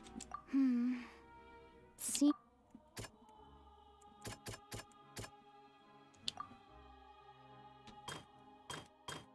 Okay. Yeah. According to Lyney, he left via the vent after entering the tunnel. Yep. He couldn't have had that altercation with Halsey.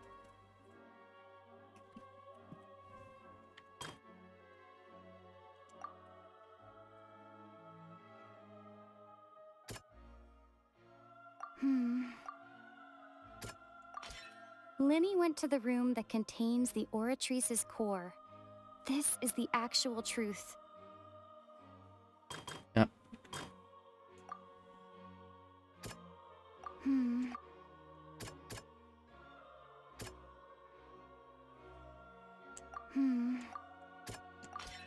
Lyney did not take part in the underground altercation.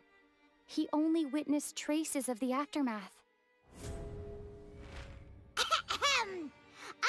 Attention! Ace Detective Paimon has something to say! Right then. When the countdown started, Lyney did indeed go into the tunnel. But he immediately used a vent to access the Opera House basement, which is where the underground core of the Oratrice is stored. Once he reached that area, he heard a voice in what should have been an empty room. Since he felt something was amiss, he returned immediately. The crime scene had already developed by the time he reached the tunnel again, and in order to complete the magic trick, he did not remain there for any length of time. Finally, he reached the surface, and that was when the accident happened from his point of view. Therefore, he's innocent. Yep.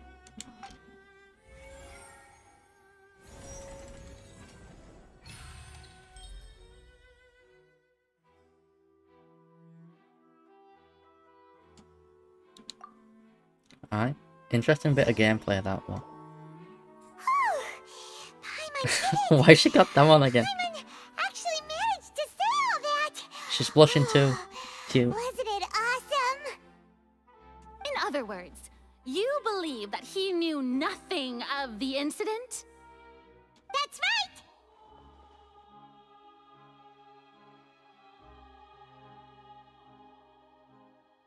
Alright.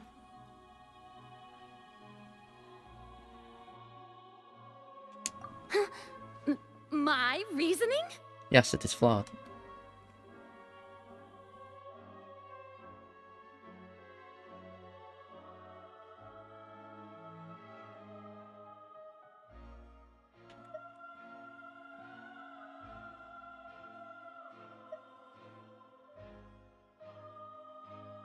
Yep. If that's the case, then if It was tampered Paolo with. hadn't entered the tunnel, who was the entire setup meant to kill? Assuming that what you say is true, Lyney only needed to kidnap the young girl to cause a new disappearance case. What would the point of killing someone on stage be? Yep. Oh, they have a point. See, even I agree. That's right, you tell them! And that's why they're partners of mine. They've managed to turn things around. Because we intelligent. Well, Wrinkle brand, your not smooth denial brand. is very strident. I'll give you that. But what proof do you have to back your claims? Alright.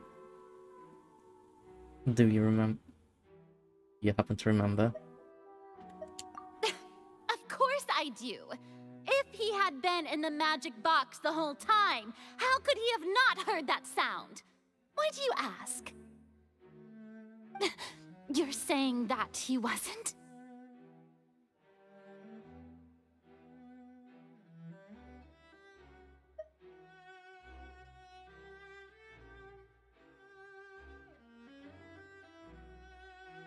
Yep.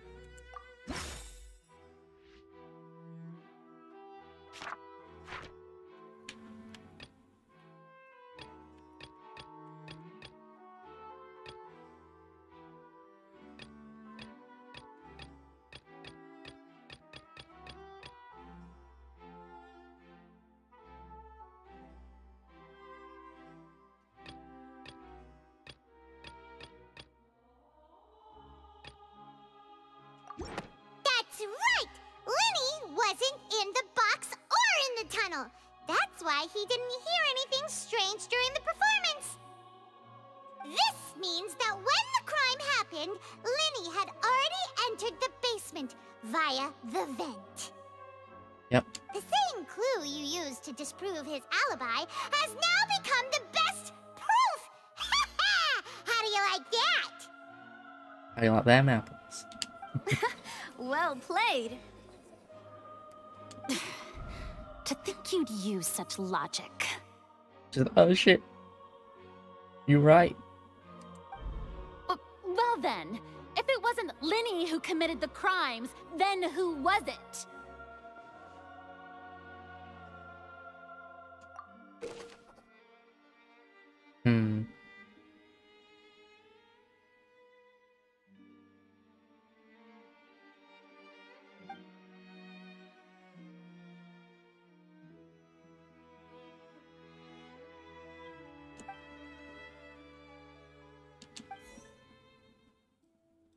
Okay.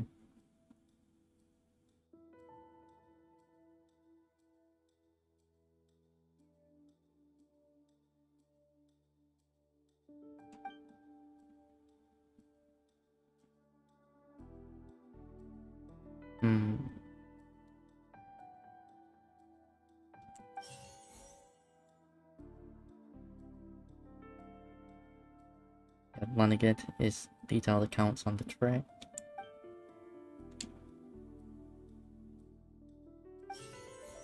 Okay. Just belong to the woman. For this reason remains unknown.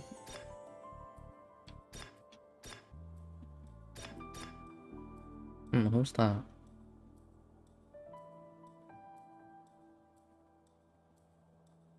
The deceased's name is Cowell, Lyney's assistant. Alex. He would have been able to tamper with the equipment. Yeah. Halsey is the missing person and an ordinary audience member. Or did she have her own scheme all along? Could there have been a third person involved? Is that really a possibility?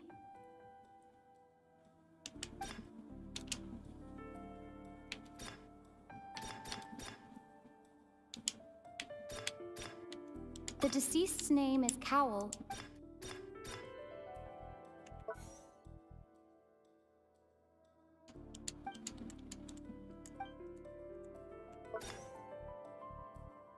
Could there have been a third person involved?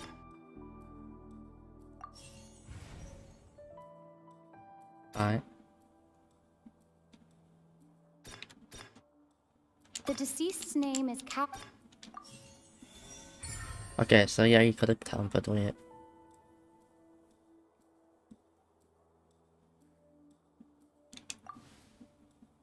Huh?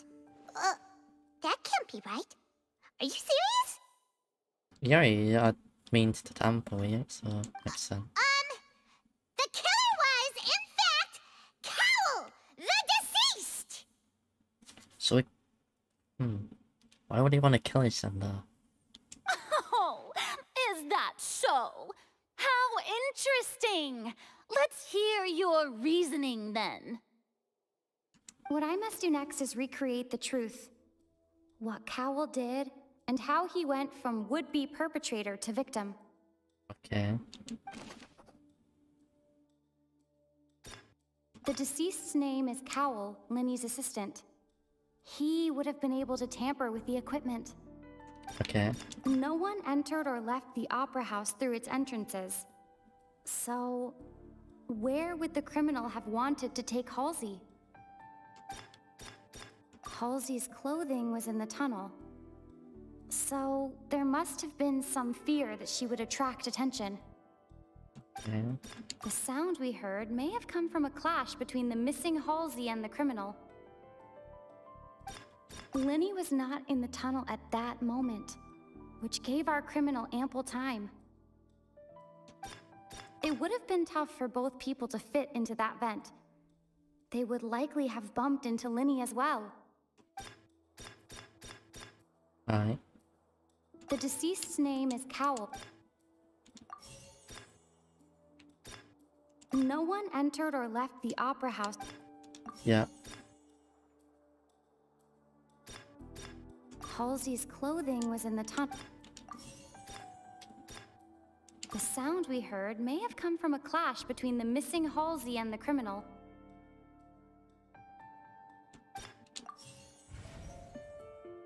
Okay. What to do with these ones then? No one entered or left the opera house. Halsey's clothing was in the tunnel.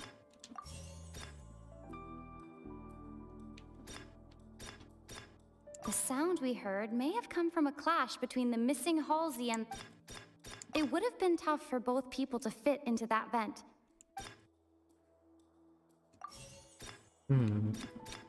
The deceased's name is Cowell. No? The sound we heard may have come from a clash.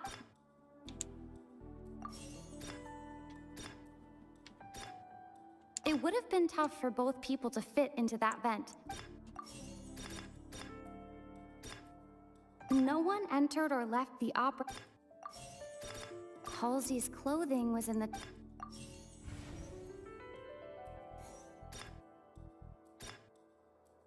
Lyney was not in the tunnel at...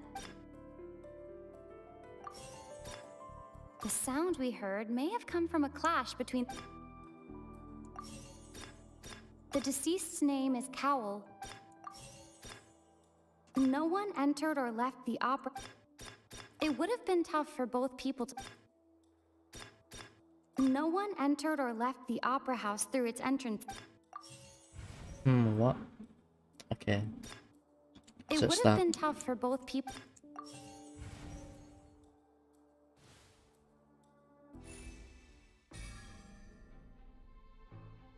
Alright.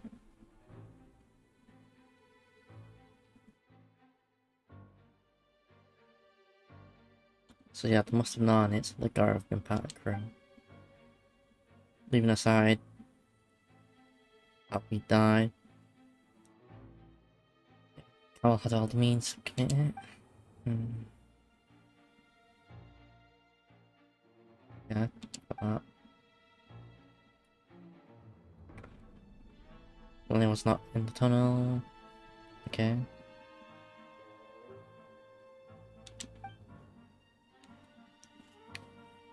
According to blah blah's thingy, no one entered or left the opera house. If he had taken her, no means of exit.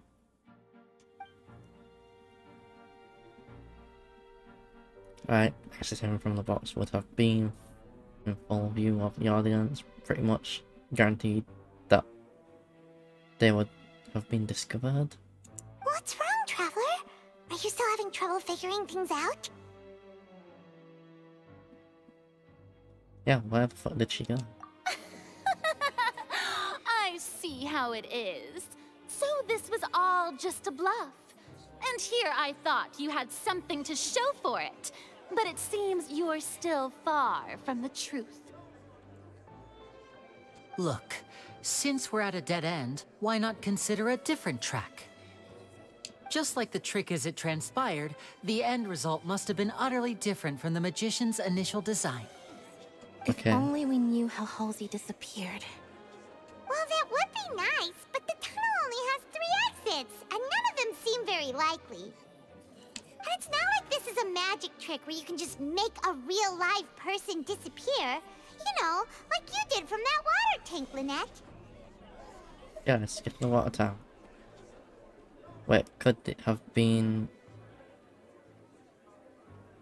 the water?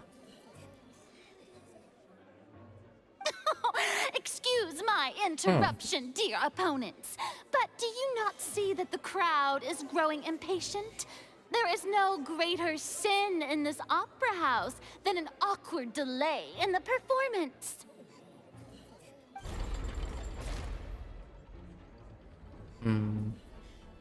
If the defense is unable to make further effective arguments, we will move on to the next stage of the trial. Alright, hold on a second. Lyney was not in the tunnel at that moment, which gave our criminal ample time. Yeah. The sound we heard may have come from a clash between the missing Halsey and the criminal. Yeah. The deceased's name is Cowell, Lyney's assistant. He would have been able to tamper with the equipment. Yeah. Ah. The vase was not broken by chance. It was used to cover important evidence. The water.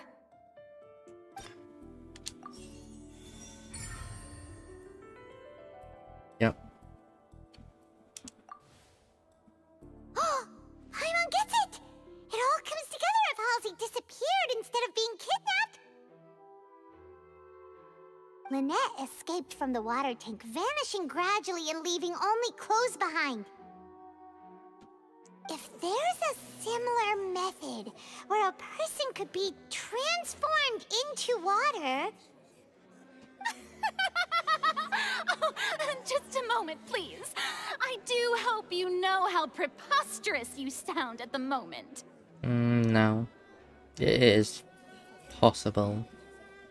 With how shit is in this game, it is possible. How could a person ever be transformed into water? This is reality we're talking about here, not some magic trick. Alright. We're such personal shit. Really? I should think that of anyone. Your friend Lyney already knows this truth very well. Magic tricks are ultimately just illusions and misdirection. But Halsey's disappearance is very real. We're talking about two completely different things. The both are technically the same. Even so, I trust the traveler's judgment. The truth must be out there somewhere.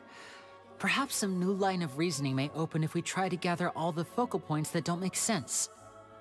Yep. Since Cal was the deceased, we haven't placed much attention on him. But given that we aren't making much progress with the case, it wouldn't hurt to have a look at his belongings, would it? People really do come up with all sorts of harebrained schemes when at the end of their rope. The way I see it, your suggestion that we broaden the scope of our investigation is nothing but a tactic for stalling the trial. Nevertheless, I believe that this is a reasonable request on the part of an attorney. Since the trial does indeed appear to be at an impasse, I believe that additional evidence may help us make more progress. Ah, that's what the additional evidence missing is. Guards, please step into the lounge and examine the personal effects of the deceased, Cowell.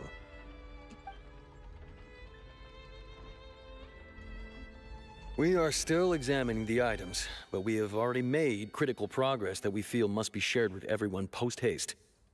We discovered several test tubes of fluid within Cowell's baggage, each labeled separately. The notebook in his backpack claims that these fluids are water from the primordial sea. The primordial sea?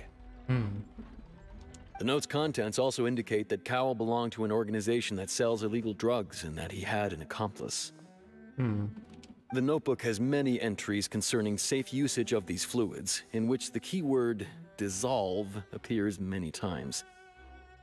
Okay. One of these tubes was labeled Opera Epiclese, along with yesterday's date. It is empty. The notes also state that these dissolution properties work exclusively on people from Fontaine. It's likely that Halsey was chosen as some sort of test subject. Okay. As such, we believe that the defense's hypothesis is, in fact, supported by sufficient evidence. Okay. You gotta be kidding! People dissolving into water? Could something so ridiculous actually be true? Wait a moment. This reminds me of a certain prophecy, but it's just a coincidence, isn't it? Huh. If people can become water, does that mean that the water tank's real use was as a means to hide water stains? And if Cowell was targeting that girl... Wait just a minute. Could that mean... You two, with me, quick! Demoiselle, wait! What about your partners? Let's go. Just trust me. Alright. Order! Order! Ooh. Stuff bound. It is Interesting stuff undeniable is got. that further examination of the deceased's personal effects has yielded some surprising results. He seems But like we he's a cannot Hydra yet character. verify the veracity of these clues. Like, just his design is Hydra.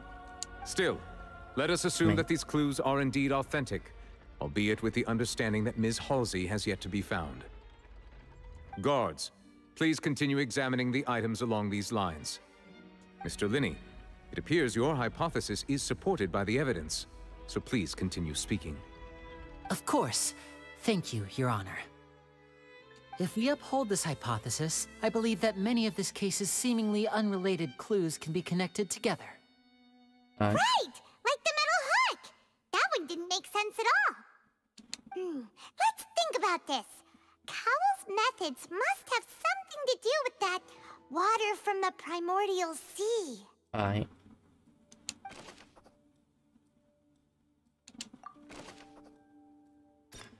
Now it seems like the hook rope was not meant for another magic trick, but was instead some form of triggering mechanism. The water from the primordial sea should already have been prepped before Halsey entered the magic box. The rope that strung the water tank up was lit by the fireworks and cut. As such, the focus here is on the water and not the tank. The deceased's name is Yeah. Lynette was in the magic box on stage the entire time. Did she have something to do with this? No. I remember there was something else within the inner layer of that box.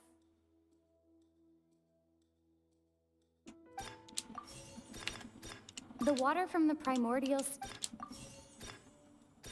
Now it seems like the hook rope was. The deceased's name is Cowell. Oh wait, maybe The there. rope that strung the water tank. Oh, am I wrong? The deceased's name is Cowell, Lyney's assistant. Now it seems like the hook rope. The water from the primordial sea. Lynette was in the magic box on stage. I remember there was something else. There we go.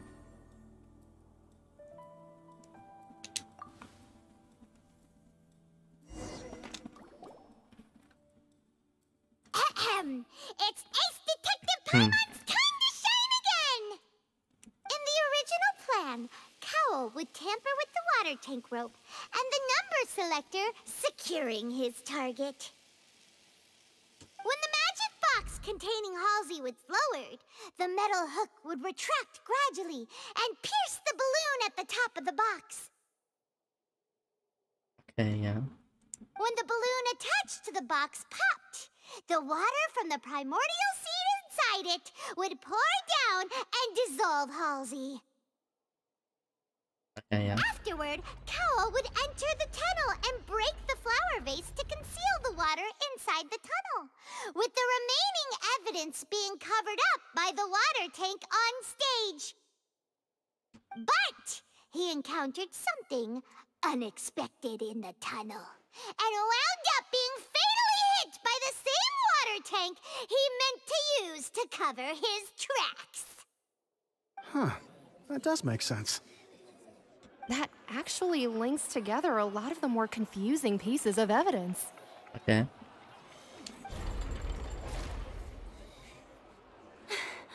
Oh dear, what do I do?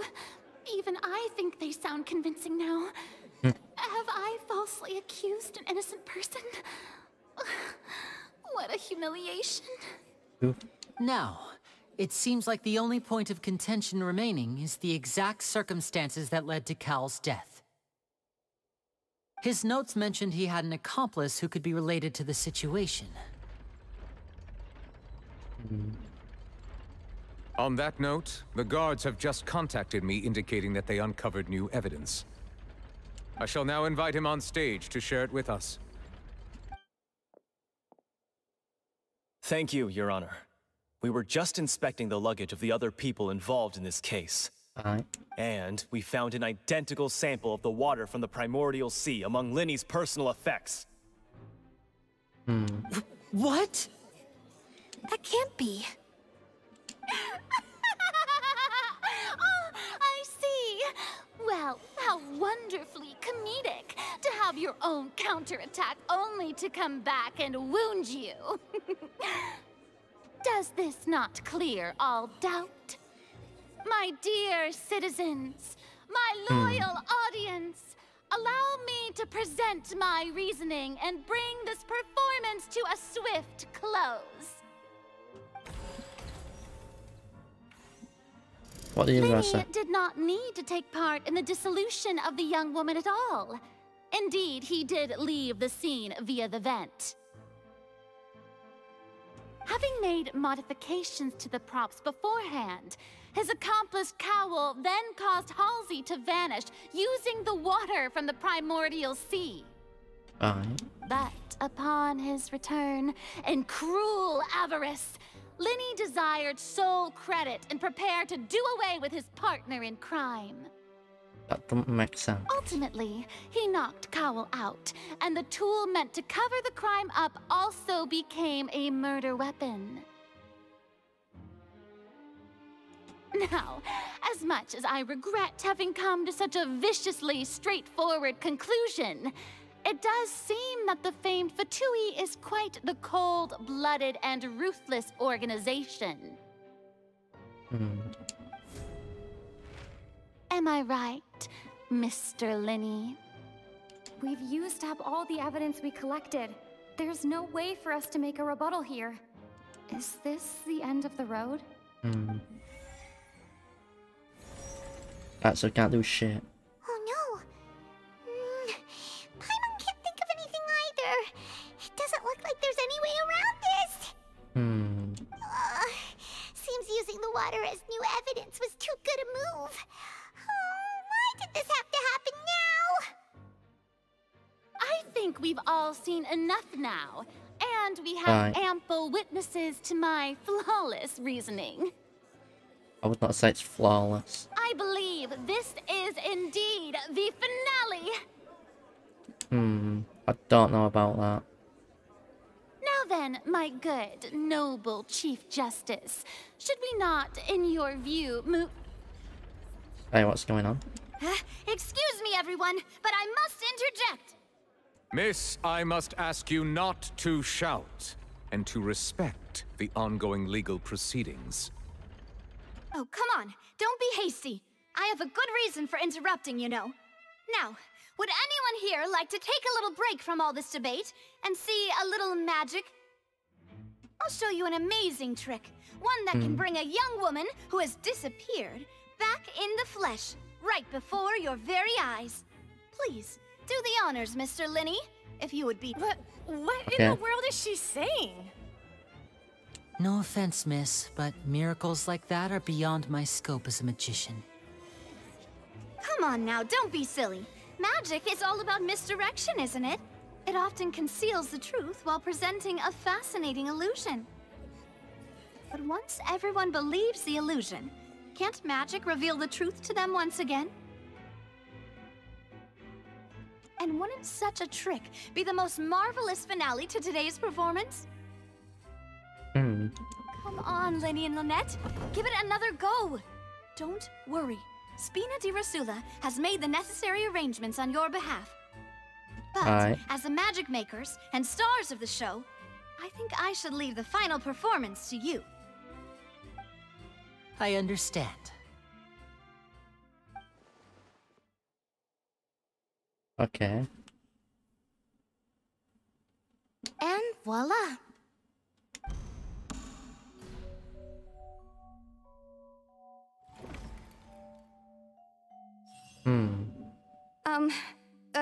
Sorry for the interruption. Wait, isn't that Halsey? So the whole thing about people dissolving wasn't true after all? To be clear, I'm only here because this person told me that if I testified, the merit of doing so would lessen my sentence. Yo, what the fuck? I was hiding outside this room listening to the proceedings because I was afraid that I would be the one put on trial. I was just feeling happy that no one had noticed me, and then before I knew it, she caught me. Yo, what the fuck? Oh, she's the killer. That'll teach you to underestimate us three. All good, BB. All good. Brain hurt from detective stuff. Where should I begin? I'm sorry. This nation's I'm confusing. the one who killed Cowl. I admit it. What? Why? This is the Archon. She seems very much... I don't know how to say exactly. She's a bit like childish at times with how she like jumps to conclusions and shit. Yeah, she's cute, but she's an interesting character, I would say. It's like, you know, like the Mad Hatter sort of type of character. I don't know why she gives me that vibe. She gives me that vibe, like been a Mad Hatter sort of fucking vibe. Firstly, my name isn't Halsey. It's Lillian, and I'm originally from Mondstadt. I heard that Lyney's show was gonna be a real thriller, but I missed the chance to buy a ticket, so I stole one. Okay. That's how I make a living. I steal stuff here and there. I fucking knew she was I've never been caught before. I knew she was thief from earlier. She fucking looked too familiar to not be. But I was noticed at the harbor a few days ago, and I barely got away. Lyney was the one who caught me in the act. Oh, why isn't he the favorite Archon then, average? Hey, no wonder you look familiar. So you were the thief. Lyney even mentioned that you were pretty skilled. Well, and I thought that would have been the end of it, but then the number selector chose me.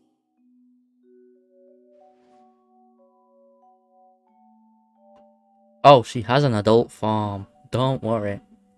The reason why she's a lolly is because she used up too much elemental power. Well,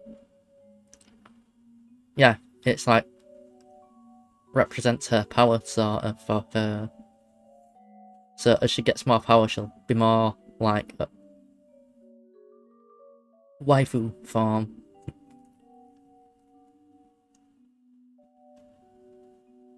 Like, you know how in the quests, how it showed a like waifu sort of silhouette sort of thing,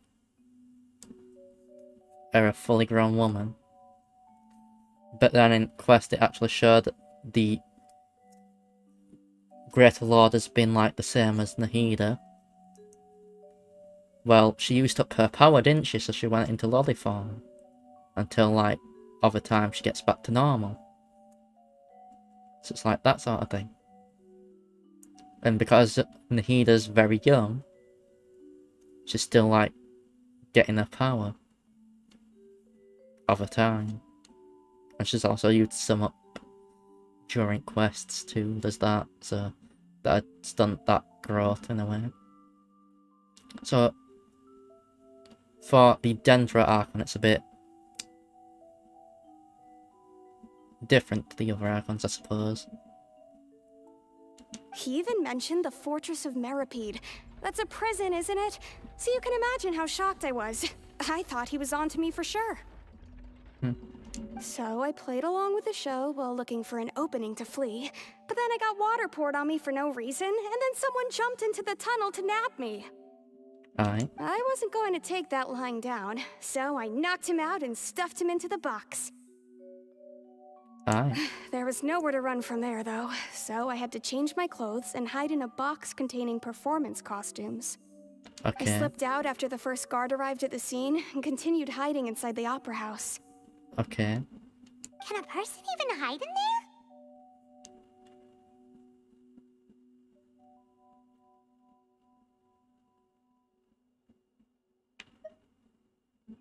Yeah, But I swear, I didn't know that the water tank would fall down. Really, I swear it.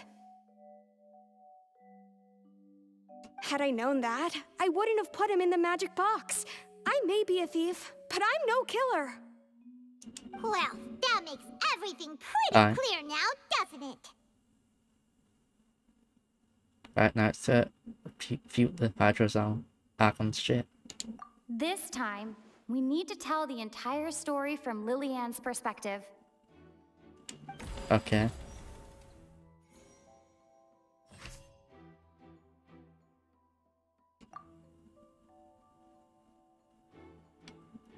Yeah, he went in.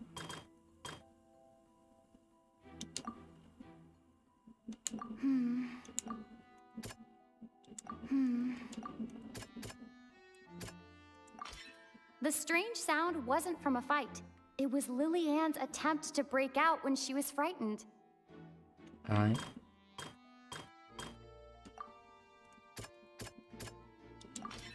The flower vase was not broken to cover anything up, but was smashed during the struggle between Lillian and Cowell. Right. Damage clothing. Lillian was afraid that she would be recognized if she left, so she changed clothes and hid, biding her time. Ja? And it's Ace Detective Paimon time! Now it's time for Paimon to be a noisy little fucker. Having been selected out of the blue, Lillian panicked. Her panic only intensified after she entered the tunnel and had water poured on her head. So Oh wait, she yeah, it's a kicked weekend. the door open, producing the thud we all heard. I thought it was not a weekend. I forget the day sometimes. Which is fine for me to continue a little longer, but I'm likely finishing after this quest. So I can do other stuff. Because I've got work early in the morning. Hearing the commotion, Cowell leapt into the tunnel, only to discover that Lillian had not dissolved. Okay, so them inhalers earlier did help for breathing. Aye. It just took a bit of time to kick in. He did not know that Lillian was not from Fontaine, but was a thief who made her way in by stealing a ticket. Mistakenly believing that the water from the primordial sea needed time to take effect, he tried to force Lillian back into the box. The two broke the flower vase during the struggle, but Lillian came out on top, knocking Cowell out and putting him in the box. With no way of escaping, she changed her clothes and hid in the costume trunk until the performance ended. And then scales in our favor.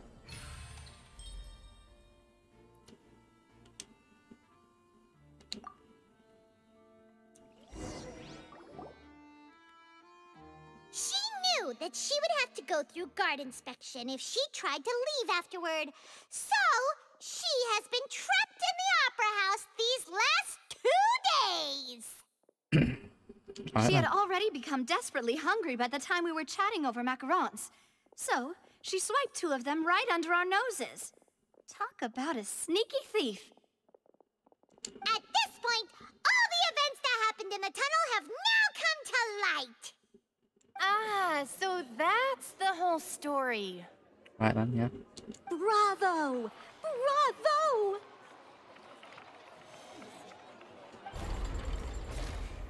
We win.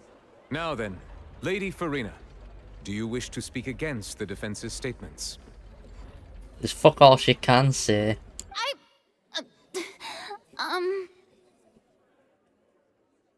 Please answer the question, Lady Farina. Also, if I may add, the trial has not yet ended. As such, I request that the prosecution not leave the room before the proceedings have concluded. Fucking hell. What? Are you reading my mind now? No, I have no further arguments. I admit defeat. But really, could you at least have left me with some dignity? Wow, look at that! She's like a deflated balloon now. She's all sulky like a child. Right, her personality is very childish, I'm not gonna lie. She is only 500-year-old as well, like Nahida.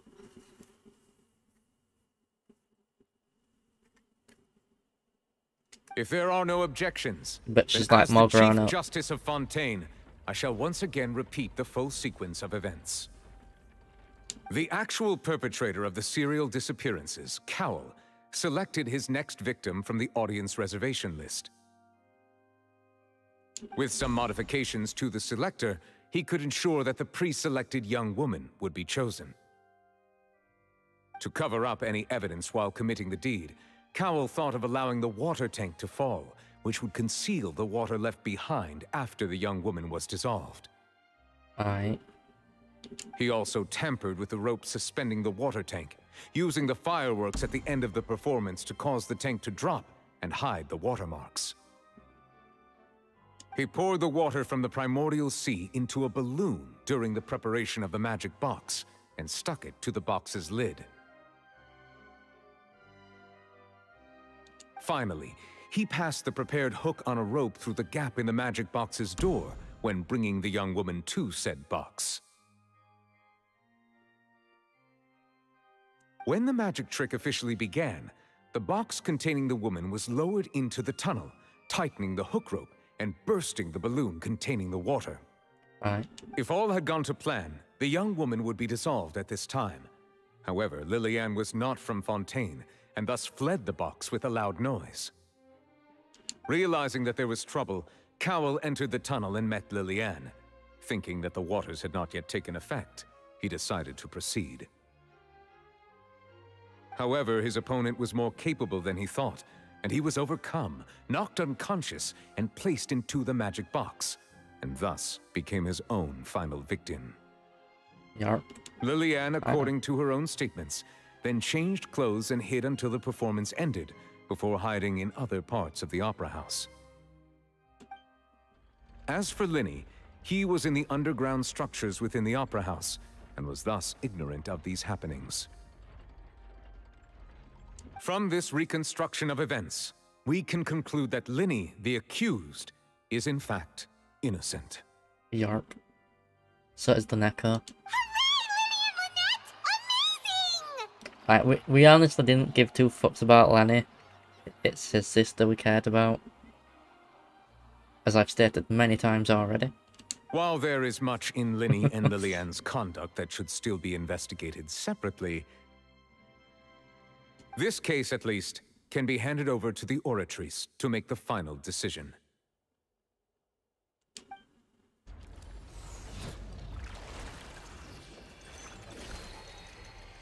Okay.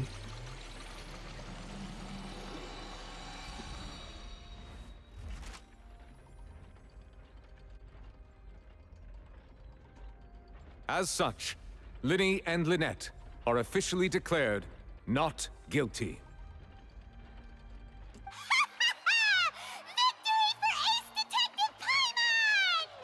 Yarp. Great work, partners. Thank you all. Thank you so much. Next, I Russia, think I we didn't see that deserve an much. explanation, Guard Vaughn. How did you find the water from the primordial sea in Lyney's baggage? Right! Your discovery caused me to make a serious mistake, you know. Or was that not a discovery, but false evidence that you dared to bring before this court? I suspect that the accomplice mentioned in Cowell's notes was not Lyney, but you, yes?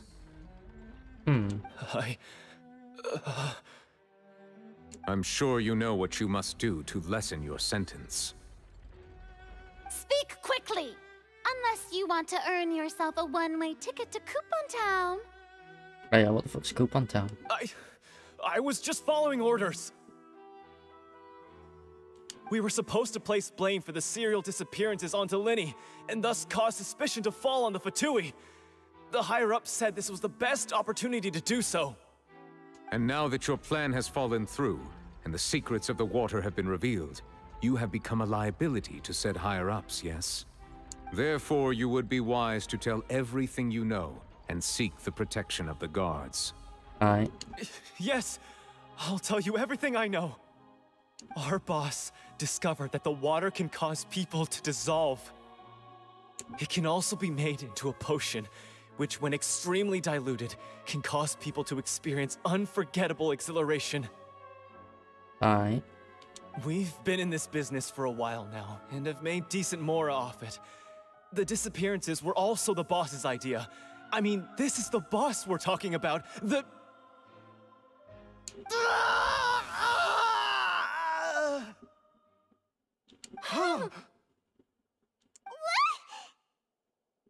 Right, it's been dissolved. And now he can no longer talk. Such ruthlessness. I shouldn't have expected any less of them. Okay. An outrageous act. All present, please submit to inspection immediately.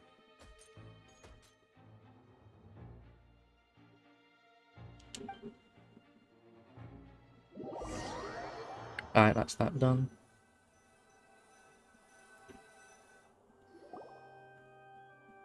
Okay, I do need a drink. So, we're just going back now?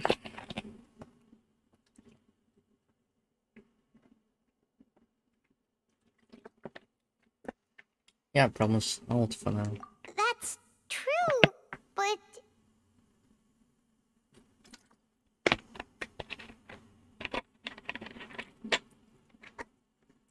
Traveler, Paimon! Please wait. What has you and the Nyan gotta say? Lyney... I know you may not want to speak to me right now. Maybe you don't even want to look at me. Ayo, I'm gonna look at Lynette. But still, let me thank you again for defending me to the end. Even after you learned that I'm a member of the Fatui.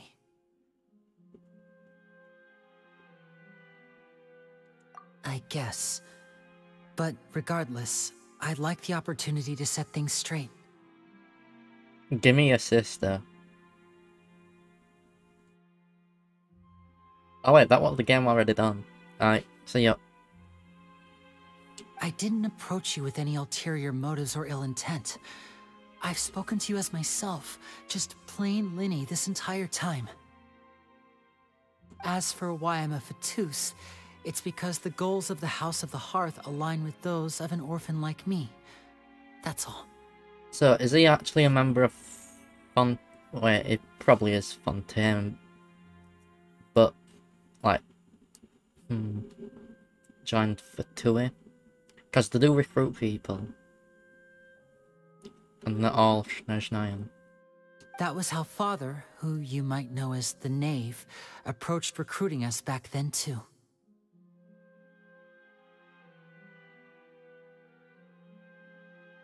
Okay,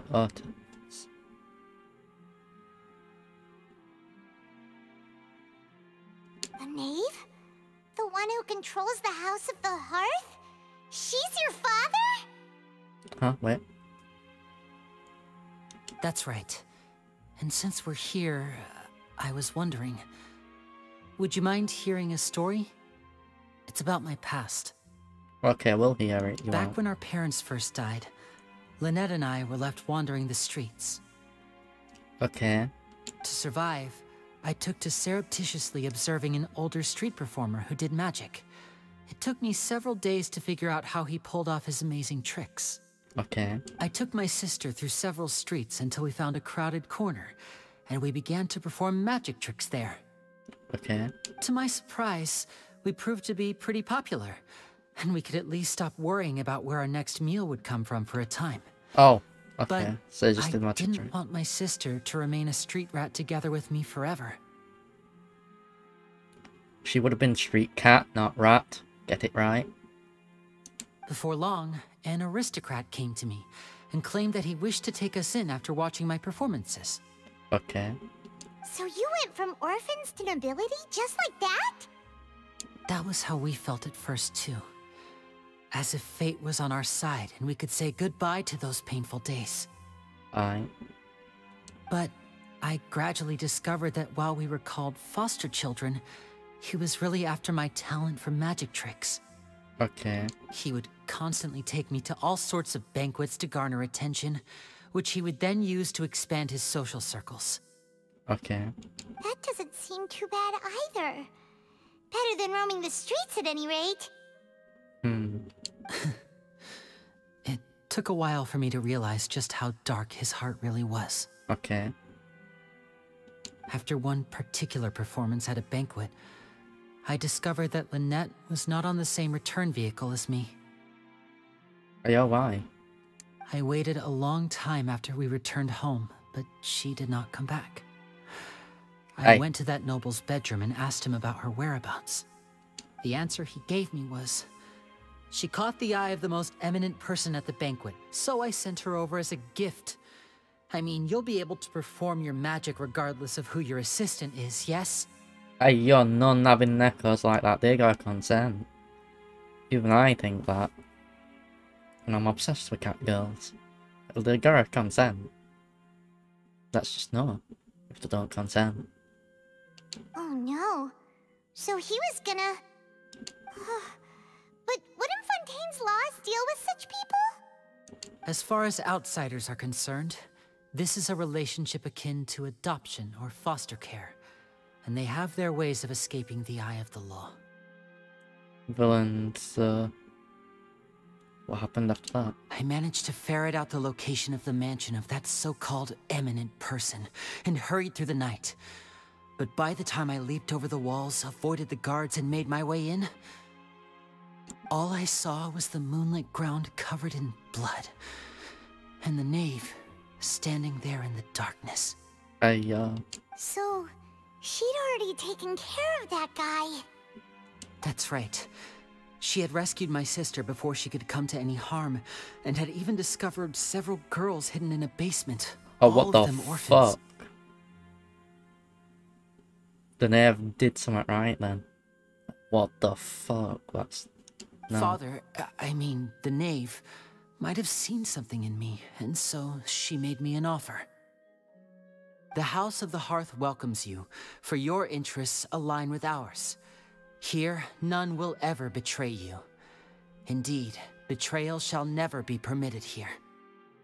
Reasonable, I don't like betrayal either. Fucking hate it. I was hesitant to trust her. I mean, I had just been betrayed by nobles. But she was also quick to destroy the noble who had taken us in at first, giving us back our freedom. Oh, so that's how the two of you joined the House of the Hearth. Right, is she after nurses? She has her own plans. Okay. She has gained permission from the Tsaritsa to first use the Gnosis' power once she obtains it. She plans to use it to find a way to break the prophecy and save Fontaine. Okay, so she's still after the nurses. So, she believes in that prophecy too? That's right. The whole House of the Hearth is currently working to combat that crisis. Okay.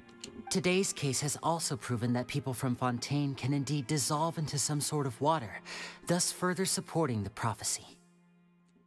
All of us house members here, Lady Arlecchino herself included, are from Fontaine. We won't give up on defending our homeland. Oh shit.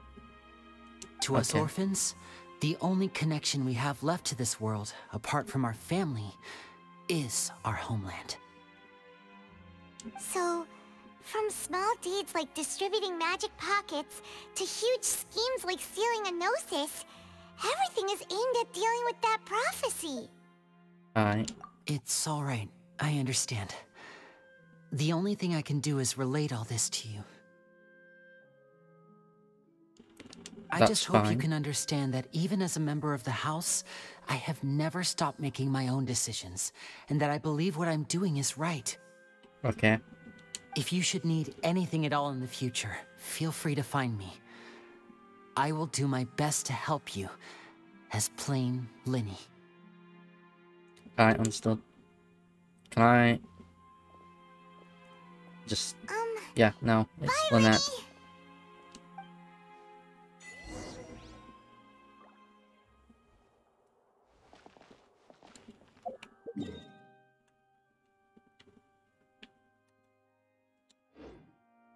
Okay, we'll just leave the normal way. Because the quest is still going on.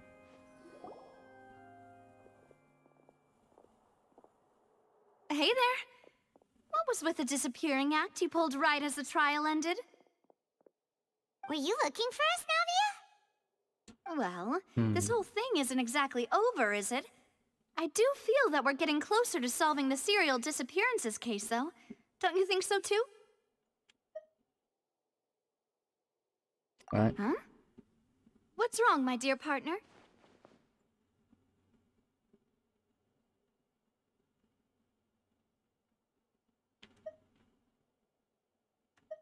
Right, yeah. Besides, are you sure we're the ones who can crack a case that's been cold for decades now? Yeah. And given that there's new evidence from the trial, there should be a trail of breadcrumbs for the Hydro Archon's people to follow now, right? Yarp. Ah. I see. Well, I won't lie. I'm a little shocked to hear that from you. But I suppose you are just travelers who have only arrived in Fontaine after all. Right, yeah. Sorry. I might have been too presumptuous.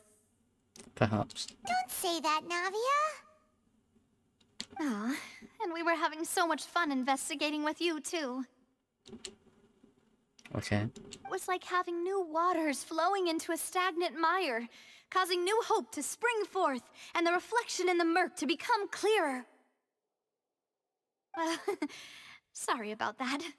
I'm a bit prone to nostalgia. Okay. Don't mind me. It's fine. Wait, shall we have a farewell meal? You know, to commemorate our time as partners? I don't think that's necessary. Huh? Do we really need to get that formal? Well, guess you really did treat us as partners, huh? Well, I'd just like to have a proper ending to every important memory. That way there are no regrets later. Fair. Anyway, it would just be a meal, so it shouldn't take up too much of your time. Right. You don't have to twist Paimon's arm. If Boss Navia's treating, count Paimon in! Oh, wonderful. In that case, why don't we Okay. return to the Court of Fontaine and head to the Hotel de Boer? I believe we'll make it just in time for dinner. All right, then. Let's have our farewell meal. Alright, we're gonna...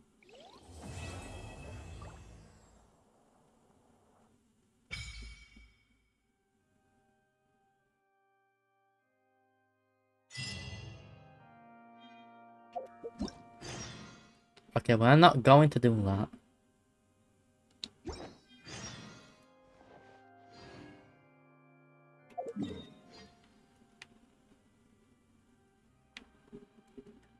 So we shall avoid that place. But we can still go over here.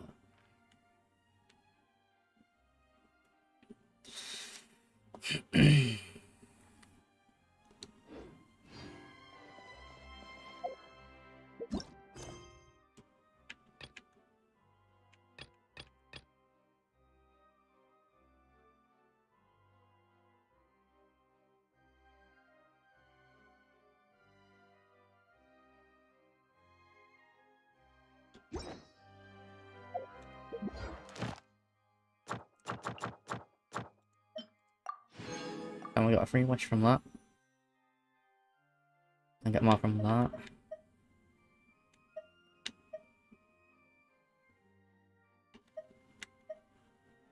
What's up for that?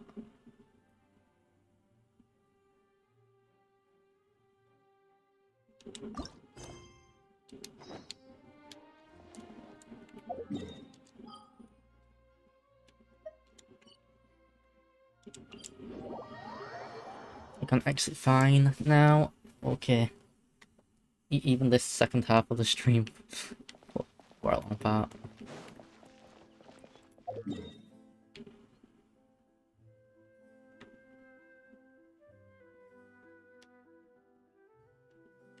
Okay, what is...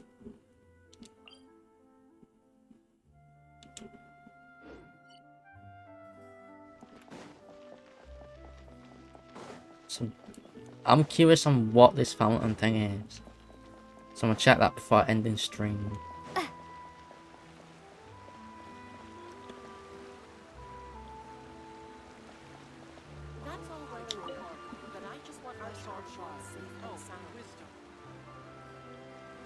Is this like the trees from Inazuma Sumeru? Yes, it is.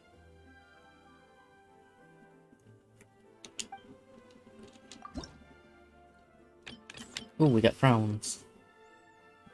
And wishes. Okay, it's this fountain. I need to start working on the Sumeru one. Okay, so what we are going to do is tomorrow we'll do that quest.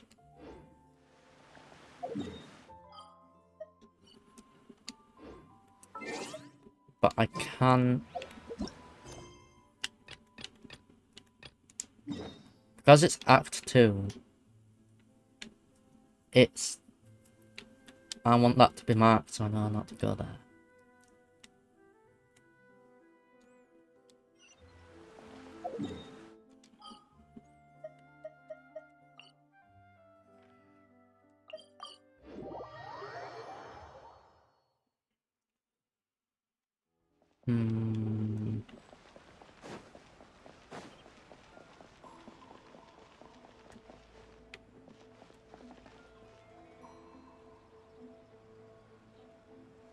Okay, so this is the end of the stream, and yeah, there's nothing more we're going to do. We've already been streaming like almost 6 hours. Or roughly. Yeah, we've been streaming at least 5.5, 6 hours-ish. So yeah, this is going to be the end of the stream today. We shall continue the Icon quest tomorrow. But since, given how it taken this fucking long for that quest, I'm likely going to start similar time tomorrow, about 6:30, 7 for me. And then we'll finish it off for the Icon quest. And then I can just do whatever else, like chest collecting and stuff in Sumeru. Then we're gonna move on to Fontaine, because I still haven't got the Sumeru rewards yet. So I might do that off stream though, for the collecting of Sumeru stuff. And same with Fontaine after the Icon quest tomorrow. Well, it's gonna have to be not tomorrow, it'll be some other time. But this will be the end of the stream for now, and I will see you all again tomorrow. Now then, I'll see you tomorrow. I'm just gonna end stream. Until tomorrow, when we continue the Icon quests of Fontaine. Until then, enjoy some chickles.